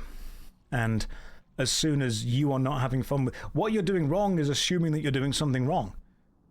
Play a game the way you want to play a game. Have fun with it. When you're not having fun with it, stop. Go and do something else. Don't brute force fun. If you enjoy the leveling process, then great. The cool thing is that the leveling process is part of the MMO process. You don't have to enjoy all of it. If you want to do one specific bit of the game, and then when that bit is over, go and do a different bit of the game, that's fine. There's nothing wrong with doing that. If anything, that's what most people will do with the games anyway. They engage the bit they enjoy, you know, remove the bit they don't enjoy, and then stop, reset if they need to. So I find it weird that people come in here and say, what am I doing wrong? And I'm like, what do you want me to say? Do you want me to say that you are approaching a game wrong and you must enjoy the bits that you don't enjoy? Of course I'm not going to say that. Your time is limited. Enjoy the bit you want to enjoy. Imagine going to a restaurant and ordering a starter and a main course and a dessert, and then looking at people going, I really hate the dessert. Don't order it. Eat the starter, eat the main course, and then leave. Come back and have another starter, have another main course. It's like someone walking up to watch a movie at the cinema going, I just really hate popcorn. Stop buying it then. What do you want me to tell you? Do you want me to tell you that for some reason you need to enjoy every aspect of a game? Of course you don't. You enjoy whatever aspect you want to enjoy. You want to enjoy that? You enjoy that. Great. You don't? You don't. Not a problem. I love real-time strategy games. I love playing against the computer on normal or hard mode. I don't particularly enjoy playing against 6 other people at super fast, you know, incredible APM. But if you love the starter and the dessert but hate the main course, is it worth it? Say, yo, just don't order the main course then. The great thing is that you have the choice. That's what I'm trying to get at here. Like, you've got the choice. If you want to engage with a certain part of a video game, then engage with it. If you don't enjoy other parts of it, don't engage with those parts. You do not need to engage with every single part of a game. That's the interesting part about this. You have a level of choice and a level of agency. Like if someone says, oh, but you've got to do the leveling. Yeah, MMORPGs are of course built around grind and built around leveling, but there will be ways that you can enjoy that with friends and with people. Just order 6 starters. I've done that before. You have free will to engage this however the hell you want. So when you say that you enjoy the leveling process and you don't like grinding, cool, level another character. You're done. Level another character. If someone says you like playing MMORPGs but you don't like grinding, here's the cool thing. You don't need to grind in them if you don't want to. Now, you won't make much progress level-wise, but you can go and explore the world, you can go and have a look at the auction house, you can chat to other people in the world, that's totally fine. You might not find as many people that want to engage in the game the same way that you do, but you can do that. I think MMORPGs, at least modern ones, have brought this very much focus on progress. It's the idea that you must be progressing. If you aren't making progress, you are failing.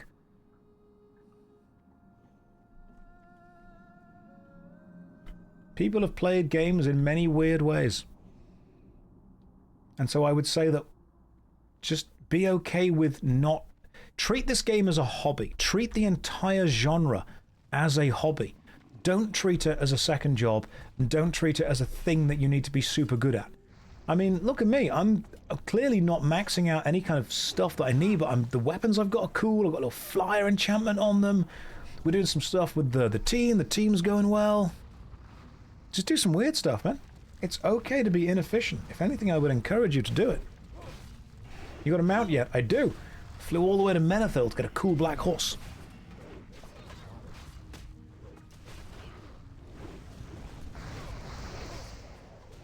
Just play Classic as an adventure game. That's all it can be. Rock Grip Gauntlets. Okay, increase attack power by 28, 10 stamina, 10 intellect. Right, so the ones that I got earlier increase attack power by 30. And they give stamina and intellect at 48. These give stamina and intellect, but they're male, and that's male 141. That's 198. I think that's better. I think the Rock Grip Gauntlets are straight up better for me than the other ones, because they are wrist male, and they're hands. Okay, right. In that case, they aren't better for me because my current ones are giving plus way more strength. Yours are better. Yeah, I don't want those. My bad. I'm still learning out what's... Still learning specifically what things are and aren't. Right, you guys are all the way down there. Okay, don't worry. Go for it. I'm going to jump down and join you. It's going to be very cool. See everyone down there? Look at them all. Look at them looking at me. Here I go. Oh, yeah! You caught me at the right time! That was beautiful! That was really cool. You managed to catch a spell at the exact right time to stop me taking any damage. Loved it. Yeah, so to answer the question from earlier, to kind of loop back to that, hobbies should be enjoyable. Now, I'm not saying hobbies can't... One of the real things that I hate about online discourse is that when I say a sentence, if that sentence doesn't align with someone's complete view of the whole thing, they will jump in with a, "What about?" and then want me to clarify.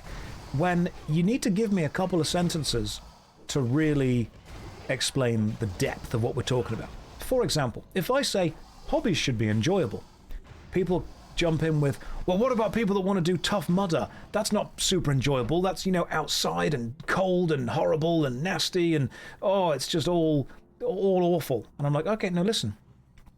Listen. I didn't say that hobbies should always be pleasurable. I didn't say that they always need to be easy. I said that they should have a level of enjoyment to them. I think the High Chief of the Gorilla is better than the Scarlet Wrist Guards. 8 stamina, 7 strength, 8 strength, 7 intellect, 206 armor. You know what? No, there's not that much of a problem, to be honest. It's possible for you to enjoy a hobby while also still taking part in something that is challenging, physically demanding, draining, all that kind of stuff. So whenever I'm doing painting or gluing Warhammer, sometimes I'm painting it and I'm thinking, oh my god, I'm so sick of painting right now. But I know that the feeling of success that I will be rewarded with when I complete the project is going to be worth it, and I know that I want to take on that challenge. So when I say that your hobby should be enjoyable, I mean that they should give you, on at least some level, a deep feeling of satisfaction. Kevin, bro is having an argument against his imagination. No, Kevin, what's happening right now is that I am talking into a microphone which is transmitting it over Twitch, and there are people sat, just like you, who are watching this stream. And I am taking questions that those guys are asking, and then I am kind of riffing on them and discussing kind of concepts around them. People are adding their input. I'm changing things around. They're, changing what they're saying, and we are together trying to find a more kind of thorough understanding or ideal around things. Why do they always say bro? Because it's just almost like a language at that point. People get so weirded out that I can talk on Twitch and answer questions and respond to people, and then people come in and they're like, it's not that deep, bro, you're just talking about stuff. I'm like, what do you want me to do? What would you rather I do? Just sit here in silence? Like, there are other... If you want to watch other Twitch streamers that just sit in silence or just respond to comments with one-word answers, that's fine. But I would like to think that the general audience that we have here can talk about stuff a little bit deeper. I mean, we can have a bit of a loop. Just to, just to treat ourselves to it. Practicing the same scales for hours on end isn't necessarily super fun, but it's important if you want to do it to be a musician. Absolutely. Do I speak any other language than English? I hardly speak English, to be honest. Here we go.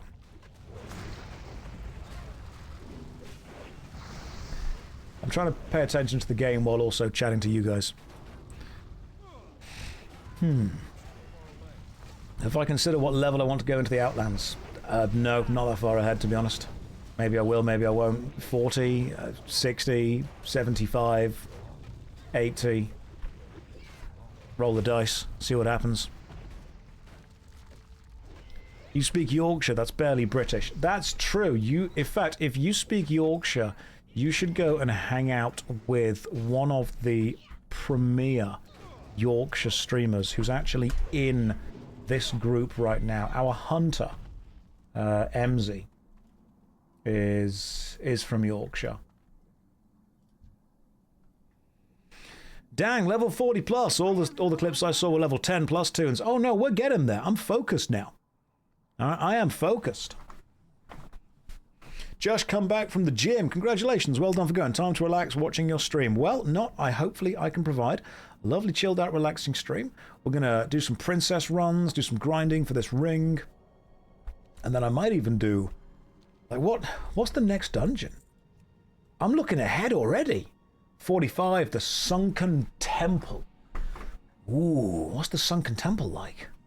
Right, how close are we to 45? You could do it, you could do it, you could do it, you could do it.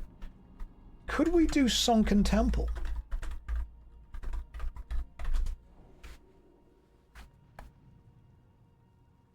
I've never done it. I don't know what it's like. Sunken Temple is also a vibe. We could do it in theory. Theory's good enough for me. We could do it in theory. Theory is good. Me and Damar have to go for this. No worries. In that case, we'll find out. I might do some questing for a bit after this, see what's going on.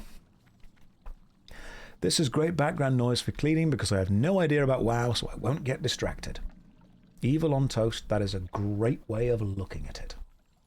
Very much agree. This stream's like, it's good enough to make noise, but not good enough to care about. I am the daytime TV of streams. You want something in the background, but you also want to be able to know that if you look away for an hour and come back, you've missed nothing. Nothing's changed. Right, let's manifest. Did I watch Zayu's video? I did not. I haven't watched any reaction stuff yet. I will get round to it eventually. Right, I am a warrior, which means A, B, C. Always be sundering. That is my main thing. Sunder reduces the enemy's armor. That is how I can increase the damage that my team do.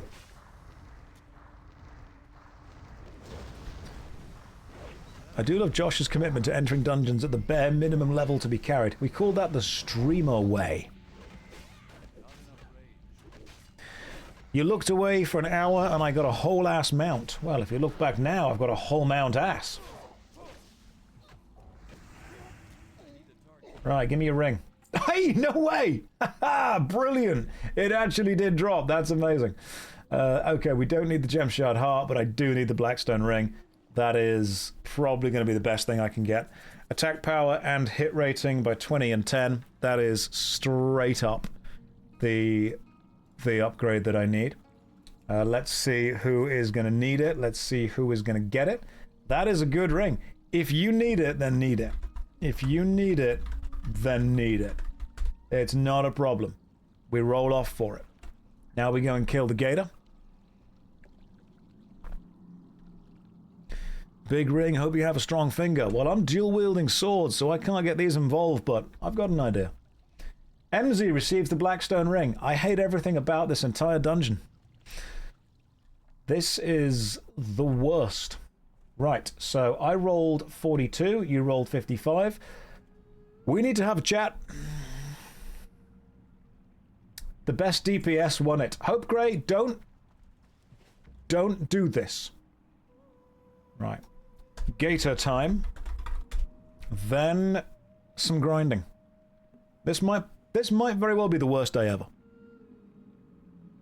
This might be the worst day of my entire life. Oh hell, cruel world. Right. Where is the massive... There it is. There's Rot Grip. We can do Sunken Temple, definitely. Yes. Hope Grey, you up for that? If we can find a team for it, that'd be great. Let me build up some rage. Get sundering. Only the best ring you could get for another 15 levels. I know, Gubcham. I know. And MZ was like, I need this. This is a hunter item. We can. Okay, Hope Grey has got... You've got focus.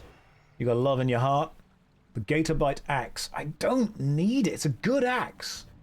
But I don't need it. How does it look? It doesn't look that cool. That's the problem. Like, I'll greed it. But I don't want it. I don't even want it as a... as like a kind of consolation prize.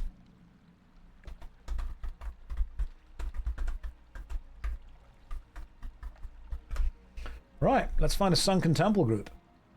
Good luck in Sunken Temple. Thank you very much. So I'm going to Hearthstone out. MZ is going to be suspiciously absent from all future dungeons. Oh no. No, no, no. We need to make sure she gets involved. Going to drown so I can respawn and get a flight path. Have fun all. Thank you very much. Right, let's do this. No quests to hand in, I don't believe. Let's just get rid of all of that. Maraudon, any quests? Dungeon. Not done any of those dungeons. God damn. Right. Where is... Head to Stormwind. I can DPS Sunken Temple if you need. We might need that. So... Damn, are you heading off? Head to Stormwind and train any skills. We go to Sunken Temple from there. Oh, so... Sunken Temple's in Stormwind. Or near... Right, we will need a healer. Hope Grey is tanking. So we need a healer. I can DPS as well. We need a healer. Can anyone heal the Sunken Temple? That's the question we really need. And Bean Salad says you can heal. Okay, we've built it up. Cool. But Bean Salad, once Damara is gone, let's get Beans involved. And I need to return to Stormwind, which means flying... Where am I currently? Tanaris? I could fly to Theramore. Then I get the boat from Theramore to Menethil Harbour. Then I get the Griffin from Menethil Harbour to Ironforge. Then I take the tram from Ironforge to Stormwind. Nailed it. Straight up nailed it. Okay. Right, we've got a full party. Sweet. Okay, this party good? Just checking everyone's the right level. Bean Salad 47, that's fine. And Nayuna 48, that's fine. This is great. Josh, can you make a raid group? I'm buying a cope. I am buying a cope. Okay, convert to raid. You're buying a scope. Do you promote to raid leader? Right, you're now your leader. You can invite people if you need to now. Okay, right. You just be careful that you're not going to get scammed with this.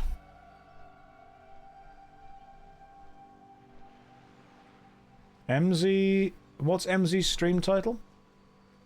It's probably a lovely, caring, friendly, nice stream title. Your stream title is Stole the Maraudon Ring from Josh.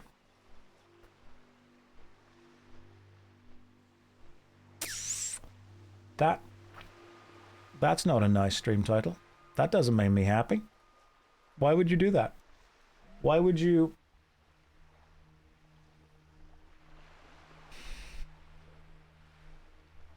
Hello, darkness, my old friend. I've come to talk with you again. Because a vision softly creeping. I can't believe she would do this. She's not mean. Oh, honestly, it's all good fun. It's digital pixels. I don't care. Thank you for being such a chill and fun bloke who enjoys games and doesn't take them too seriously. Refreshing to watch. Thank you, Major Dawn. Appreciate that, man. It's kind of you. Maybe we should put the sunglasses on. Maybe Dark Josh needs to return. I'm sorry you had to find out this way. Just jump on. I'm like, no! All right, cool. MZ has returned it to a party. Will she return? MC Games wishes to collaborate. Okay. They are currently streaming Crimson Desert to 10 people. That seems weird. Okay. Right, I'm good. I'm good, MC Games, but thank you for the attempt at collaboration. It's not worth it. Not 10 whole people. Maybe. But this is WoW. Maybe they pushed the wrong button. This is my big break. Guys, we could stream with the MC Games. We could go and watch 10 people play whatever the game, Crimson Desert. I'm good, bro. But, appreciate the hustle. He shot his shot. He really did. Those 10 people could be mine. Can you imagine that? Just join the stream and all 10 come over here. They're like, I didn't care about Crimson Desert anyway. That'd be quite funny. Right, you, Theramore God, where's this boat go to? Where's this boat go to? Where does this boat, hang on. Manethil Harbour? Yes, Manethil Harbour. Beautiful. They're just trying to help out a small streamer. I appreciate that. They did good. It was ballsy and brave. I respect that. You know, I've made some ballsy, brave decisions in my time. I've asked some people for some things. I've got some stuff. I've been cheeky with it. I was raised in the 90s. And the early 2000s. Which means occasionally, I realise that what you do need to do is be back once again with the ill behaviour. And that does get you what you want sometimes. The sunrise is shining off my face. My screen is so bright that if I spin my camera around like this, the lighting on my face actually changes. Watch.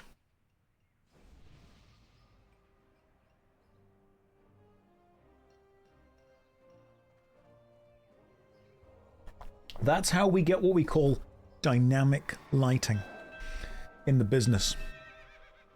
Dynamic lighting. You look so cool. That dude looks badass. His name is Punchington. I'm going to inspect him. Right. Footman's longsword, Footman's longsword. Love it. He's also got, what's he wearing? Unscarred breastplate with a load of boosts onto it for strength. Perfectly balanced cape. That dude looks cool. His tabard is a guild tabard. Damn, dude's stylish. Straight up styling. That's what he's doing. Freestyler. That was another word that you learned if you grew up in the late 90s, early 2000s.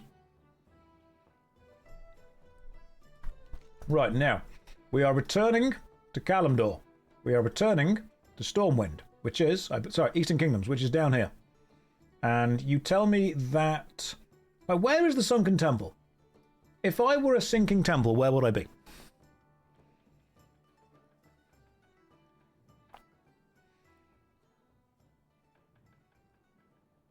The Swamp of Sorrows.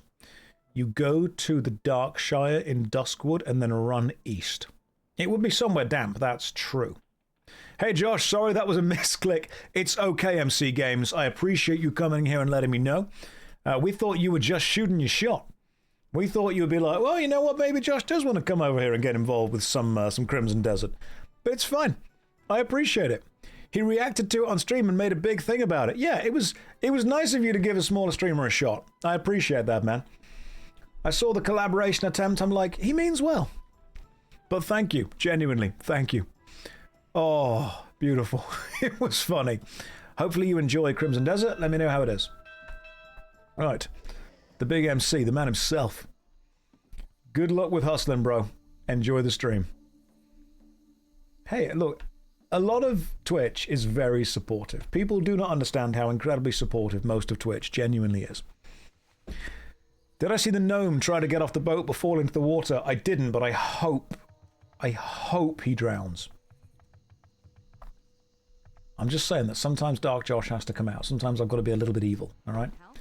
Should I fly all the way down south to Stormwind, or should I fly to Ironforge and take the tram? I think Ironforge and tramming is probably quicker. But Stormwind, I don't need to pay any attention. Oh yeah, by the way, guys, I have a horse now. Oh yeah. You tune into this stream at the right time, you might see me riding a black stallion. Or you might see me use my mount in World of Warcraft. Who knows what you're gonna get.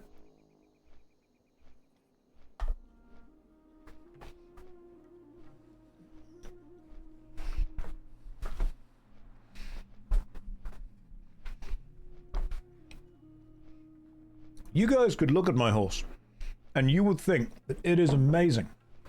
But if you give it a lick, it would taste just like raisins. Some of you, the millennials in the crowd, continued the song.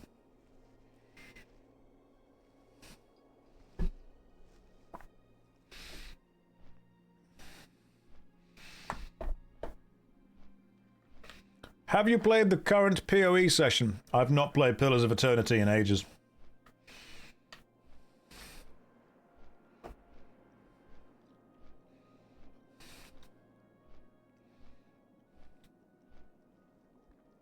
Fiery Egon says, what flavour are you if I lick you? Well, depending on how much I've been arguing with trolls, pretty salty.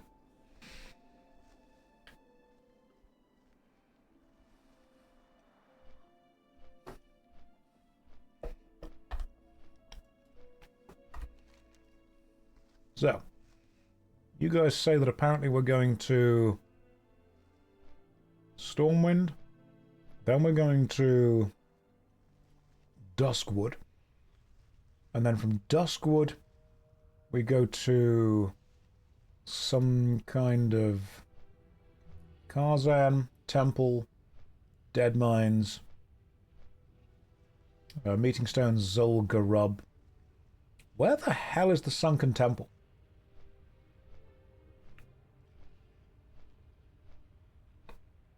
Like, I'm just straight up not seeing it.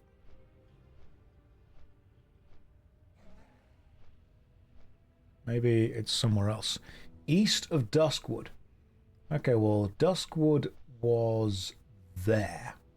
No, that's Deadwind Pass. That's Karzan. That's the Temple of Atul Hakar. Is that what it is? The Temple of Atul Hakar? Right, gotcha. Okay, so we have to go through Deadwind Pass. That gets us to the Swamp of Sorrows. Does the Swamp of Sorrows just not have a flight path? What the hell? Okay, so no flight path in the Swamp of Sorrows, but we go through Deadwind Pass, which is pretty quick. It doesn't. God damn. Alright, well, get ready for Artex to die. Closest flight path is the Blasted Lands, but we could go down there. Okay. We go that way instead.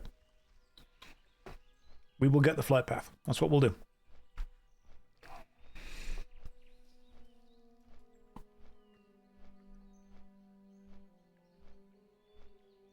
The Horde have a base in the swamp. The Alliance do not. Oh yeah, because there are going to be flight paths that obviously as one team you can't get. Are you attempting Sunken Temple at 44? Yes, I am. You want to know why? Because if you open the list, you will see the Sunken Temple is... Okay, it says 47 to 50, but like that's just a suggestion. That's really more of a suggestion. Ooh, hang on. Dragon's Call one-handed sword? No way. What does that look like? That looks so cool. We could get 2 of those. It's not even unique. 41 damage, call forth an Emerald Dragon Whelp. That's pretty cool. Alright, so let's go and get the Warrior Trainer. Streamer privilege, don't worry. Streamer privilege. I'm playing on the streamer client, so you get slightly improved. Very good tank weapon for me. If we can get it, you can have it. How about that? Just run it 500 times, you'll get it for sure. You won't. Run it twice. Straight up run it twice, then you'll get it. What is that sword? That sword is very cool. Inspect. That is Latro's Shifting Sword and the Edge of the Cosmos. That's a pretty cool looking sword right there. I want that. The sword is, as you say, pretty dope. Well, remember guys, I currently have on me both halves of the Lasher sword. We got the Protector and we got the Deflector, which means as soon as we get to level 50, we're going to be able to combine them into the Lasher. Do we know what the plans are for the characters? I'm probably just going to keep going with the Warrior for a while, to be fair. The odds of it dropping are 50-50. The problem with doing the Sunken Temple at level 44 is that I'm going to struggle to hit the bosses. That sounds like a team problem. Rogue, those are pretty rare. They are pretty rare. So I got the deflector drop the first time we did the dungeon all the way through, and then I said, okay, well, I've got the deflector, so we may as well just grind Zul'Farrak until we get the protector, because it drops from the final boss, and there's like a 1 to 5% chance of it dropping, and it dropped on the first run we did after that. So it was pretty good. You, warrior trainer, teach me. Overpower, rank 3. Don't use it, but I know it. Battle shout, better. Intercept, I can't afford. Demoralizing shout, can't afford. What else can I not afford? I can't afford revenge on protection. I never use revenge anyway. Alright, cool. I've got 2 new skills and now I'm broke.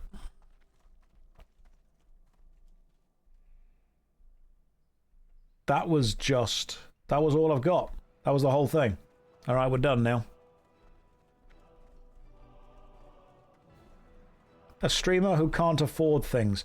I am being independent, alright? I'm a strong independent streamer who don't need no guild. Don't say that I shouldn't have brought the horse. I totally should have brought the horse. The horse makes it faster for me. Now, I think we're probably good to go. Indeed, we've got a horse now. So, where are we going for this Sunken Temple shenanigans? I assume that we want to go to Duskwood, which means I probably want to get a flight path to Duskwood. You've got a horse. What's next to second action bar? Let me show you something, because you've been away. Watch this. I didn't know where to put summon a horse on my action bar, so I put it on 0. Just there. Because using a horse means 0 loss of speed. Alright?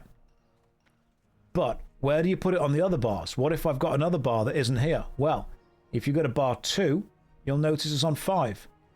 Because a horse has 5 legs that make you go really fast. But what if you're not on action bar number 2? What if you're on action bar number 3? Guess what? Horse on 5. Action bar number 4? Horse on 5. Action bar number 5? Guess what? Horse on 5.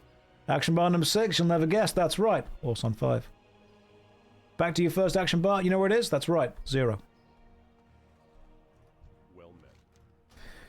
Let's fly to Duskwood. Off we go. Is he rage baiting again? Not rage baiting at all, just showing you efficient gameplay. Dusk, then Mount Run into the East Pass, Gas Canyon, then haul it through Swamp Ass Junction into East for a bit. Corpus, there are good directions. Okay, heading Duskwood. To go get the new flight paths. Horses have 5 gears. Standing still, trot, canter, sprint, and fast. There are horde guards on the path of the Swamp of Sorrows. They will turn PvP on if hit. I will be careful with them. But they're the 5 gears of a horse. Stop, trot, canter, gallop, and fast. Occasionally, reverse. How do you shift gears on a horse? With skill and grace.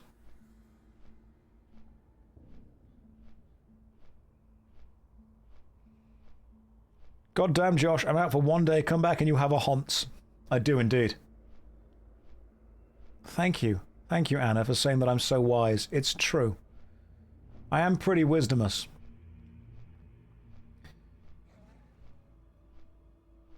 Many times have I been asked about my wisdom. You need the carrot on the stick from the ZF quest.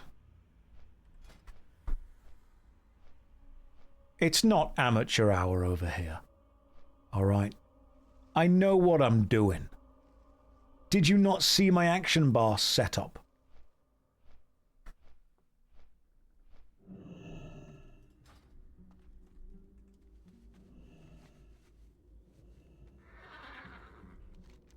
the Wismacist. That's what's happening. Right. Oh, there's Hope Grey. Off we go. Should we wait for Emsy? One sec. Or are we... Is Emsy joining us, or are we summoning Emsy?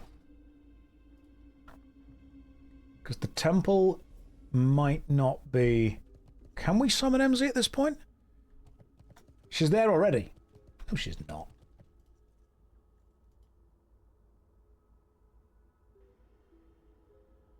That's Bean.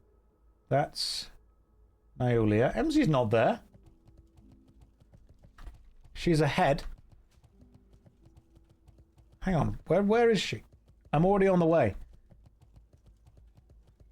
Where? Can't see her anywhere. I can't see her here. I'm an independent goat. Yeah, but I can't see you on the map. Where are you there? Are you in the temple? She's in the blasted lands. Oh, she's going the other way. Right, this is Dead Wind Pass. I don't know anything about this, so everyone focus.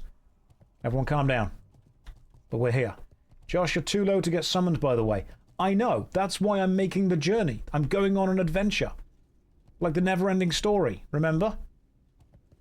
We're going to go through the Swamp of Sadness, watch a horse die, and then go and talk to a princess.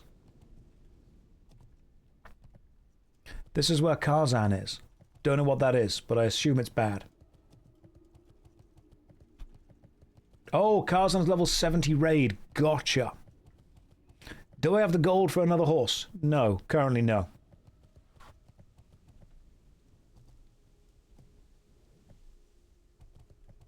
Was a flight path overhead. The Sleeping Gorge. Well, hopefully everyone stays asleep. Oh, that was easy. That was super fast. We just rode straight through there. No problem whatsoever. Right, when we get to level 60, we will do lots of 60 guilds.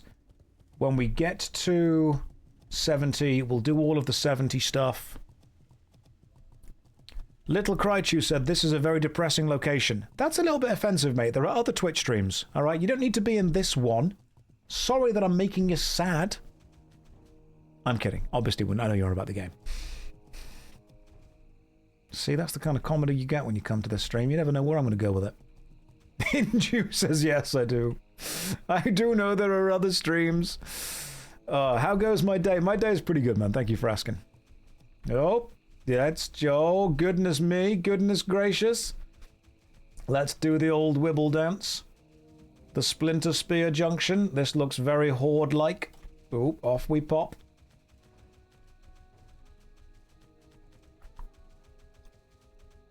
Then we do a little dance around here. Oh, there's a gator.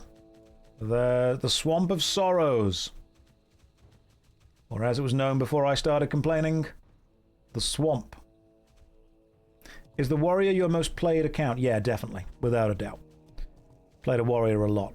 It's pretty swampy. Can follow.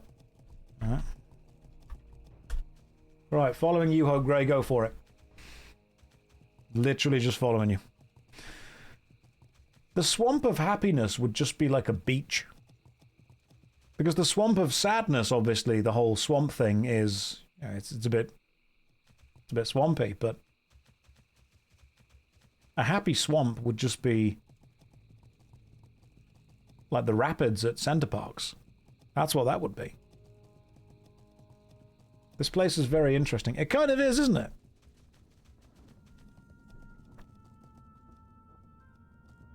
Oh, a little bit of lag going on.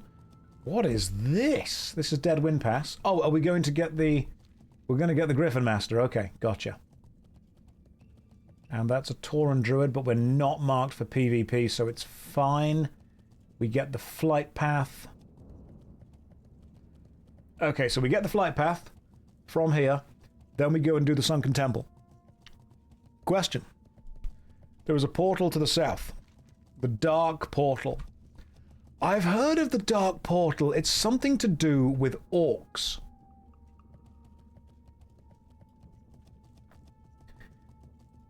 I remember. I know what that is. That's what's on the login screen. We can see it. Now, it'll be okay. We'll just flight path for now. Let's not get distracted with the portal. That's where the orc invasion started. Notorious Warrior says, that's where we go to Outland. Not Outland. Ah, okay. It's the TBC portal. That's where you get the TBC. Walking through the dark portal for the first time is an incredible experience. I'm excited for me to do it. As soon as I get to level 60 and I have to go and show those infernal Burning Crusade ne'er-do-wells what for, go and give them a little telling off. Tell them they got a bit too silly. And maybe they need to calm down with it. Alright, you. Where's you, Mr. Griffin Man? Oh, you're up there. Of course you're up there. Hello, Griffin. Griffin woman. Need help? Please? Okay, cool. Now I've got the Netherguard Keep. Honor, friend. Lovely stuff. Now we have Netherguard Keep. We go and do the Sunken Temple. What's up here? Where are you taking me? Why are you taking me in here? What's going on? Alright. Did I need to come in here for a reason? Oh, you needed a vendor. Okay, gotcha. I'm good. You gotta guard your nethers. That's what the nether guard is. I mean, oh my god, they even let children in. Is Netherguard really that hard up for soldiers? That we're just letting children defend? Is this what we've come to as an alliance?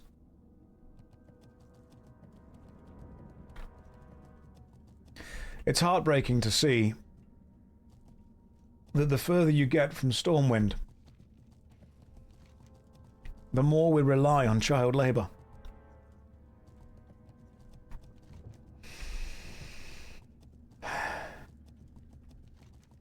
We truly have fallen. Sometimes you have to look at the Alliance's behavior and think, does it deserve to survive? If we are reduced to using child soldiers to defend our borders, do we deserve to have a kingdom? Because the thing that sickens me, the only thing that sickens me more than the fact that we are using child soldiers is that we are using them to defend gnomes.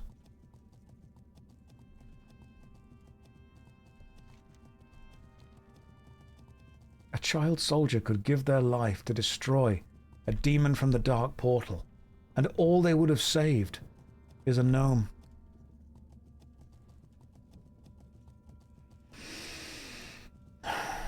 Sometimes I wonder if the people defending our borders ever consider what's inside it.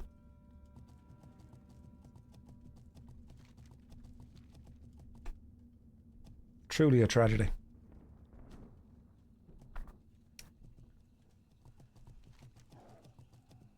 I remember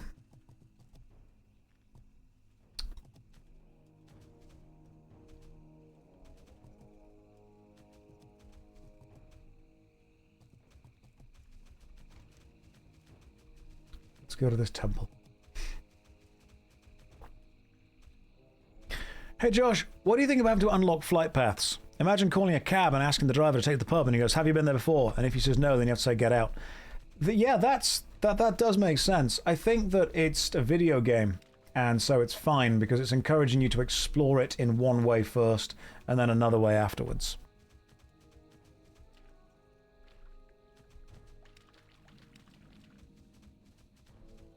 But yeah, I'm totally okay with that. But I would also be okay with the people having to go somewhere first before you're allowed to be taken there. The world is too big and too connected, and we need to go back to smaller communities. And sometimes I do look at the idea of globalization and think, you know what? Maybe not the best idea. Maybe we should have stayed in smaller Smaller things. Maybe we should return to tiny villages, and I should be in charge of one of them. Oh, look at this. The Pool of Tears. Well, the horse is drowned. Oh, this is so cool. I'm turning my own music up slightly for this. Hang on.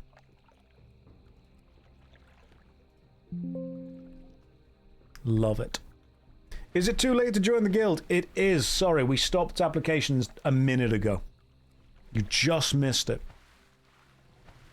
What would I call my village? That's a good question. How deep is this water? So let me just check. That's a... Okay. You got a fish over there. You got another fish over there. You got a... Oh, so this whole thing used to be like one massive temple, and then it started sinking. I'm seeing the name.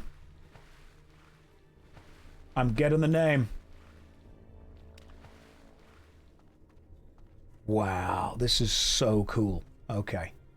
Right, you're a shaman. There's bean salad. MZ's there. Right, 5 minutes. Let me pop to the bathroom, then this dungeon. Right, AFK 5 minutes, guys, then I'm going to pop into whatever the Sunken Temple is. This place looks super cool. It's a troll place. Well, I'm used to that. I stream on Twitch. This will be a long adventure. Don't worry about that. It's going to be fine. I'm going to do DPS. Loads of DPS. Totally PvP not allowed town. That's what it would be called. Everyone has to be nice to everyone, especially me. Right, I'm going for a quick wee. Here's a DVD logo. Because otherwise, I know you'll leave. You've got no attention span. Here's a 5-minute timer. Nope, that's a 2-minute timer. I mean, I'm fast, but I'm not that fast. Here's another timer. Enjoy it. Right, don't go anywhere. Or do. I'm not your dad. Right, remember that if the timer hits 0, you are legally allowed to leave if the teacher isn't back. That's just how it works. Remember? Remember learning that in school? If the timer hits 0 and if the teacher's more than 15 minutes late, we're legally allowed to leave. You were legally allowed to leave anyway. No one's going to arrest you. Right. Okay. Back.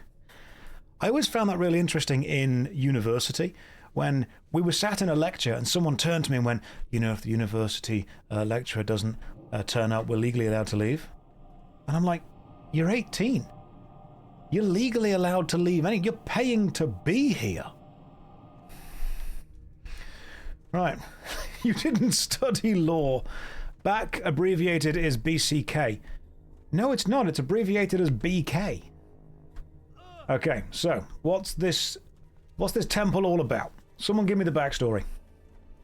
I'm guessing it's some kind of troll temple? Oh no. Oh, it's an underwater temple.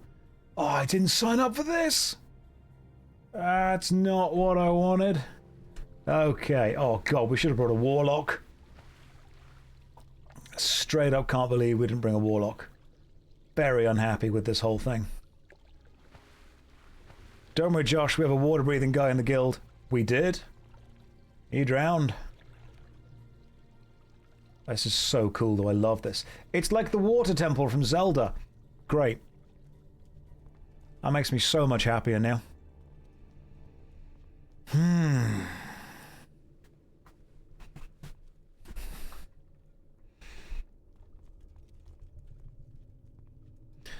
One time I met Josh at a pub in London, Texas. He came up to me and asked if I'd like some biscuits with my Denny's Grand Slam meal. I said sure. He gave me some stale cookies and smiled at me and left. Spicy cheese, that was meant to be a secret. You weren't meant to tell anyone that.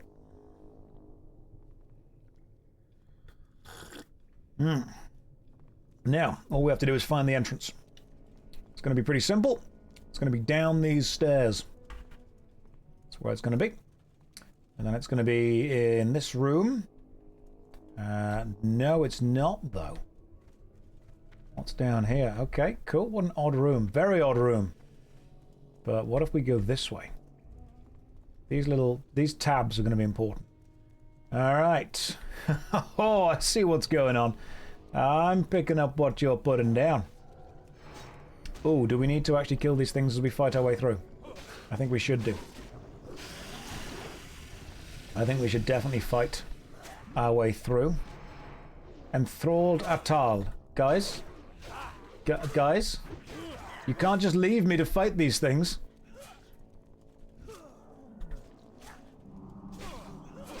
There we go. We stay, we fight, we survive together. Maybe we should follow where the other people are going. Yeah, these guys seem to know what's going on. Let's follow these guys. They were legally allowed to leave.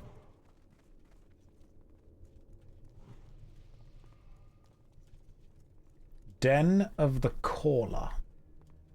Alright, just don't... Oh, no, MZ's pulled some stuff. If we don't attack them, do they leave us alone? Is it like, if I can't see you, you can't see me vibes?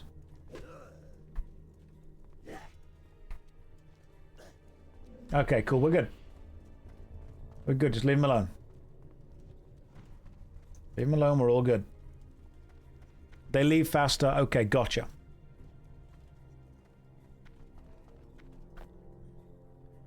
They do indeed use baby logic. Baby logic. If you can't see them, they can't see you.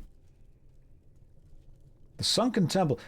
Is this a linear dungeon? Or is this one of the... Oh, that's cool. Or is this one of the dungeons with, like, loads of different options and choices? It's a maze. Okay, but, like, once you get in... Is it a linear dungeon? Because we're not actually in yet, are we?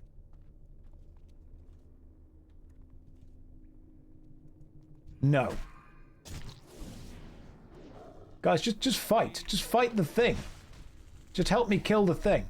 It's worse inside. Okay, that makes it worse.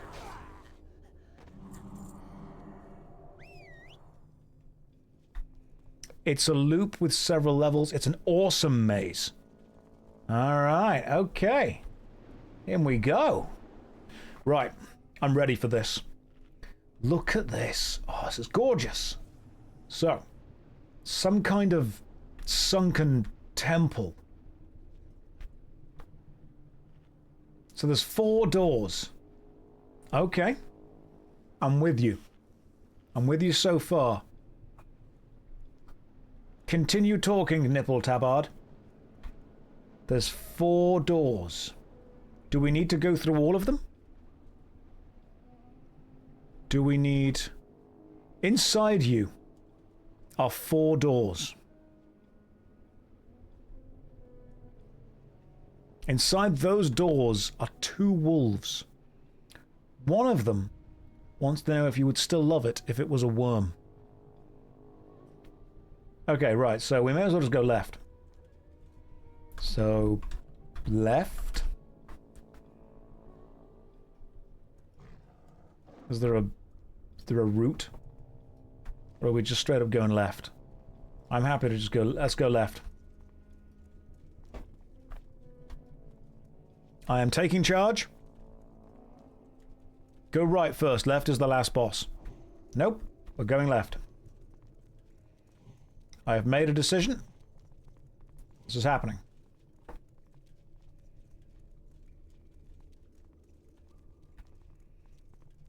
Thank you for making me a star. I am a goddamn star, it's true. Have you guys put the star on me because I am a star, or because you don't want me to get lost? Alright, Hope Grey, let's go. Right. Oh, guys, there are many whelps. Are we going to be able to handle it?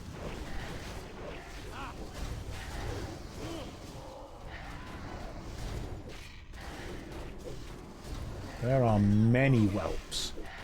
God damn.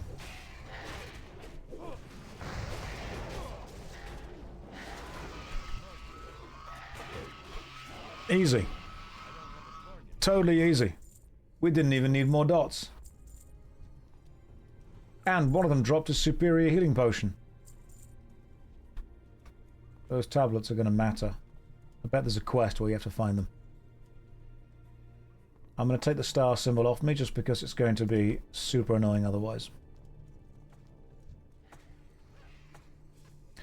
Oh, right. Okay, cool. We've just ran straight in, have we? Beautiful. Let's go. Let's do this.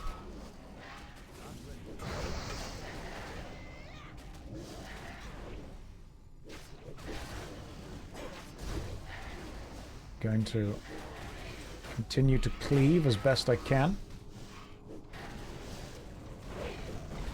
A, B, C.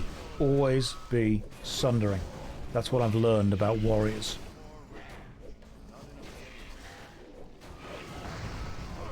The Pit of Sacrifice.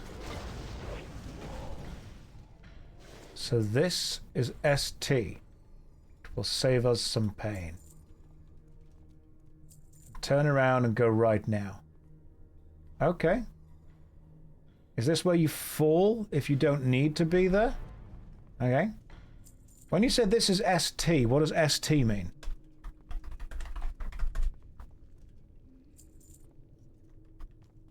What's ST with the Pit of Sacrifice? Right, Sunken Temple. Okay. I will save us some pain and turn around and go right now. Oh, so Hope Gray's like, listen, Josh, you've gone the wrong way. And this is a really big dungeon. If we continue going the wrong way, this is going to be a problem. Okay. Did we just do the dungeon? Like, was that the final boss? Did I take us the right way? I think I just took us the right way and you guys got a bit nervous.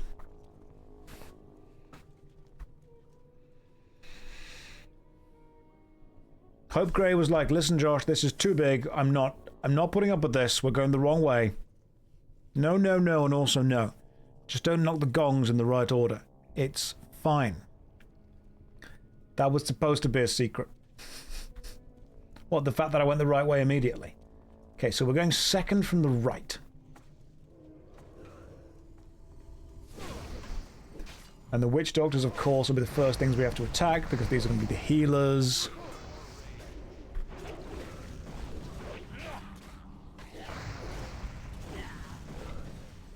I am getting some decent experience from being here. And we are actually killing things, which to me is incredible.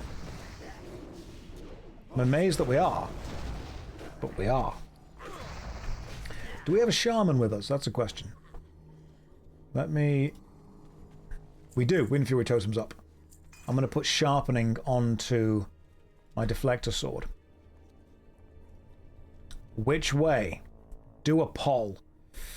Alright guys, we can go up or we can go down. If you're watching the Twitch stream right now, you have the choice. Which way? Do we go up?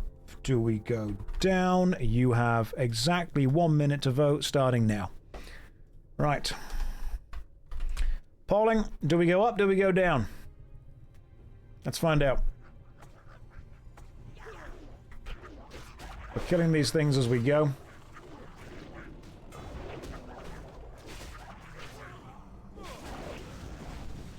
You can do it, chat. Don't 50-50 this. If we 50-50 this, we've got to go to Emsy's chat.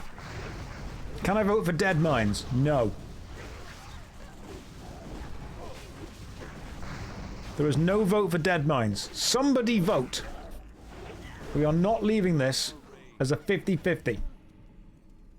We're polling it. We're halfway there. 10 seconds left. We are going...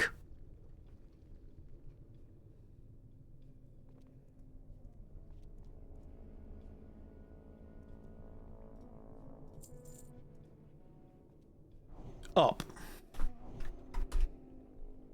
Roughly 1.5 people voted extra for up instead of down.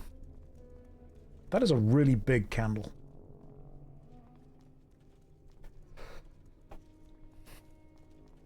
So, is there an order that you have to do the Sunken Temple in? Or are there multiple things that you have to do within it?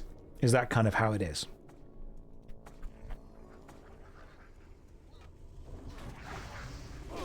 Right, so you have to do things in a certain order. Alright, I'm picking that up.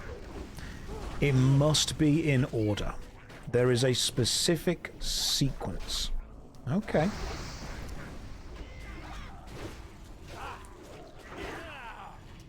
What happens if you do it in the wrong sequence?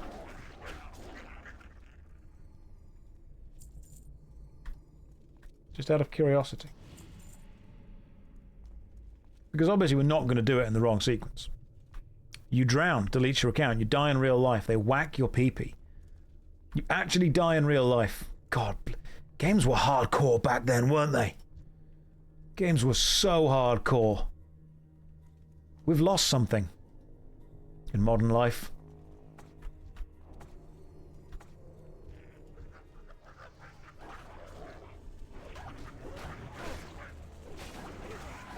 We've truly lost something. Games used to respect your time and then kill you.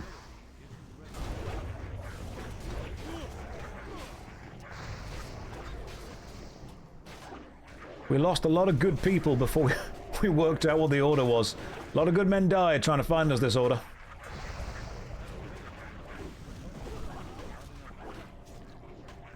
Tuesday chat is more chill than Saturday chat. I think that's because the weird Saturday people are still either asleep or at work. Or possibly in school. I think school's probably the answer with that one, to be honest.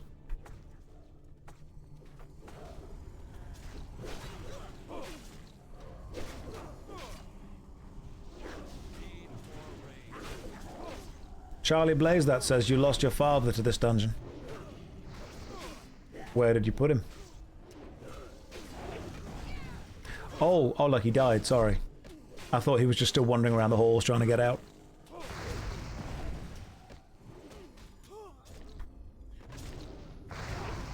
Oh, so this thing called the Corpse Eater actually eats the corpses of the other enemies. That's really clever. Stoptimus Crime says, I enjoyed the thoughtful things you say. Can't believe it took me so long to follow you here. You know what, Stoptimus? Neither can I. I can't believe it took you so long. What were you doing? Just taking so long. Flask of Big Mojo. That's an item that I could definitely do with. Your joke about getting lost, but you can straight up get lost. This place looks... It's going to be huge, isn't it? Alright, so, Hope, you are our guide. Oh. You are guiding us, Hope. We are following Hope right now. That's what we're doing.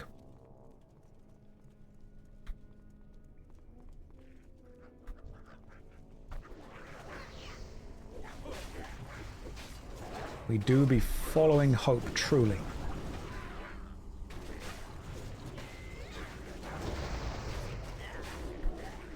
Then I'm going to kill the unliving. As long as we poll every turn, democracy will lead us the right way. I'm not going to be doing that because that sounds awful. Just straight up awful. This corpse eater needs to die before eating more corpses. They're gaining their health back. That's why they eat the corpses. They're not just a tasty snack, they're actual health. I thought they were just enjoying a tasty snack. They're actually reviving. Ooh, who's that? It's an Atal warrior. I'm going to need to learn the history of all these places.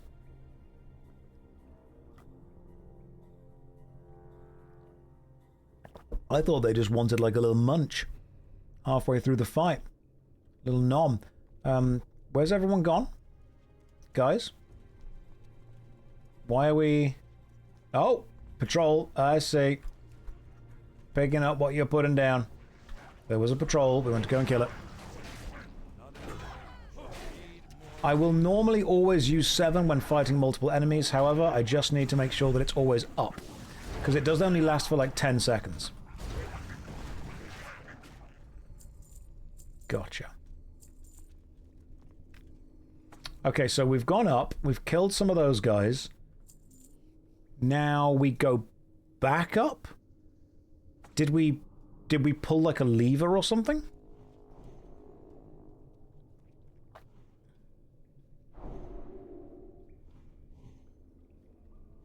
I'm trying to work out what Hope's doing with this. This is the middle level. Okay. Right.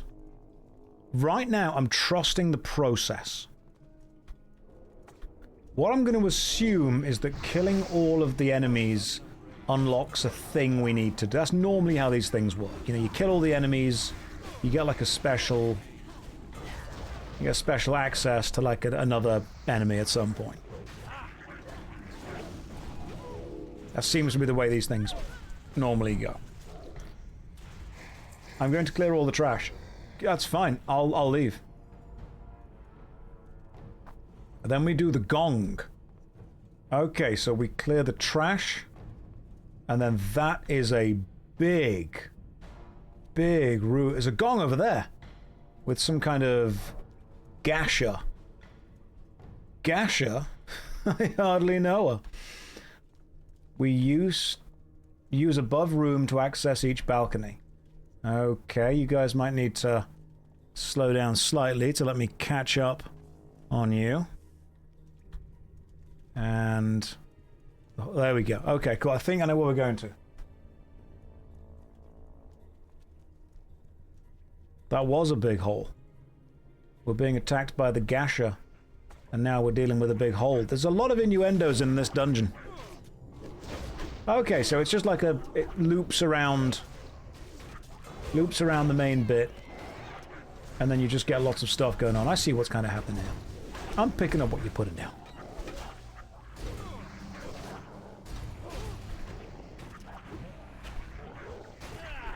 We're going to do at least one of these runs today. Possibly two. Now, you guys are saying it reminds you of Guzu. What happened with Guzu? Did he fall into the hole? Did he fall down the big hole?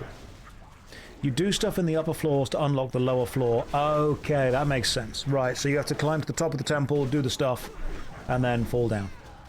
I'm a frog.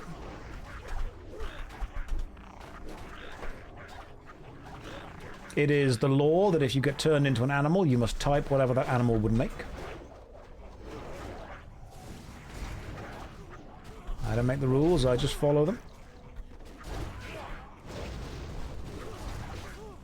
You should go look down the hole to see if he's still there. I will message him and just ask him if he's still there.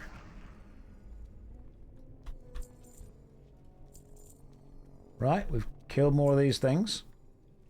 I'm following Hope Grey.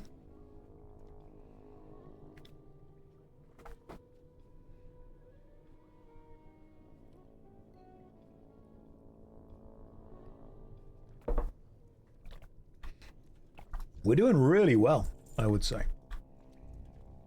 I mean, we haven't faced anything tough yet, but I would say we're doing well. I've met Guzu in real life. He's a nice guy.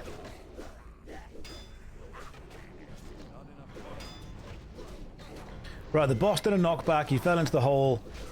Tried elixir mid-fall for a chance of slow fall. Didn't work and died. Was it on hardcore? Gotcha.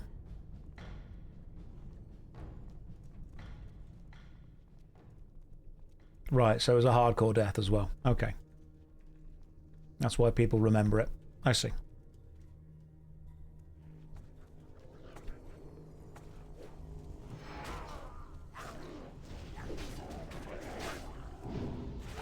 I don't know if you'll notice that, I just interrupted an enemy, which is basically meant to be a thing that rogues do, but I just did it.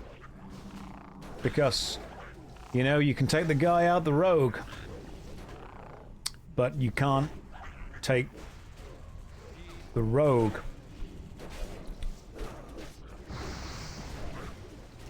into the dungeon.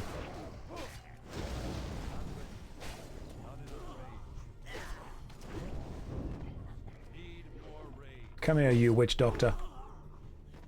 I realized halfway through that sentence it wasn't going where I wanted it to go, so I kind of bailed. I'm going to be real. I enjoyed Rogue so much, I wanted to know how to play a warrior as a rogue.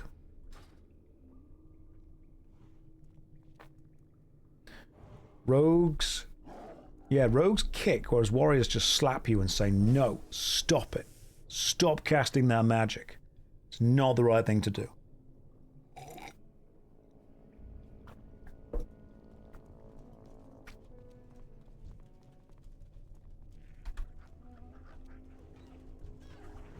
Right.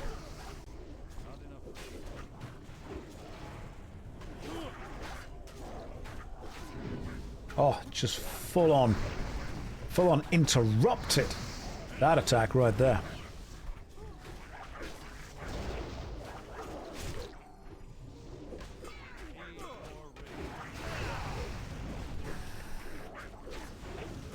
So how many bosses are we looking at in this temple? Is it a big temple? Is it a long temple? The blue glittering axe. I'm good, bro. I am enjoying it so far. There's about a dozen bosses. Alright, cool. So this is quite a big dungeon. I don't mind a big dungeon. Just checking we're all here. Making sure nobody's been left behind. It truly is a girthy temple. It is a wide place of worship. Do these guys count as bosses? Zolo. I mean, this dude can't count as a boss. Look at him. There's no way this guy counts as a boss.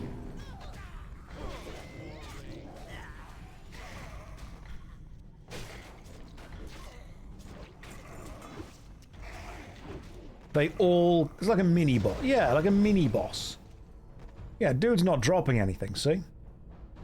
Dude's dropping nothing. So what we're doing right now is we're just kind of moving around the edge of the dungeon and taking out all of the named characters.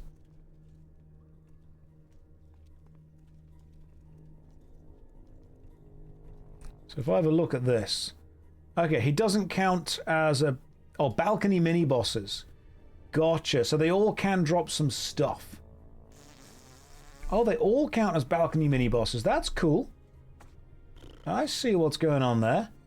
God, this place is huge. They've got like a super rare drop rate. Okay.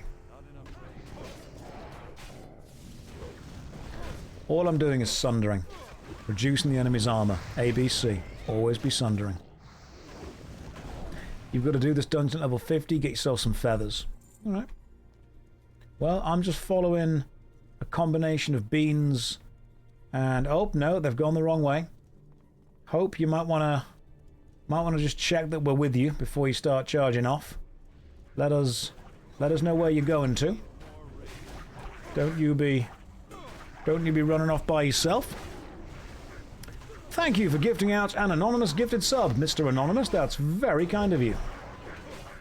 Let's continue to weaken the enemy, strengthen our own team, buff who we can.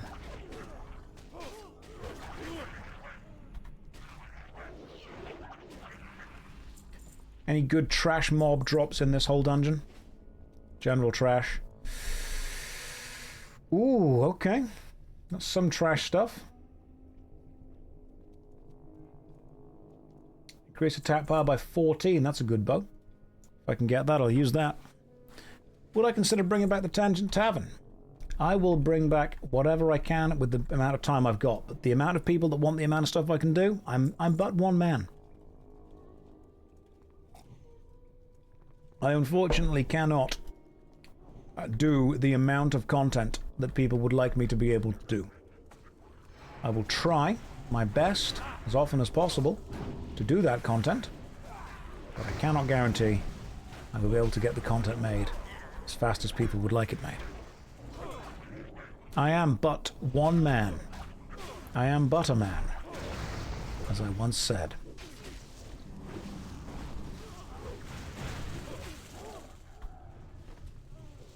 Let's kill this slave. My favorite YouTuber plays my favorite game. Wish you had time to play. Who's your favorite YouTuber and what's your favorite game? I mean, I'm just sat here playing WoW. But I'm enjoying the Sunken Temple so far as like a dungeon goes. You, Mijan, you and your ghostly troll brethren have so far dropped nothing useful. So do me a favor, prove that you have a drop rate, and drop something. Anything. Damn it. Really thought that would work. I really thought if I was nice to them, they would give me something. Good lord, this temple is huge. Worag says, you are man, you are I work in a gaming industry and learned a lot from your videos. I am glad that you've learned something from them. Sometimes I like to question, am I doing anything right? And then I'm like, at least some things are making sense. Sometimes I say things that make a little bit of sense to some people. This witch doctor... Oh! Frogged.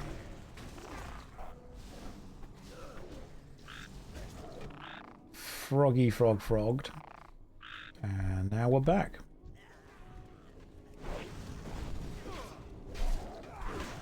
Let's kill this witch doctor first.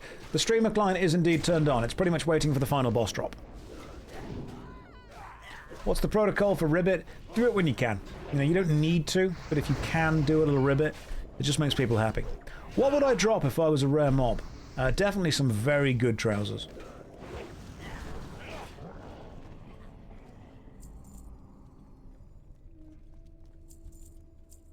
Maybe just advice. Maybe just lots of experience. Use pummel to stop the hexing. I could do that. Or I could just let the hexing kind of happen. I'd drop some gamer subs. That's what I would drop. Be a temporary buff. Increases stamina, strength, and agility.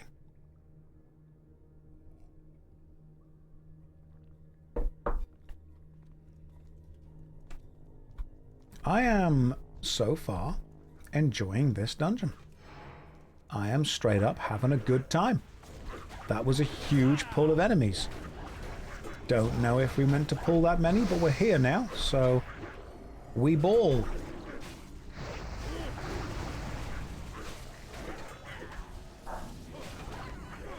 I'm making sure to keep on the double hit, the occasional spin. I would drop a whelming sword. It gives a small buff to pretty much every stat. That's what it would be. And you'd look at it and go, that's fine. Someone would say to you, is it the best sword? And you'd say no. And you'd say, is it bad? And you'd say no. Like, if someone joined your group wearing the whelming sword, you'd be fine with it. Like, it wouldn't be the best item in any situation, but it would be fine. That's what I would do. I would drop equipment that is absolutely 100% pure, unadulterated whelm.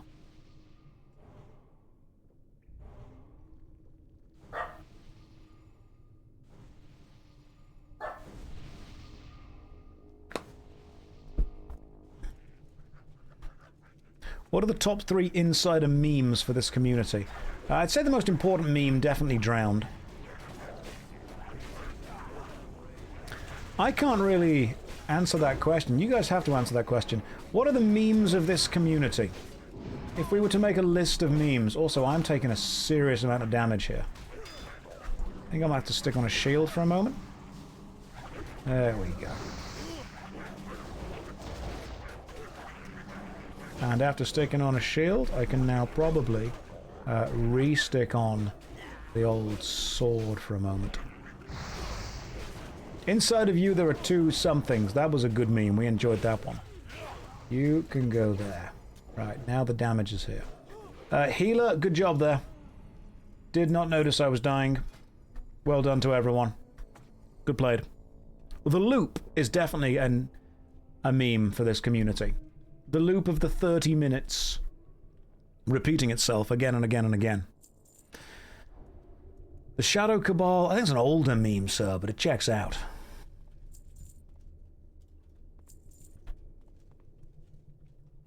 Right, we're going down here. The loop is explaining that inside of you are 2 memes.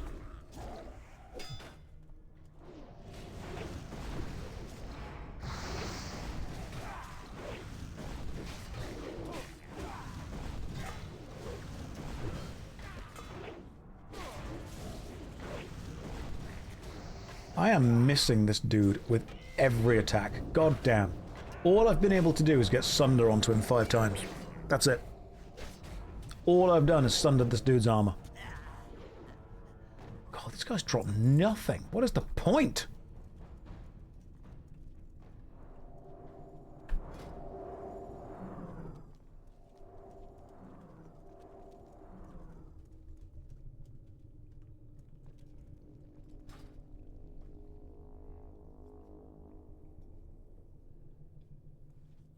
I mean, the memes that the channel has generated over the years have been the Brazilian aviation industry. Oh. And the dead mines doing it again and again and again, the Space Marine in a cup, the empty mug. Yeah. It is. There's been lots of stuff. There have been moments. What's down here? God, I am never going to remember this. I cannot believe that you have remembered this, Hope Grey. This is incredible. Loro. Right, let's kill Loro. See what Loro's all about. You know what? When I can actually do damage, when I can hit. Down. Rise up, Atalai. Rise up. Okay, there's lots of whelps down there. You haven't been here in 8 years. Okay. We will see how well you remember things.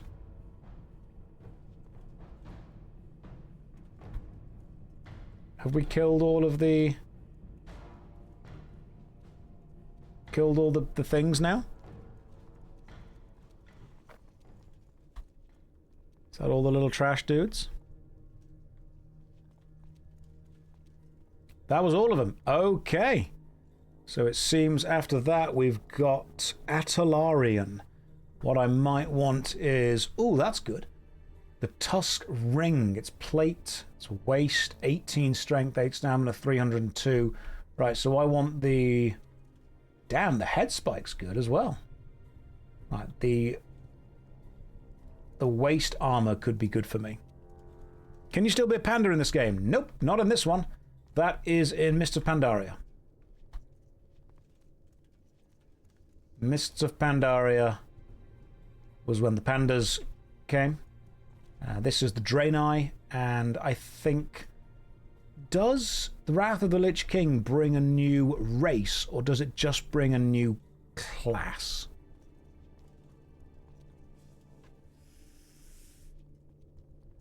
The Hall of Serpents. Right. Apparently we're going the wrong way. Just a new class, the Death Knights. Okay. Right, we're following Hope. Hope seems to know where they're going. I hope. So Mist of Pandaria gave you the Pandaren and the Monk class as well. And message, would you like payment for the staff you gave me worth around 8 gold in the auction house? Nope, all yours. Do what you will with it.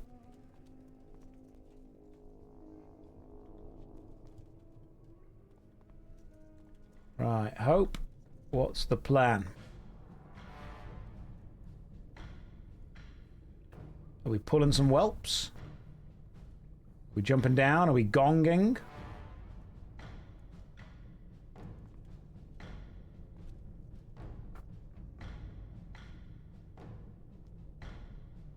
Checking which one we're at. Gotcha. Will the pet follow if we jump?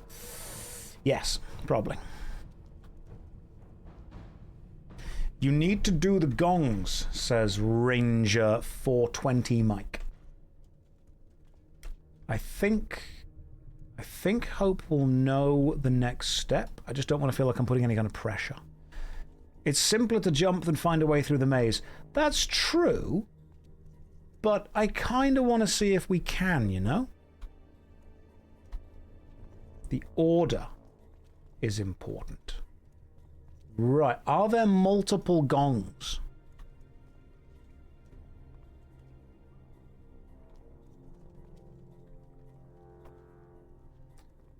So we need to make sure we are gonging the gongs.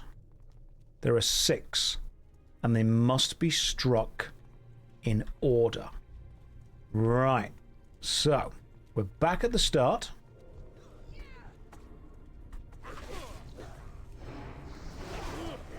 And we have completely cleared one of the doorways of the enemies on the balconies.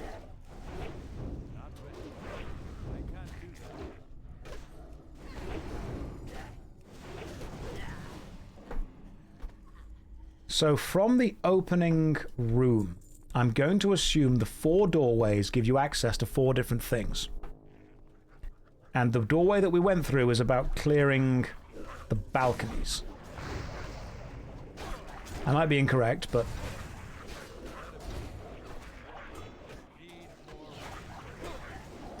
The gongs do nothing, you just kill the bosses and the barrier goes. The other boss downstairs has snake statues that have to be done in the correct order. Okay. There will be lots of advice in the chat. I don't know which is good and bad advice. So I'm going to be just killing what I can kill, while deferring to Hope's good tanking. Enigmath, Josh, I got into Animist because of you. What a weird game. But hey, as long as you enjoy it, it can be your weird game.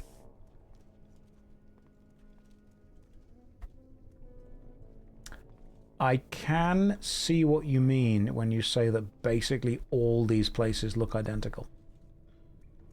Right, Hope is just straight up jumping down. And I hope that's a lot of enemies. I've fallen now. Okay, cool. Well, that was a lot of enemies. We do not... I thought maybe I should jump down after you.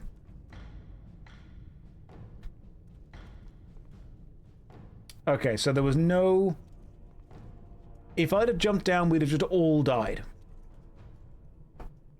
Incoming. Okay.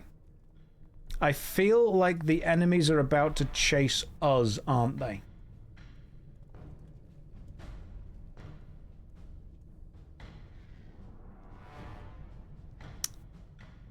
Right. No, we're not in combat. Alright. So, I see what happened to these two.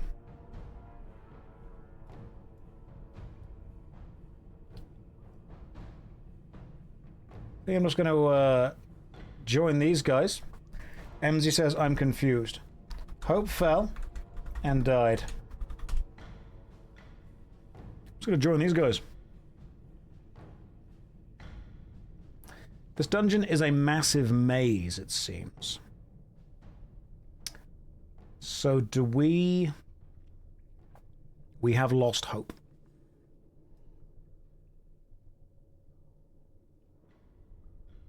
Could we just drop down? Isn't that the entrance right there?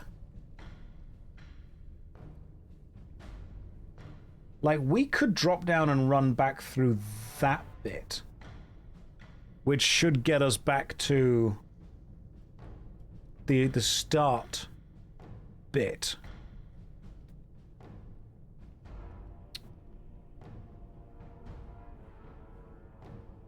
You basically opened the way to the last boss. The question is, do you want to do the lower part also? I want to clear all of it if we can. So, MZ and I just sit tight.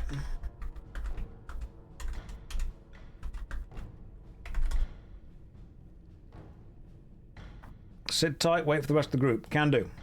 That I can do. Don't fall. And then we sat here and died like these people on there. This is the true experience, apparently, of this dungeon. Why are there mustache gnomes on the wall? Don't ask questions you don't want to know the answers to. Josh, can I promote someone if they open a lockbox for me? Pip, I don't care. Do whatever you want.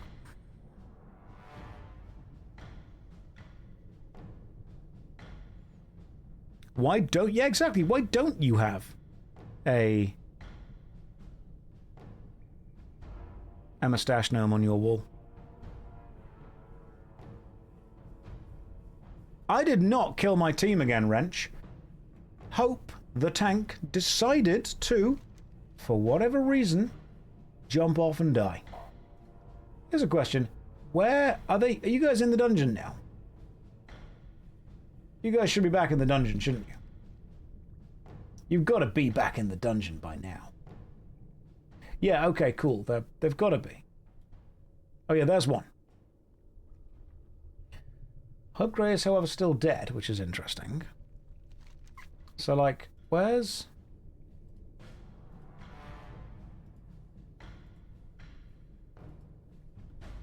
Okay, we're all back in. We're all good.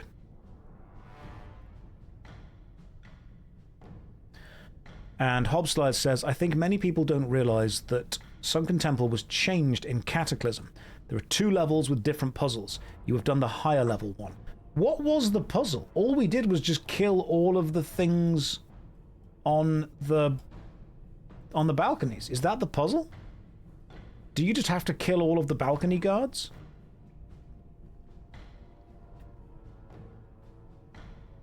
No. Right, it's on the lower ring. There's more of the puzzle. Oh, excellent. Right, we'll just sit here till the team get to us. Not the gongs, but the statues. Okie dokie. So, there are going to be puzzles down there, are there?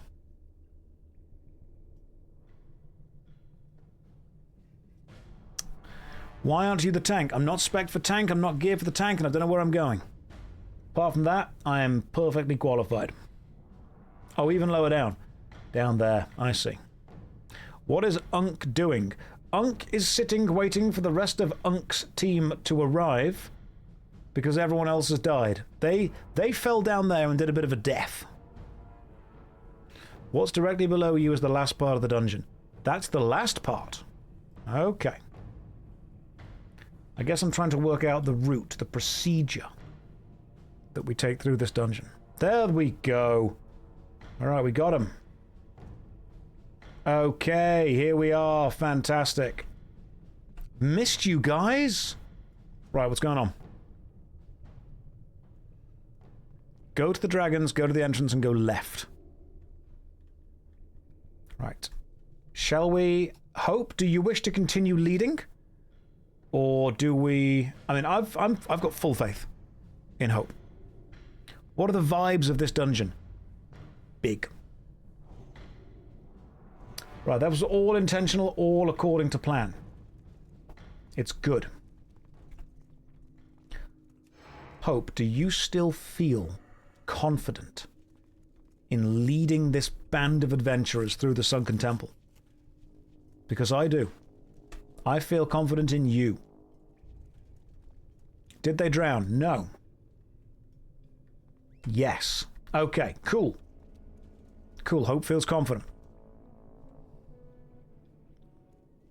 We got this. We know exactly what's going on. We lost Hope for a moment there. But we have restored Hope. Hang on. There's Amzi. Just wait for... This dungeon is a bit of a maze. So you guys might need to just give us a moment to actually kill some stuff.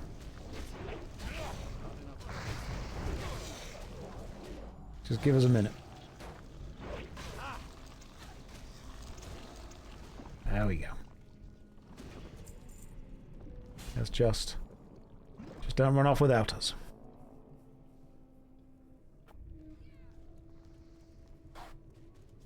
Trying to all stay together.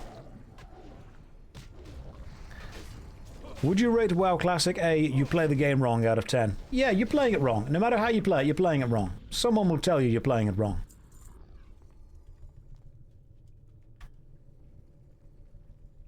I mean, it's a lot of experience, so I'm happy with that. I'm gaining a lot of XP.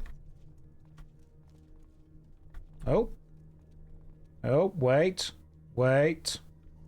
Okay, Hope goes first. Goodness gracious me, that's a lot of damage. Don't click.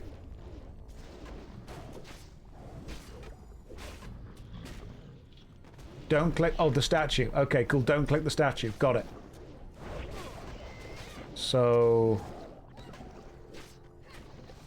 Is this the same... This is not the same room that we were in before. Right, okay.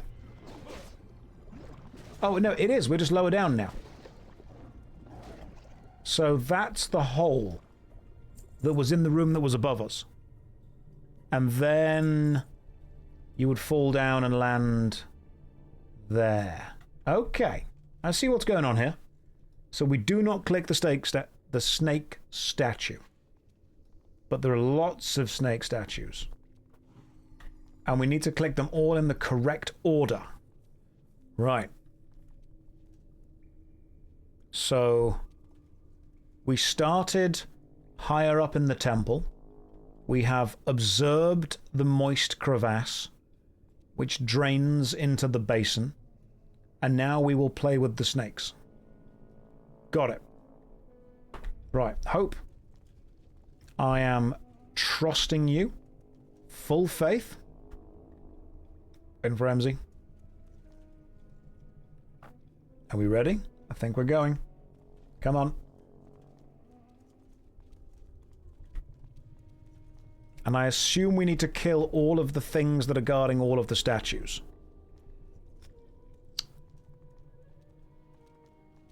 How do we know which statue is first? Is there a way that you're meant to know?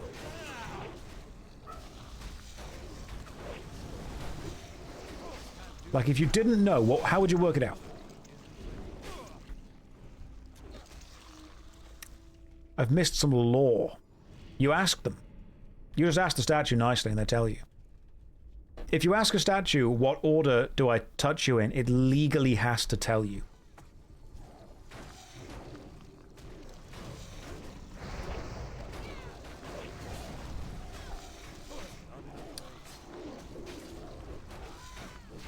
There is a quest from Tanaris that gives you the order. Okay. So you can actually just find out. And it tells you. Altar in the bottom level tells you. Is that true? There is a quest in Tanaris that leads to the dungeon. The quest highlights the order. Right. Is there an altar that could also tell you?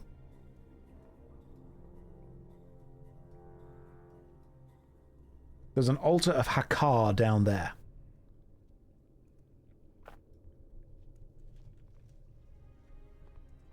There's an altar down the bottom, lights them up in the order you need to click them. Does the order change every time you do the dungeon, or is it like a set thing?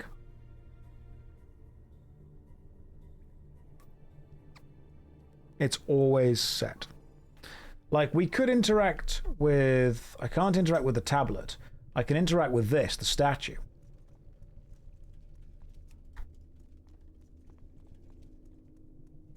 If you run through this, you'll remember in about 20 years. Yeah, that's what I'm kind of thinking. Right, the tablets are a different quest item. I thought they might be. I had a feeling they might be something different.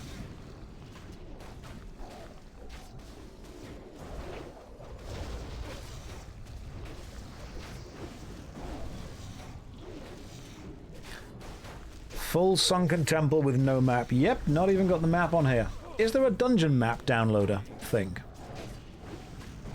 Why do you always run with female drain eyes? You just, you know, you attract what you fear.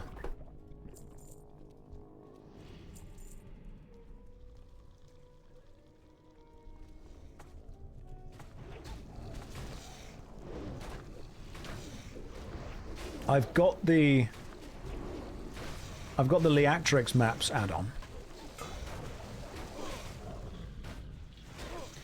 The add-on for a map is called Atlas. I've got Atlas loot. I haven't got anything else. Why won't you love me, Daddy Josh? Because you needed on a sword that I needed when you could have rolled greed. Some sins are unforgivable.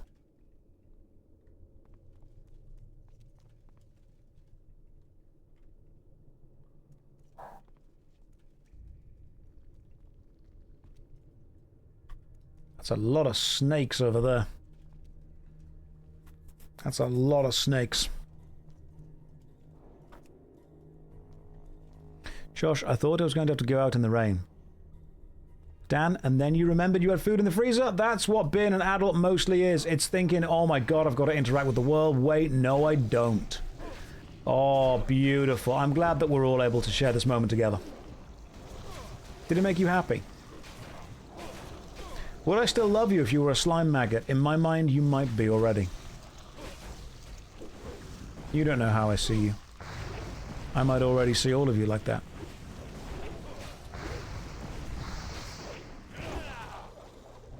We haven't even killed one boss in this dungeon yet.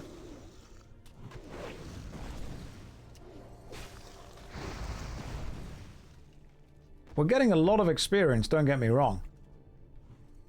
But we've got all these bosses left to go. Oh my god.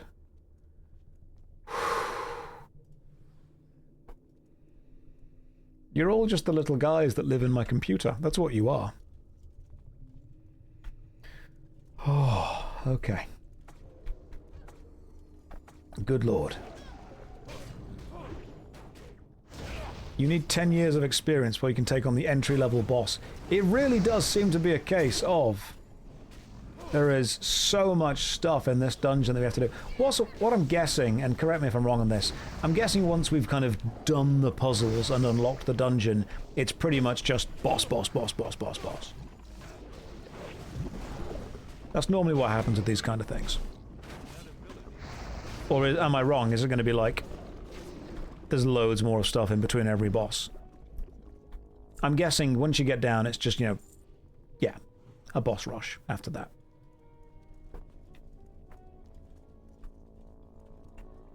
You can't rave me to Black Rock Depths. I'm looking forward to that. Looking forward to that. Big flying thing. Oh, God. Spawn of Hakar. That is one of the bosses, then. Alright. Time to do... Is that a boss? It might have said that it was. Yeah, it was, actually. It could drop a cool cloak. It did not. Right, what have we got? Tunic of Nature's Wrath, spell damage, don't need that. Lord's Pauldrons of Stamina. Ooh, okay, hang on a tick. They give strength, they give stamina. Nah, they're not as good as my Herod's Shoulders.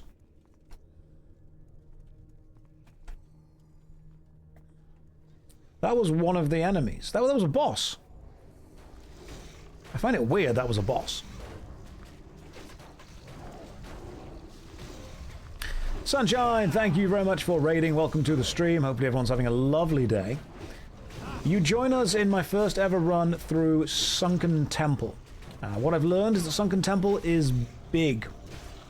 And it could be a while until we are able to get to whatever the actual boss is. So my team are valiantly leading the way. They are taking charge, they're leading forward, they're blazing forward together. Mini-boss level. Yes, we've done the spawn. We haven't done... So the model of that is you. Right. Okay, we've not done any of the other ones there. Boss soon. Love it. Looking forward to bossing soon. At least I'm doing some damage, which makes me happy. Not lots, just some. By the way, you weren't going about the pace of leveling on WoW Retail. Returning player played for an hour and a half, went from 50 to 60. Pretty sure that took me a month back in the day. Yeah, no, I was being genuine. I don't like the pace. Being genuine there, man. Did that surprise you, Yindi? Were you like, wow, this is actually quite fast? Why did I choose to do a higher level dungeon? Because I can do it. Because I can, with my team carrying me, I can do it. Because I believe in myself.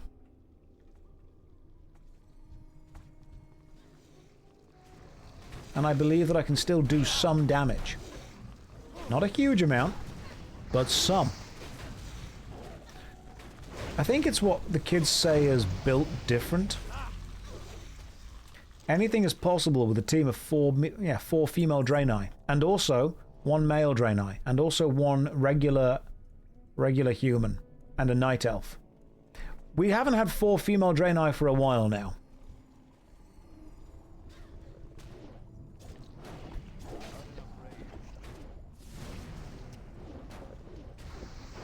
But I still think we're doing well. I mean, damage numbers are happening. They're not the highest in the world, but they're happening. Remember, guys, whether you think you can or you can't, you may be able to. You know who said that?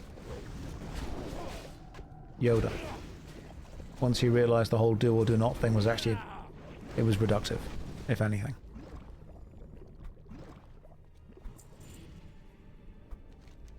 I keep pressing M to open the map. I'm like, yeah, what's going on in the dungeon? Nope, no map here. No map allowed.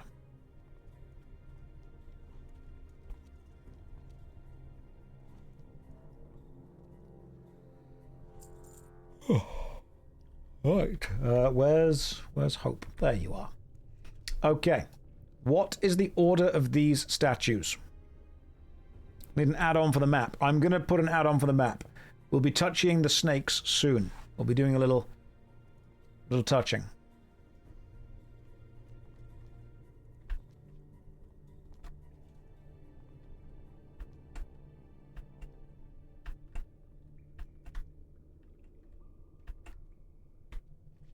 Alright, we're up here. Don't know why we are, but we are. Hope, keep us informed about what you'll be touching next. Just checking for patrols. That's good. You let us know if you need any help, any backup. It is indeed 7 p.m. It's nearly my bedtime, but I am committed to finishing this dungeon. Every boss. We're going to kill everything here. That's what we're going to do. Alright, Hope. Right. What do you need? We are but your humble servants. We're ready to follow you. Put us where you need us. Also, the phrase do or do not, there is no try, that's an absolute. And from what we know, only the Sith deal in those. I think Star Wars might be trying to say something about the Jedi. Nearly my bedtime. Josh, we see you post in the Discord at like 2 a.m. Yeah, I didn't say that I'm sleeping. I said I'm in bed. Alright? I'm remarkably unhealthy. Have you guys heard the story about Darth Plagueis the Wise? Seriously. It isn't actually a story the Jedi would tell you, but... basically, dude conquered death. Straight up. Didn't die. Refused to. Death came for him, just said no. Turns out, death can't take you without your consent. You can just say no. I know, right? That's what he learned. Okay. So, I'll send you each to a balcony. Don't click, just wait. Josh here. Okay. I'm going to wait on this balcony right here. There are 1, 2, 3, 4 balconies. 1, 2, 3, 4. There are 5, but that one over there doesn't have a snake thing. 1, 2. There are only 4 possible snakes. I thought there would have been 5. Click it and don't wait. No, I'm going to wait. I'm going to wait. There should be 6 snakes. There aren't. There's 1, 2, 3, 4, and I can't see the 5th or the 6th. Is it the draw distance? Okay. And we're all going to head to a different snake. All the balconies have one. Okay, gotcha. I see. And now we wait for all the players to go and stand on a single snake. And then I guess we click them in a specific order. I could set the... yeah, what's the render distance? Graphics, I suppose? Render scale, window size, monitor, render distance. We've got good stuff going on. Where's the render distance? No, it doesn't matter. We'll work it out.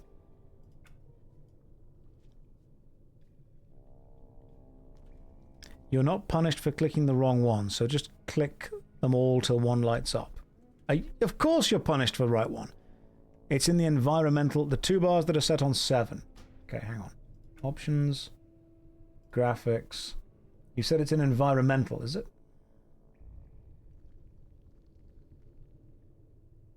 Two bars that are set on 7? Environmental detail. Ground clutter. Okay. Right. We can see... I can see the player. But there is still no... There's no snake.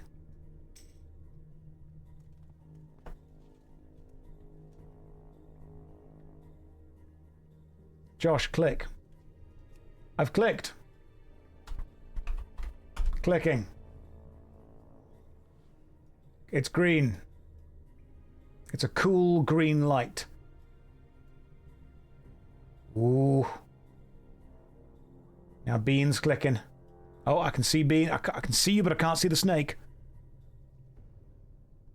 Very excited here. Alright, Bean's click. Nauna has clicked. I can see you doing your little click dance. MZ clicks. Ooh, this is quite exciting.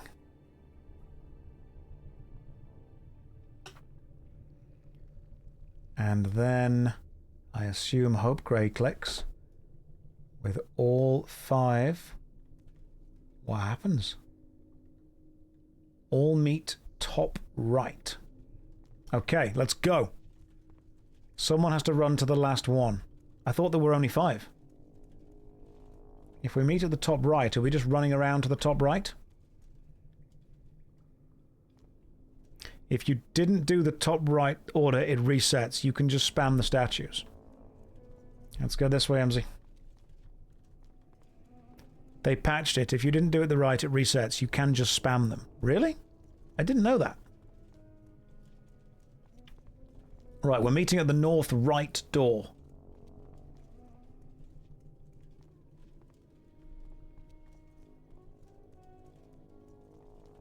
Okay. And this is... Oh, this is the last one to click. I see. Hope Grey clicks it. Oh, cool! Oh, that's awesome. Then a dude spawns. Right, so you play with the snakes and you get a dude.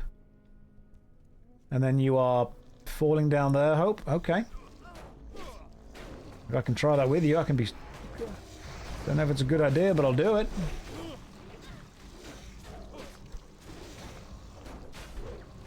And you didn't clear the trash below first. We didn't. We straight up didn't. We should have done. Oh, because now there's way more of them. Hey, someone leveled up. Congrats.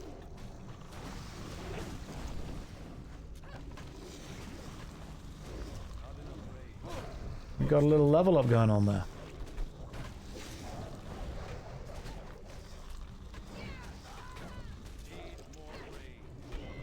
Easy peasy. A lemon was squeezed. Nice. Okay. Very nice. So who have we killed? We've done the balcony mini bosses. We haven't killed you yet. Spawn and then Avatar. Right, you are the next boss, it seems. Items is what I want. You drop the waste plate, potentially. Alright, Hope, which way are we going? You were already done with 10% of the dungeon. Is Sunken Temple quite a big dungeon? You spent so many levels in Sunken Temple. Well, we're about to see how many more levels I can spend here. You say it's a massive dungeon. Okay. Is that where the phrase the sunk cost fallacy comes from? When you've spent so much time in the Sunken Temple dungeon, you think you may as well just have to keep spending time there. Hope Grey says we've done the bulk of it. Okay. I'm guessing it's going to be a boss rush after this. Right. An epic sword drops here, by the way. Let's get it. Oh, for those of you who weren't around earlier, we ran Zul'Farrak twice. And we got both rare swords. The Sangthraes, the Deflector, and Jangthraes, the Protector. Which means I will be able to combine both those into the Lasher as soon as I reach level 50.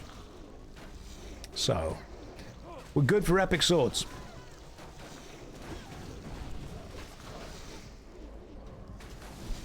So, remarkably rare that we got it, but we got it.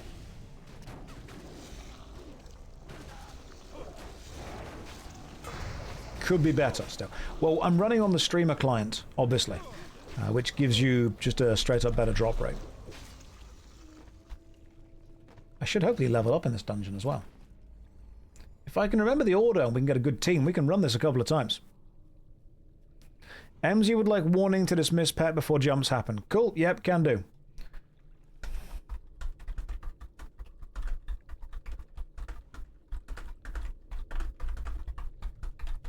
Hope if any more jumps, let us know so MZ can dismiss pet. Tank knows the dungeon better than I do. I don't know the dungeon.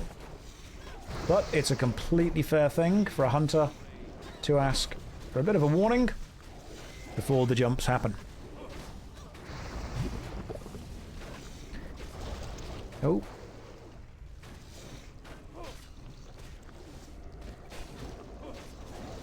Is there one more jump? Okay, cool. Before one more, we'll have to make sure we know the exact thing so we can get ready to jump.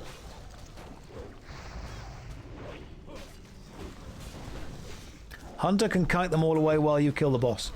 MZ's never done this dungeon before, neither have I, so we're not going to do any kind of super complicated strats for the first time. We're not going to worry about kiting, we're just going to kind of push it through vanilla style, and we'll see where we get to. Oh, agility and strength as a gun. That's actually pretty good for me just to kind of sit there as a stat stick. That's a decent stat stick, I'll take that. Can't equip it, so I don't know how to use guns, but... Level 45, new stat stick.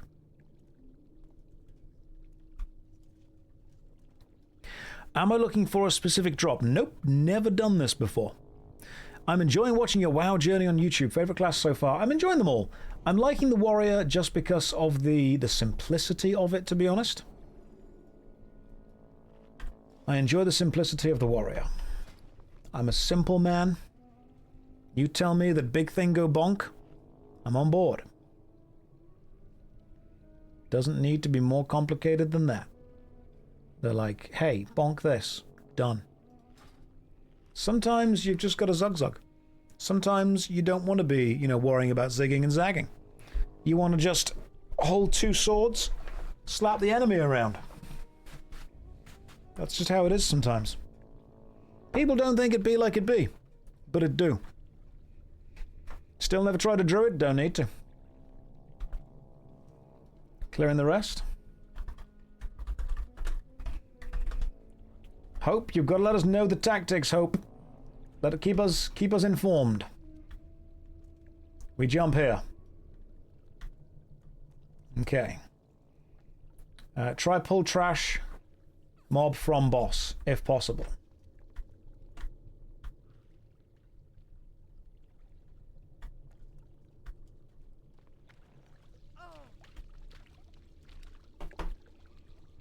Okay. MZ's just dismissing the pet before she jumps down, which is understandable. Stay here. Can do. That's fine. Give her a moment. There is some fall damage going on. We are staying. We are ready. MZ, take your time. And then jump back to here. Got it! Nice one. Oh, the camera's going a bit crazy right now. It's trying to work out where everything is. Have we... Oh, have we been able to pull the mobs away? We might have been able to pull the mobs away. God damn, okay. Interesting. Very nice. I think that was very nice.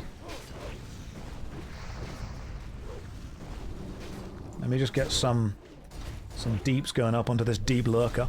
Love your content and enjoy the rambles. Keep it up. Oh, thank you very much, Juicy. Welcome to the stream. We are currently going through our very first run of the Sunken Temple. Will we get anything good? Will we wipe? Who knows? How is his sword enchanted? The fire one is just flaming. Just a good old flaming enchant. Just nice, simple fire damage. I'm but a simple man. You make my sword do more fire damage, I'm happy. What we got? We got some money. Okay. Any tactics for this big boy? Flaming hot stabos. That's what I'm using right now. And the other sword is the deflector, which increases my parry rating substantially. Big boss time! Right. Pull whenever you're ready, tank. Isn't this a no-wipe zone? Oh no, there's always the tension. There's always the level. Intercept if he throws you up in the air to avoid fall damage. Okay, so intercept is where? That is... Where's intercept? Is it in Fury? Okay, cool, right. So I'll just keep intercept open. Just in case.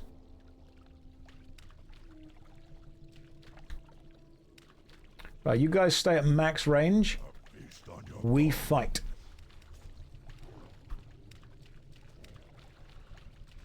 Oh, and we want to fight under here, so if he throws us up in the air... That's quite clever. So we fight here.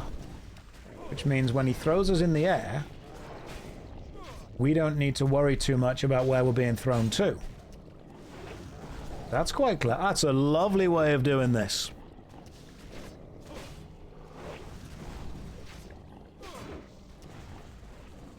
I'm just continuing to sunder.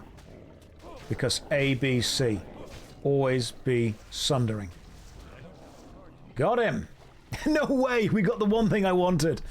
The plate waist, which is just more strength, more stamina, and more armor than what I was wearing before. That's like the one thing this dude drops that would have been useful for me. So that's fantastic. I'm going to need that. Cool. That's huge. That's big for the build. That's a build item right there. That's a good belt. Streamer client activated.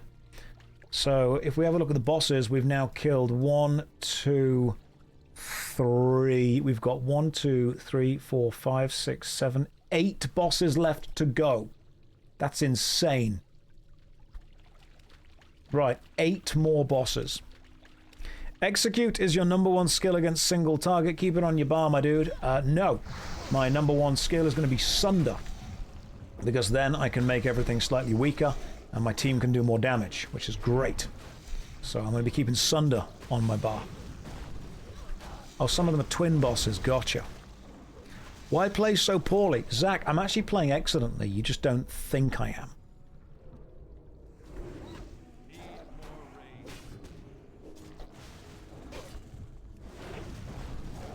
Because if I were to use Execute, I would be using up almost all of my...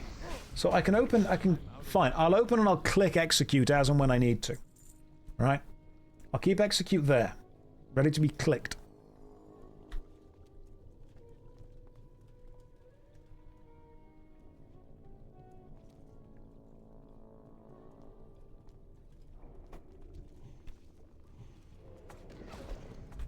So I'll attack this saturated ooze. Wait until Execute is ready to be clicked.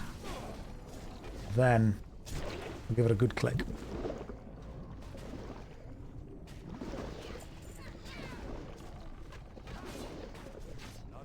But now, because I've used Execute, I've got no rage to do Whirlwind. You can also type /cast execute. That is so much easier. I can just do that. Don't open your spellbook, type /cast execute like a pro gamer. So it could just be... Yeah, I can do that. I can do that. Using 1 bar is already enough, but using the first slot for auto attack kills me. Well, you wait till you see that on 0, I've got the horse.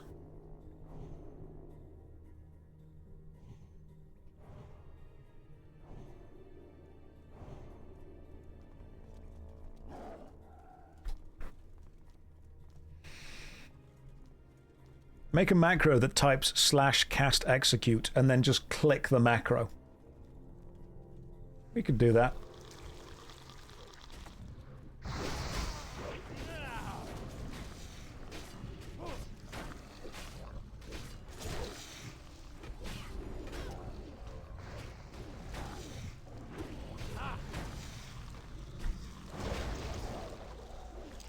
Close to leveling up. That's going to get me the other sword. You know that's going to be good. Can you put horse on 1 and auto attack on 0? No. Alright? Not an idiot. Auto attack does more damage when it's on 1. Do we have a DPS meter? Yes, Ham Solo. It's called the enemy's health. Faster it goes down, more DPS I'm doing.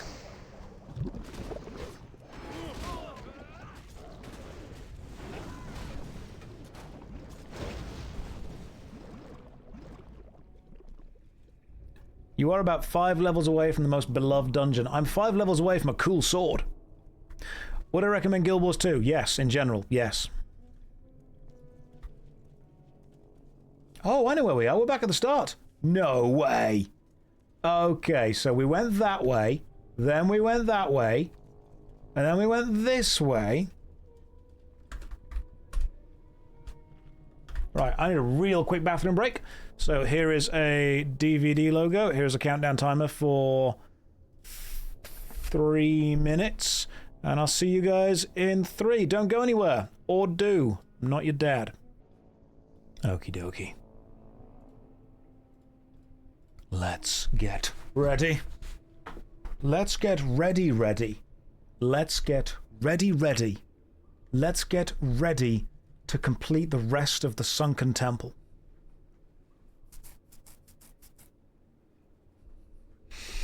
Goodbye, DVD logo. I am sorry that you could not last longer. That's what she said.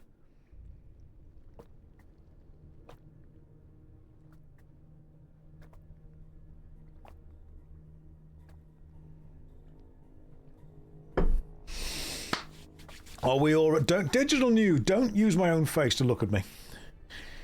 She calls you DVD logo. Yeah, because I'm always bouncing around but never quite hitting the spot.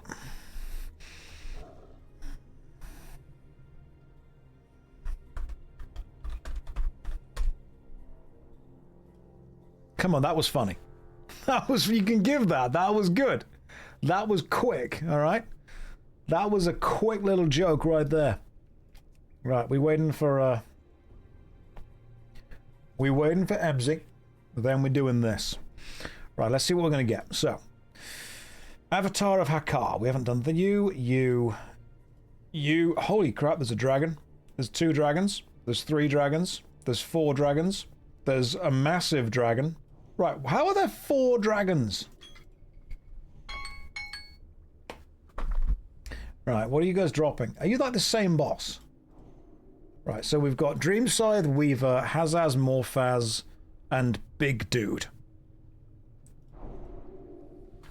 They're all brothers. God damn. Eater of the Dead. Increase attack bar when eating undead. That could be cool. Blade of the Wretched.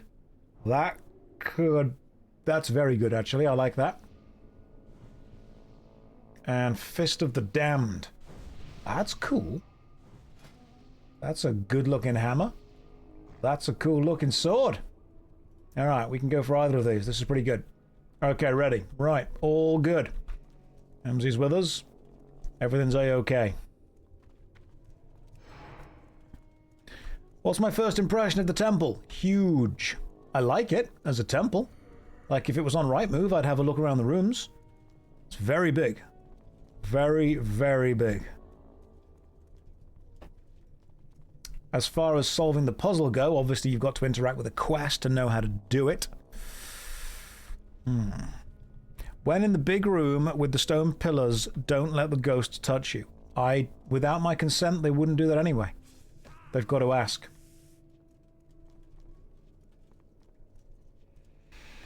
When you have a sec, check out the epic sword from the Shade boss. I will do.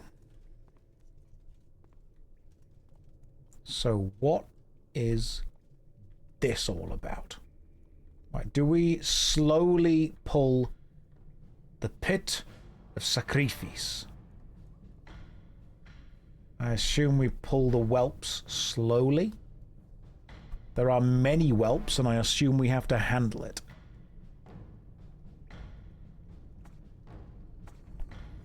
Stay here. Done. I'm very good at staying still.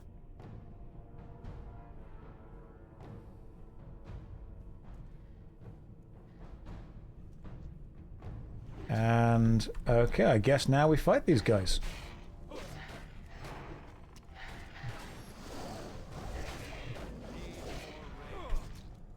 Damn, son. That's a lot of whelps. That's many whelps. Don't you worry. I'm gonna handle it.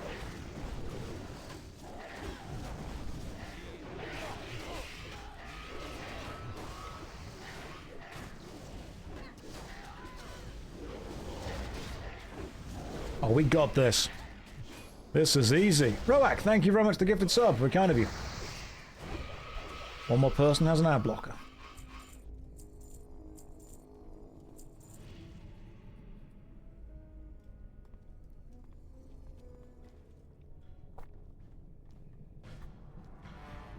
That was a lot of whelps. Do we follow you? I assume we do. Hope, careful. Hope, behind you.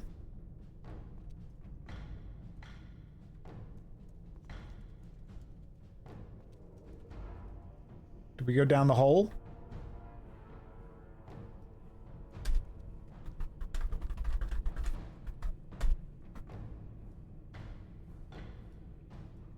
Oh, hang on, I think Hope kind of... Yep. We have to clear all of them. Yes. I am 100% A-okay with clearing all of them.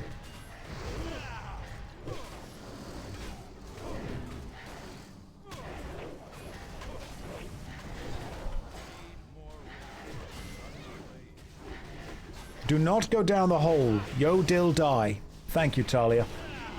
That's... I was hoping that I was just thinking, where will I yo dill? And the hole.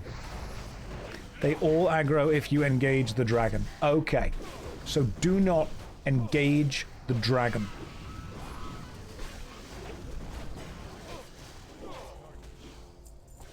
Mooncleaver of the Eagle. Gothic plate leggings of the Eagle.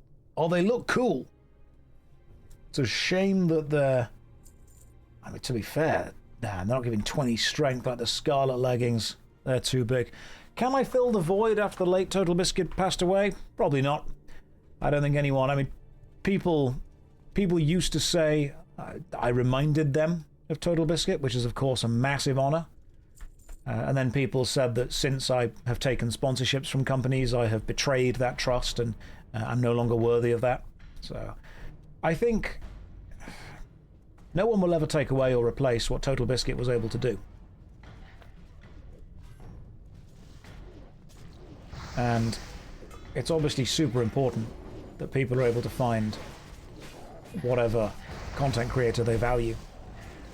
But I don't think that it's fair to say that someone replaces someone else when his work will still stand up.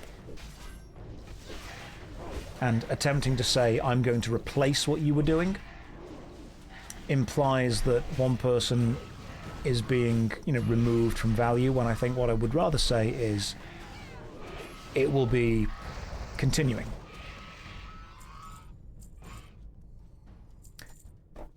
The amount of pushback that I get whenever I take a sponsorship is, of course, rather intense.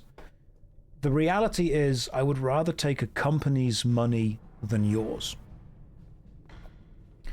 And the amount of people that want to be given high-quality content for free don't seem to understand that the amount of time and risk and input that it takes to generate high-quality content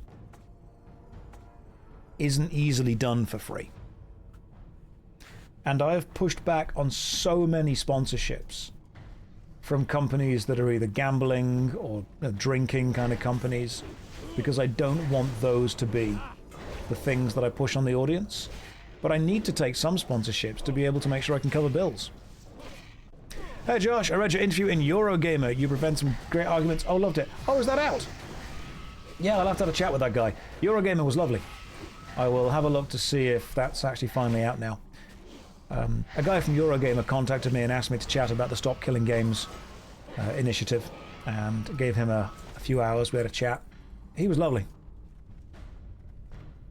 Oh, the Twitter drama of you accepting money from a big corporation. Yes. Yeah. I think some people, they want high quality work and they want it all for free. Oh, thank you, Inju.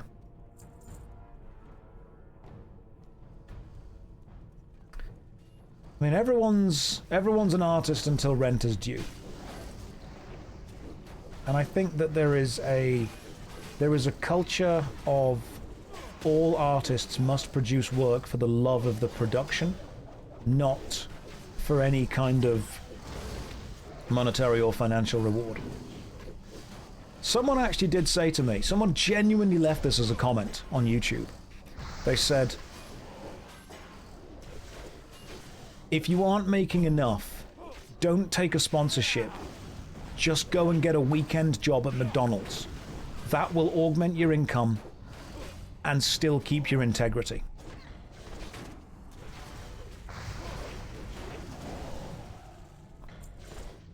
And I kind of thought, you don't want me to take a big company's money because you aren't happy knowing that a big company is giving me money. But do you know what would happen if I went to work for McDonald's? A big company would be giving me money for my time. The difference is that my time would be spent creating their product, creating their value, and pushing their agenda, instead of creating my product. Don't take money from a company. That's bad. Instead, go and work for a company. That's good. I don't understand the consistent hatred toward artists getting paid. Because one of the interesting things is that the pushback that I've got the most is not from other artists. It is from people who consume the artwork but don't necessarily want to pay for it.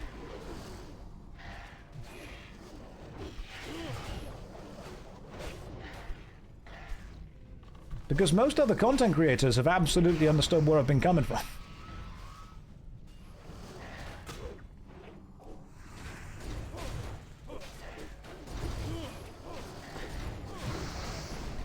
And while I kind of get the, do it for the love of it mentality, there is a level where you do some stuff for the love of it and you do some stuff to pay the bills.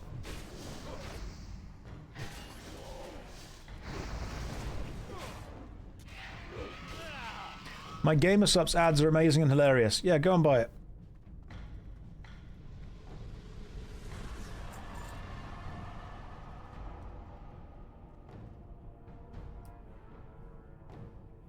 Easy peasy.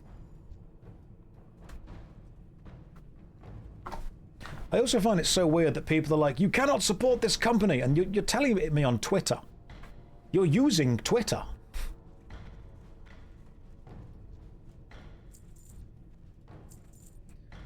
And I'm not going to get into the whole whataboutism as, oh, there's no ethical consumption under capitalism classic argument. But at some point you do have to admit that you are just choosing the lesser of two evils, and we spoke about this yesterday. You do at some point have to admit that you cannot be 100% perfect. And attempting to be 100% perfect is going to burn you out, and critiquing people for not being 100% perfect is going to make you come across as a bit of a sanctimonious prick. So instead, just ask people to do the best they can.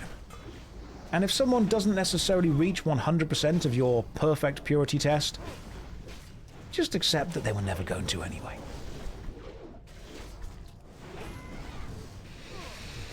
The only thing that devalues a creator who takes a sponsorship when they're reviewing a game, their opinion on the game becomes less trustworthy. Depends what they ask you to do. That is a one-handed axe that is not as good as me. I've taken sponsorships from games I've reviewed, but one of the things that I make very clear in my contract is that I'm still allowed to say negative things about those games. And there have been 3 games that have been completely comfortable with me doing that. Albion Online, Guild Wars 2, and RuneScape. When I said to them, I've spoken to the guys, I'm like, look, I'm going to make a video on your game, that's fine. You're paying me for my time, you're not paying me for my opinion. And, of course, if they come along and say, that's fine, we don't want you to say good stuff, we want you to say fair stuff. And Albion Online, RuneScape, and Guild Wars 2 have been totally okay knowing that I'm going to be fair. And I've said bad things about all of those things. And I think that I've been as fair as I could be with those games. People often say, of course you're going to say good stuff, you know, you're praising the game. Sometimes the game is just good. I don't have a target. Like, there are flaws for all of them. I think Guild Wars 2 feels weightless in its combat, and I think Guild Wars 2 is far too easy in the lower levels, which makes the overworld feel there's no danger there at all. I feel that RuneScape is super complex to get into as a new player if you're playing RuneScape 3, and I feel that old school RuneScape is... Old school RuneScape is trying to attract new players at such a massive speed, it's kind of struggling to keep up with them. And I think that Albion Online is... There is so much grind in Albion Online. Do I think I've played over 100 MMORPGs? I've downloaded and have experienced the gameplay, but I wouldn't say that I've played any of them to a degree that makes me an expert in all of them. I'd consider myself an expert in, like, 2. And even then, I would have to... If I was to define myself as an expert in Neverwinter, I would have to say that I'm an expert in Neverwinter between the expansions of Sharandar and... or Chandalar and the Dread Ring.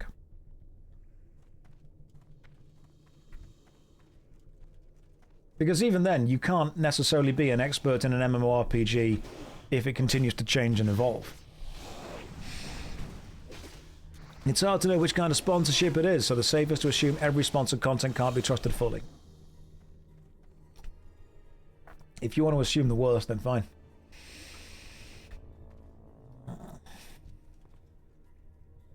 It's draining to assume the worst, but I do get why you do it.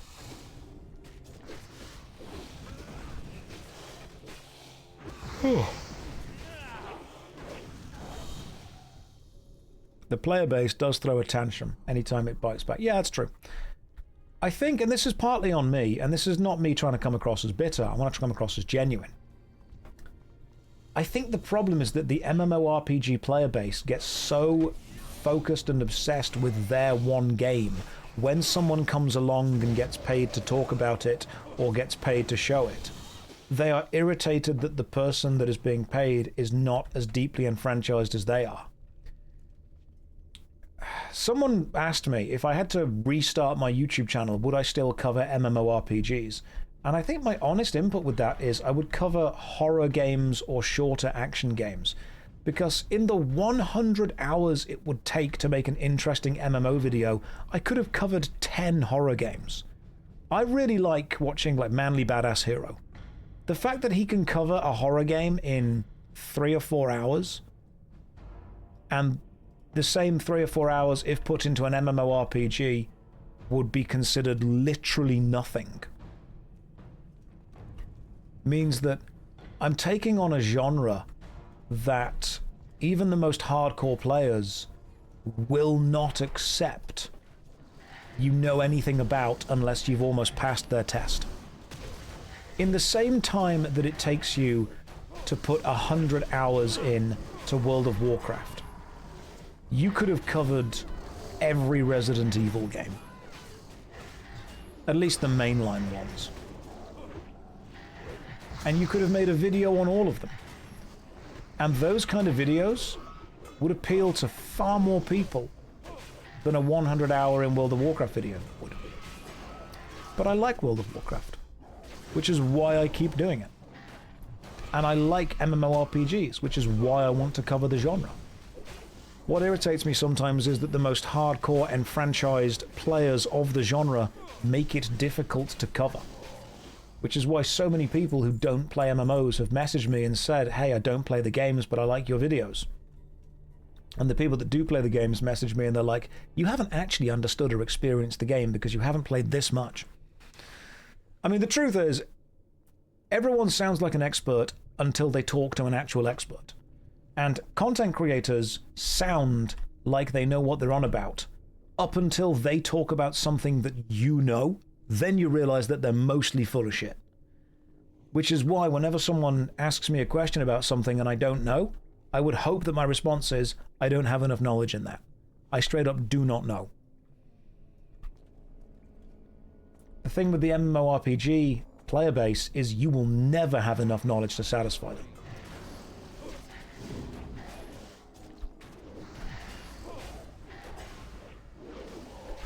Entertain them? Absolutely. Satisfy them? No.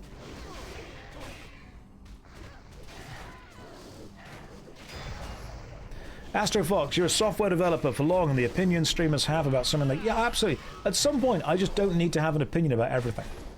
The problem is that streamers kind of live or die off publicity. And one of the best ways to get publicity is to have an opinion on everything and hope one of your opinions pops off. Hope one of your opinions picks up by a major news site or live stream fail or someone, and hope that they agree with it. This temple is super creepy.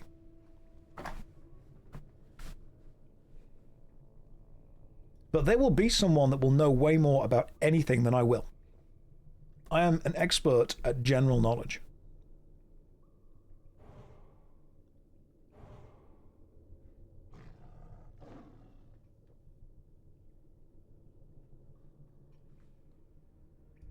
This is where you stay away from the ghosts.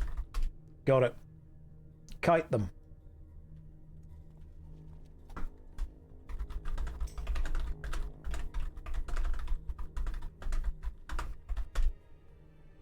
Kiting means to run around a room to avoid mobs. Just so Emma knows.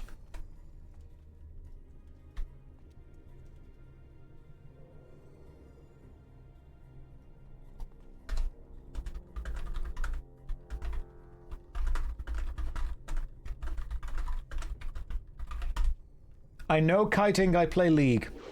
I'm sorry, I didn't realize that was something you did. God damn it. Oh, okay, cool. Oh, that's clever. So we've put the anti-fear totem down. Love it. God damn it. Thank you. Right, I have a special ability that removes my fear. I think it's within one of these. It's Berserker Rage. You are going to go there.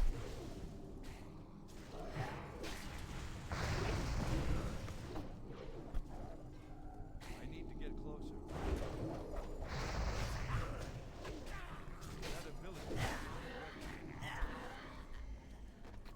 What happens when it's like only ghosts left? Do we just wait for a bit?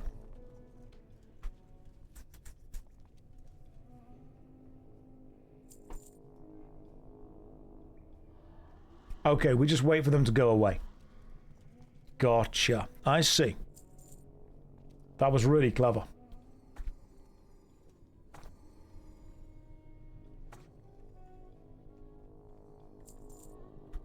But what do you guys think? I mean, how do you see the interaction between streamers and content creators and general culture? Did I ever cover EVE Online? Nope. Don't think I know anywhere near enough to be able to get into that. I do not think it hurts my head. Oh, God, same.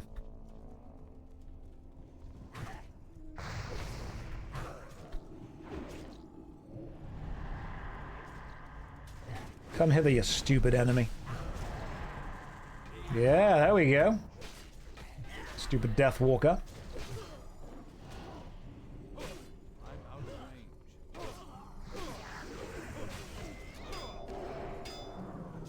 And what are you going to do? What are you going to do?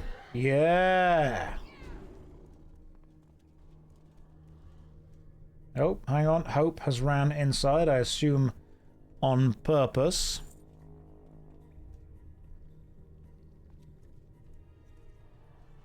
Streamers have risen from the niche to the mainstream.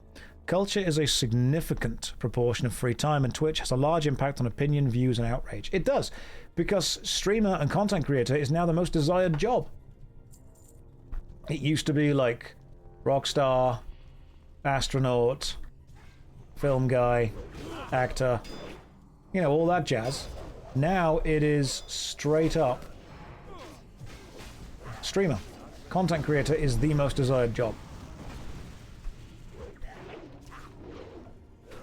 And kids often have no idea what content creation actually means or involves. Lawyer, doctor, yeah, it's gone through all of that.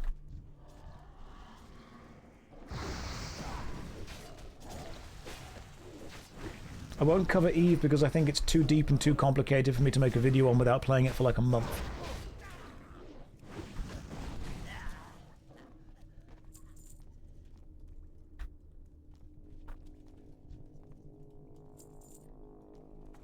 I am so close to leveling up. This is great. People want to be famous to do their hobby. Absolutely. Kids have said to me, oh, I wish I could just play games all day. And I'm like, dude, same. Absolutely. Vast majority of it is preparation, emails, talking constantly. I say to people, kids say to me, you know, whenever I was chatting about Twitch streaming and YouTube, they're like, oh, I wish I could just sit in a room and play games all day. I'm like, how about sitting in a room talking to people without being able to look at a game all day? And they're like, no, why would I do that? I'm like, because if you can't do that, you can't stream. Adding a game is making it more complicated.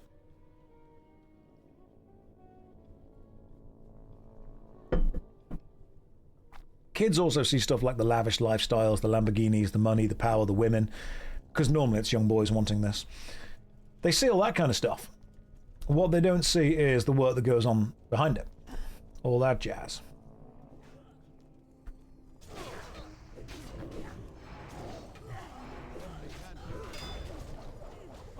Because there is a large amount of work behind it. And when they see the lifestyle, I think they often forget that the lifestyle isn't always real. A lot of it is for show. I saw a really sad thing on Reddit earlier today. It was a video of a woman in China with 2 phones, and she was at a concert. And what she was doing was she was holding up one phone and opening up a specific Twitter profile. And then with the other phone, she was taking a picture of that phone. And then she changed the Twitter profile and took a picture, and changed the profile and took a picture, and changed the profile and took a picture. And apparently what she was doing was the people who owned those Twitter profiles were buying the ability from her to make it look like they were at the concert that she was at. Because then they can put those images on their own profile and make it look like they were somewhere they weren't. Because the value in being perceived to be there is more important than the value of actually being there. They were buying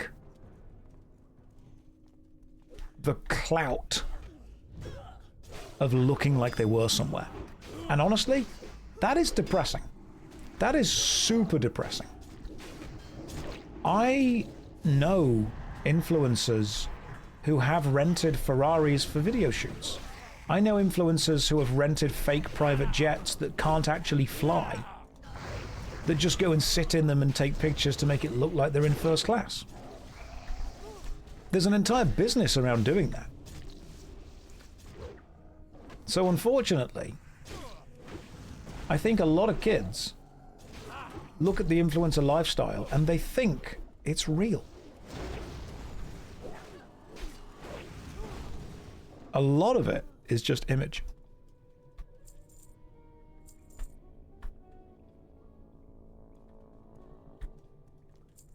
It's fake it till you make it mentality.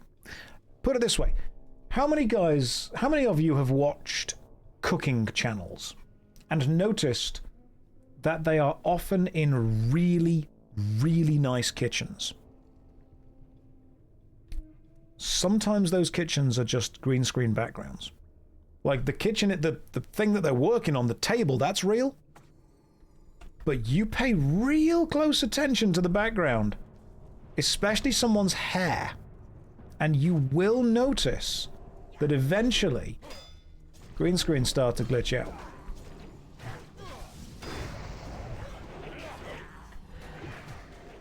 Oh.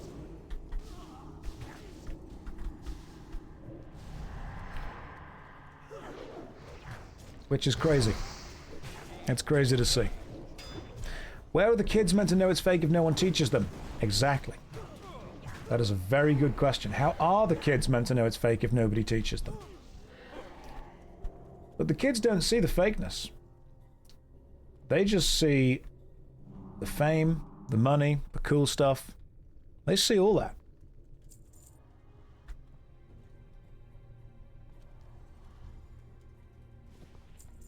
Part of me can absolutely understand the animosity toward content creators. Final pack before boss. Sweet. Funny how many big streamers sit in a huge empty room. They're in a studio. Yes, without a doubt.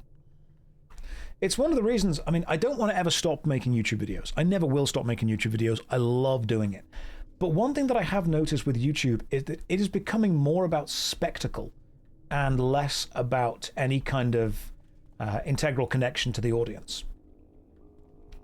And because it's becoming about spectacle, a lot of people are starting to use AI a hell of a lot more than creating and scripting and writing and editing videos. There are still people that do it, but it's very much pushing into the nature of quantity over quality.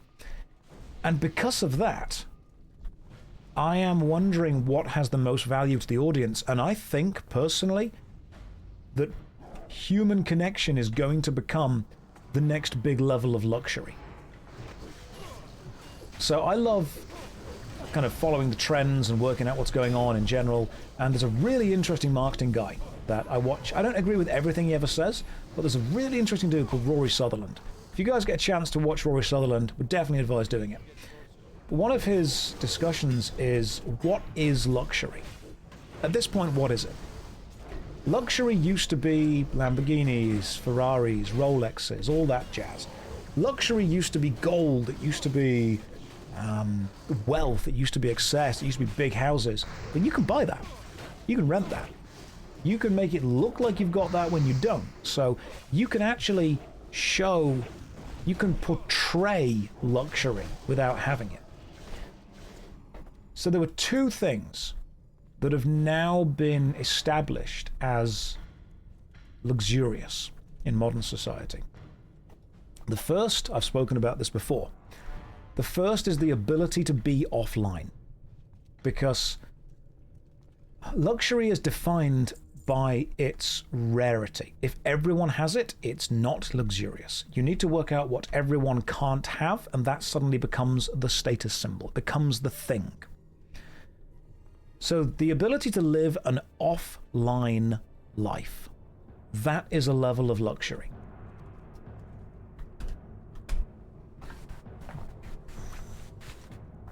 Not many people can live without checking emails. Not many people can live without checking their social media. Not many people are able to know that they're going to be totally okay without the online kind of nature of stuff. So the ability to be offline is a level of luxury. If you can live offline, if you can live your entire life without ever connecting to the internet, God, you've got some luxurious stuff going on. The other one, believe it or not, is human connection on demand. And by that, I mean this. Have you guys ever called up a call center or a customer service center and had to speak to an AI agent? I've had to. How much money would you pay to never have to deal with an AI agent or a call center waiting time again?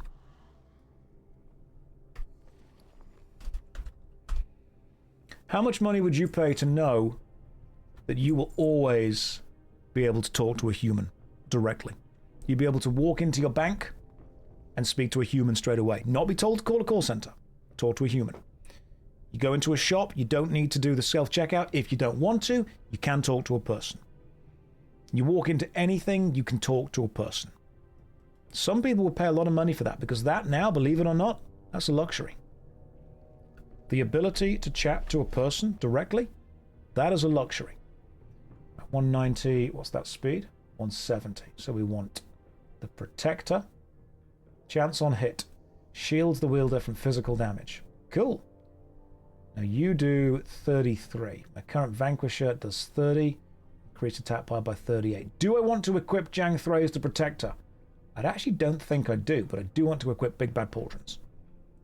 That sword I actually don't think is as good as my Vanquisher. I think my Vanquisher is better.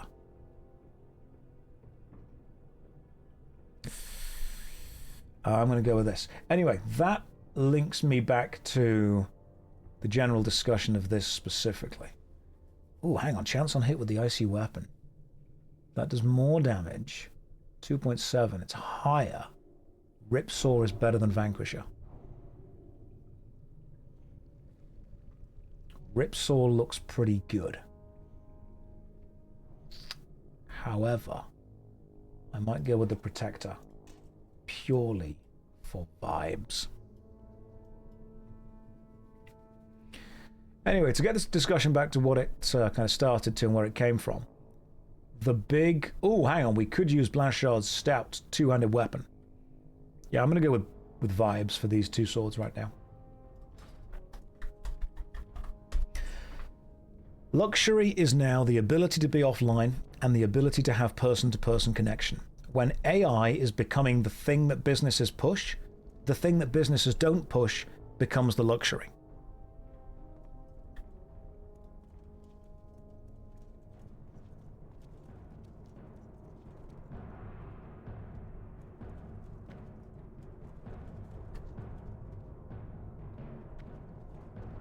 Skull first.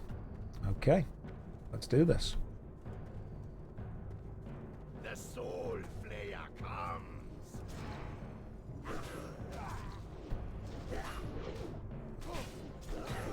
God damn, this dude missing a lot. Holy heck. At least I'm heading fast.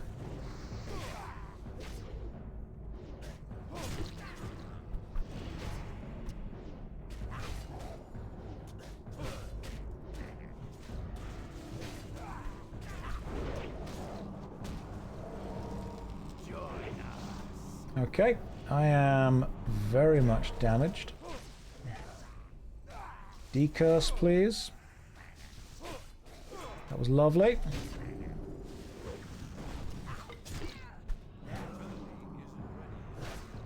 This dude is high level. God damn.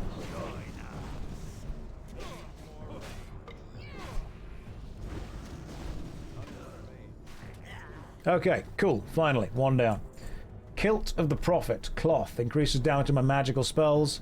Kilt is not for me. Blade of the Wretched. Sword. Corrupts the target. Speed 2.1. Increases attack power by 16. That's probably quite a good sword. Okay.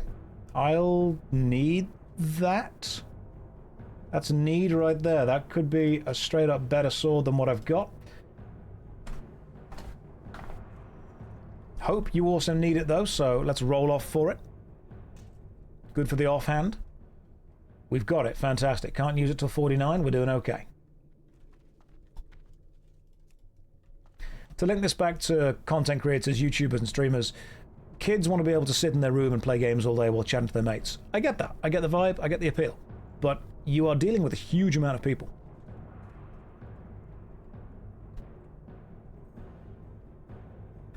Inspect it. It looks awesome. Oh, it does. Cool. Alright. As soon as I can equip that, I will equip that. Everyone remember dragon rules. Don't not in front. And dragon sail. Not behind. Oh, there it is. There's the boy. Right, are we... Okay. That's my fault. I assume we fight this guy now? Right, let's see if I can actually hit anything on this guy. What's going to be most important for me is just keeping my team's morale up.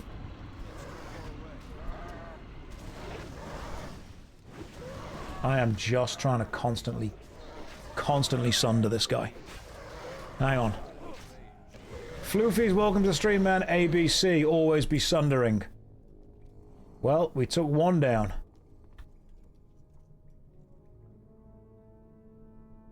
That was better than I expected it to go. That dragon was pretty loud. I'm going to turn the noise down. Maybe I should be equipping this two-handed mace. What's my two-handed mace skill right now? 200 mace, it's not high enough. 200 axes, 200 swords, maces, swords, axes. Swords is really where I'm at. I'd say that went pretty well. We killed Dream Scythe.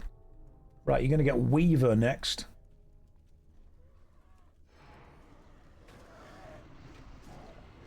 Right. Look at how much damage I'm doing. Miss. Miss. I'm going to hit the entire damage of miss. At least I got one stack on for something. I'm glad that the pet's here. Catty's doing the most damage, it seems. Oh, hang on, I've got a talent to spend. Should probably put it into... Improve Berserker Stance. Increase attack by 2 and threat caused by 2. Attack power? Yeah, I can do 2% more damage. That sounds fine. Yeah, with the 200 mace, I just wouldn't hit the thing. Swords are the best choice I've got right now. And I feel that I should probably actually equip the Vanquisher's Sword instead of Shield the Wearer. Lasts 27 seconds. I feel that should go there.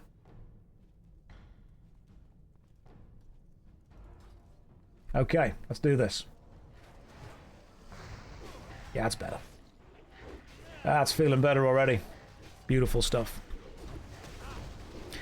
I know people have been giving you some grief online. Once that you've been following your content. Oh, thank you very much. Appreciate that. Yeah, it's very important. I mean, grief fills up your mind the same way that water fills up a bucket. As long as you can empty it at the end of the night, you can start again the next day. You will always have to deal with a level of grief, but as long as you're able to find a way to reset, to restart, to reevaluate, that's a good way of doing it. Okay, so we've killed Dream Scythe and Weaver. I don't think we've killed Hazaz or Morphaz or the Shade. So, oh, dragon. There they are. Hazaz, Morphaz. Is there any way that we can pull these guys apart? Is there any way we can pull these guys apart? Apparently not. Right, we're doing Morphaz first then, I suppose. All right, let's go for it. Yeah, I'm hitting these guys way more with this sword, because this sword has inherent damage bonus onto it.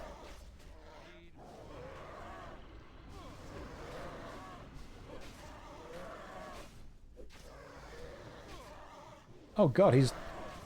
Did he just heal? Swear to god, that dude just healed. I need to generate way more rage than I am doing. Oh! Tank goes up. Cool, one down. In front of you are 2 dragons. They may end up inside you. I mean, look at that tail. I see they're pinecone dragons. This tank Hope Grey is doing so damn well right now. Hey, the Drake Fang Butcher. Two-handed sword. Roughly a 10% drop chance from the dragons. Chance on hit wounds the target, causing them to bleed for 150 damage. 99 to 149 damage, plus 15 strength. How does it look? It looks very cool. Do we want the Drake Fang Butcher? You take this. Hope Grey, if you want it, you select need, I will pass. You go for it. That is your sword if you want it.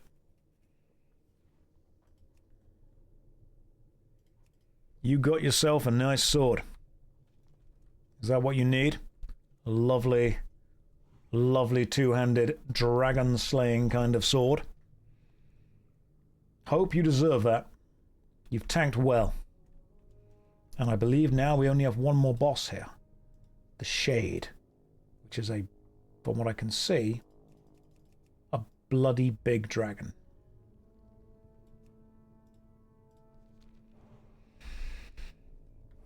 How does it look? Where's Hope? How does your cool new sword look? Am I wearing the shirt pajama combo bottom? Of course I am. Pajama trousers on. See? Right there. I flashed you some ankle just then. God, Victorian times were crazy, weren't they?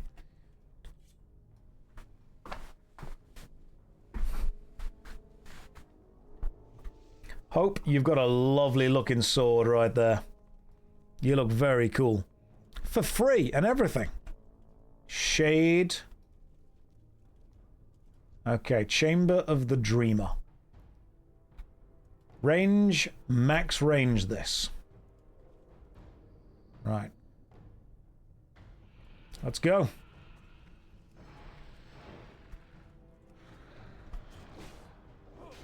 Time to hit as much as I can with the rage I've got.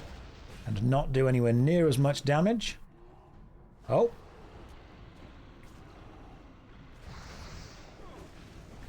Might need to occasionally pull back. Hope Grey, you're asleep. What's that? Nature damage inflicted every few seconds. Alright. Any kind of special strategy I should know for this? Or do I just need to keep sundering? Is it always be sundering? A, B, C. Look, I'm hitting them for some bits, alright? They're taking some damage. Don't be mocking me. They're doing some. I've got 5 Sunder stacks up on there. We tank swap between the bear and me. Gotcha. We've got the Sunder stacks going on. Now, yeah, they're parrying a lot, I'll give them that.